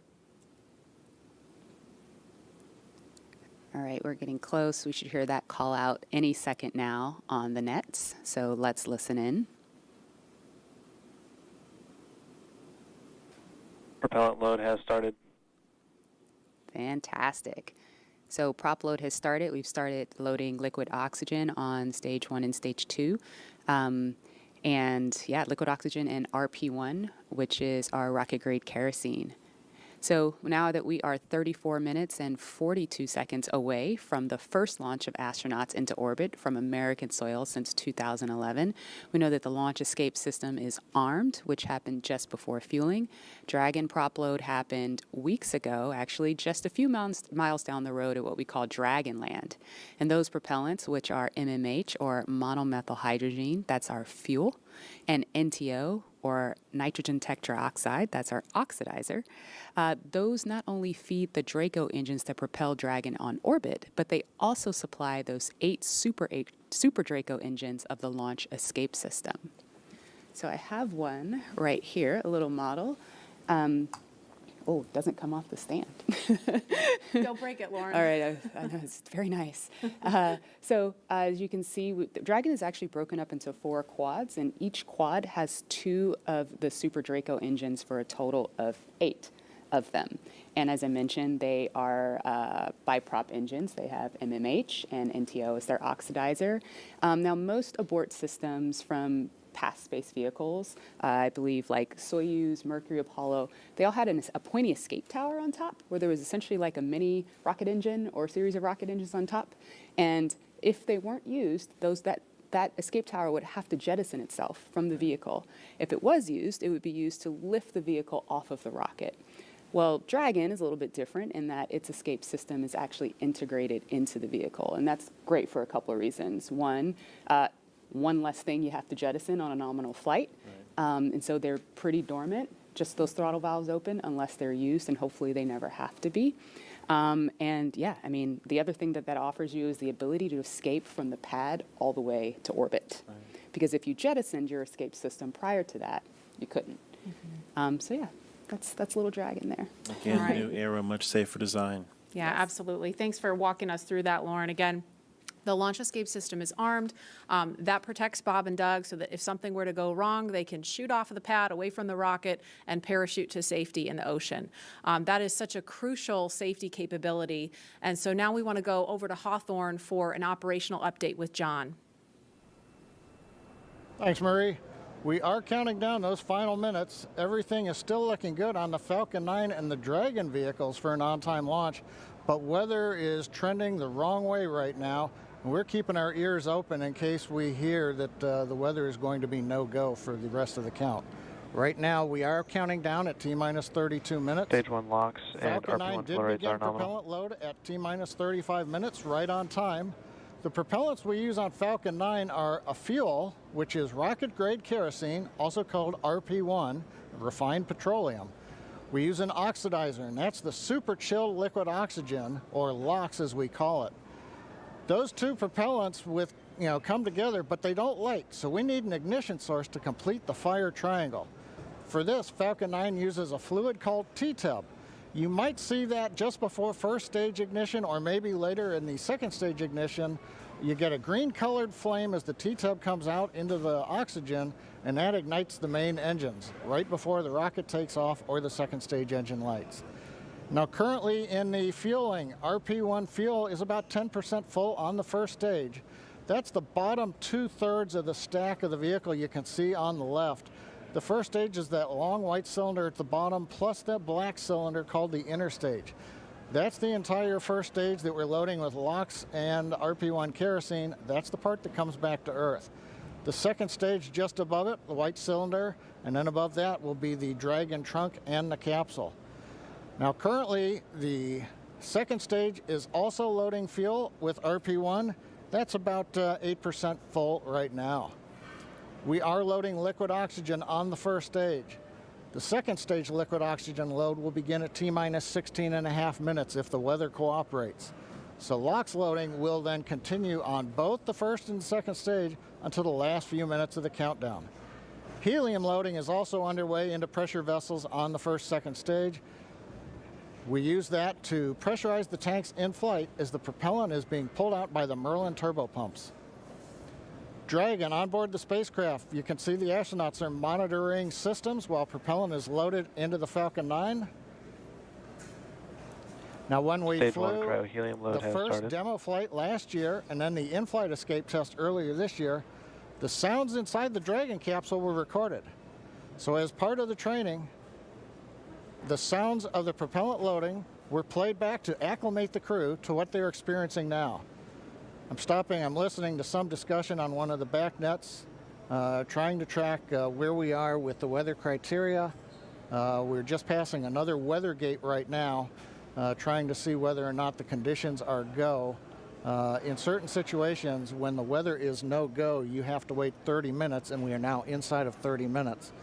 But if the cloud moves away, if the conditions improve, we may be able to continue the countdown for another 14 minutes and reassess. So we're waiting to see whether or not we can continue the count. Currently we are. The range, they're ready to support with no problems in the air and the sea space area. But again, the weather, that's the one that's looking bad, and we're going to continue to listen. And as a reminder, today we have an instantaneous launch time. So at this point, if we hear a hold for any reason, we're going to have to stand down and target our backup launch opportunity on May 30th.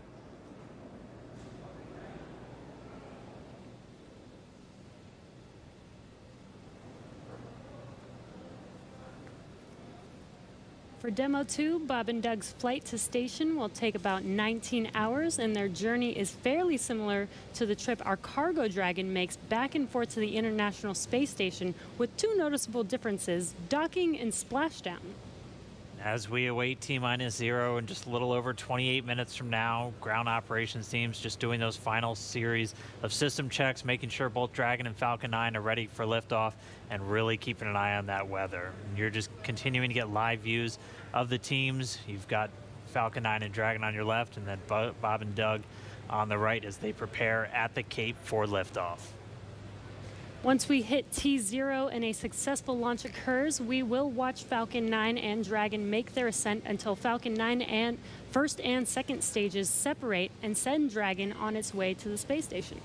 And once it gets on orbit, mission operators will prepare Dragon for on-orbit operations, where Dragon will execute a series of burns that are going to gradually raise its orbit to align more closely with the International Space Station. And you're seeing some of that track in the animation on your screen right now. After doing enough of those burns, they'll put Dragon... Oh, sounds like we're going to get a weather update real quick for the crew.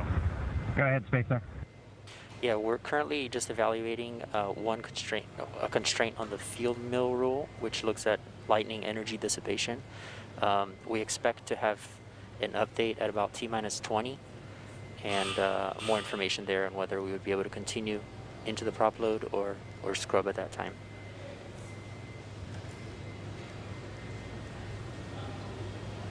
Okay, Jay, thanks for the update. We appreciate it. Copy. So I'll give you some more words in about 6 minutes. Okay, so it sounds like we're going to find out in about 6 minutes if we're going to have enough time. And John, I was referring to a couple of those weather situations where we have to have a certain amount of time. In this case, with the field mills, about 15 minutes. So they have until about 16 minutes and 30 seconds to really make sure that we're going to have enough time for that to dissipate. So we're going to be listening for that weather update in just a couple of minutes, but it is going to be a pretty interesting trip uphill for them once they actually get on orbit. And a very exciting countdown with 6 minutes to figure out if we are launching today. But targeting back to what we were talking about, next, Dragon will make its approach and actually dock with the space station. This is a very different process from what we've seen with Dragon cargo deliveries in the past, which used a process called berthing. Now, berthing requires a spacecraft to approach the station and then stop so a crew member can maneuver the station's robotic arm to capture the spacecraft. Docking on this version of Dragon can be done autonomously. Stage 2 cryo-helium load started. Autonomously with no crew aboard the station. It's typically a faster process, both when arriving and leaving, but it does still require pinpoint accuracy to approach safely. Once captured, a spacecraft then gets attached to a common berthing mechanism. It's the same type of port that we use to connect each of the modules together on board station. It's a little bit slower process than docking, but the hatches are significantly larger than docking ports, which makes them perfect for bringing up large cargo items. Okay, so right now I'm holding on to the AT2020 USB. I'm going to let go of it in a moment. Dragon's test objectives and cargo loading operations, the crew will close out the cabin, perform final system checks, and configure the vehicle for undocking. Once the automated undocking sequence is complete, Dragon will complete 2 departure burns using its Draco engines, pushing it away from the space station. And then after Dragon departs the station, it's ready for its trip home. And that'll have deorbit entry and landing and a number of other operations. If you're looking at this animation, it might look like we're playing the one we played originally in reverse, because that's kind of how it goes, but just a little bit quicker. All of the operations following the final departure maneuver will include things like trunk separation, closing that nose cone again, executing a deorbit burn, and once they're inside the atmosphere, deploying drogue and then main parachutes, and then finally splashing down off the Florida coast, at which teams will move in, get Bob and Doug up out of the water, and get them out of the capsule once they're on the boat. So we have 4 minutes now until we get that next expected weather update. Let's go down now to the team at Kennedy. Murray? All right, thanks, Dan. If you're just joining us, we are now T-minus 23 minutes and 48 seconds from the first launch of astronauts to the International Space Station from U.S. soil in 9 years. We're going to find out in less than 4 minutes if the weather looks good for that. And this will mark the beginning of a new era where more people will be able to fly to space than ever before. In fact, we took a poll a little bit earlier to ask you if you had the opportunity to fly to space, would you go? And 86% of those of you watching answered that you would go to space. That's an incredible number. I think, realizing that you don't have to be a military astronaut or a NASA astronaut to fly in space. You can be a regular civil, just a regular person going up to space on a SpaceX type rocket. So I think that's why the numbers are so high. Yeah, and we are really thrilled to see all the folks watching along online. I know we certainly hope that that this is a go, but we're going to hear a little bit of a weather update in less than 3 minutes now.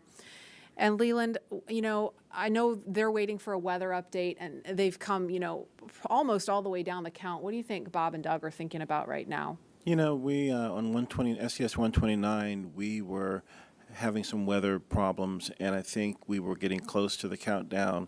And then it seemed like the sky just cleared up right above our heads. We saw it and we knew where we were going. And, you know, we always know that, you know, you can have any types of delays, fuel, prop delays, all kinds of things that can happen. But we've trained over and over and over again for these types of scenarios. And so, you know, we want to be safe. We want to be safe for our families. And we'll, you know, do this another day if it doesn't work with the weather. I love that John I always says weather. It's that thing that everybody talks about, but no one can do anything about it. I know. And it is this interesting thing of just, you know, succumbing to Right. to Mother Earth. She's going to tell us if we can go or not today. Right. Yeah. Well, if it happens, I mean, look at it this way. Bob and Doug got one really great rehearsal in, right? It's always best to practice and practice and practice, yes. So again, we're less than 2 minutes now from that weather. I'm going to go ahead and update restart my that, is gonna computer. go I know it's a directly really to shitty Bob time and to Doug, do and we it, will but quiet down so we I can got to listen do in it. for that, because I know we can't wait to find out what that is. And those of you watching that have been following along, we are eagerly awaiting to hear whether the weather is going to be a showstopper today.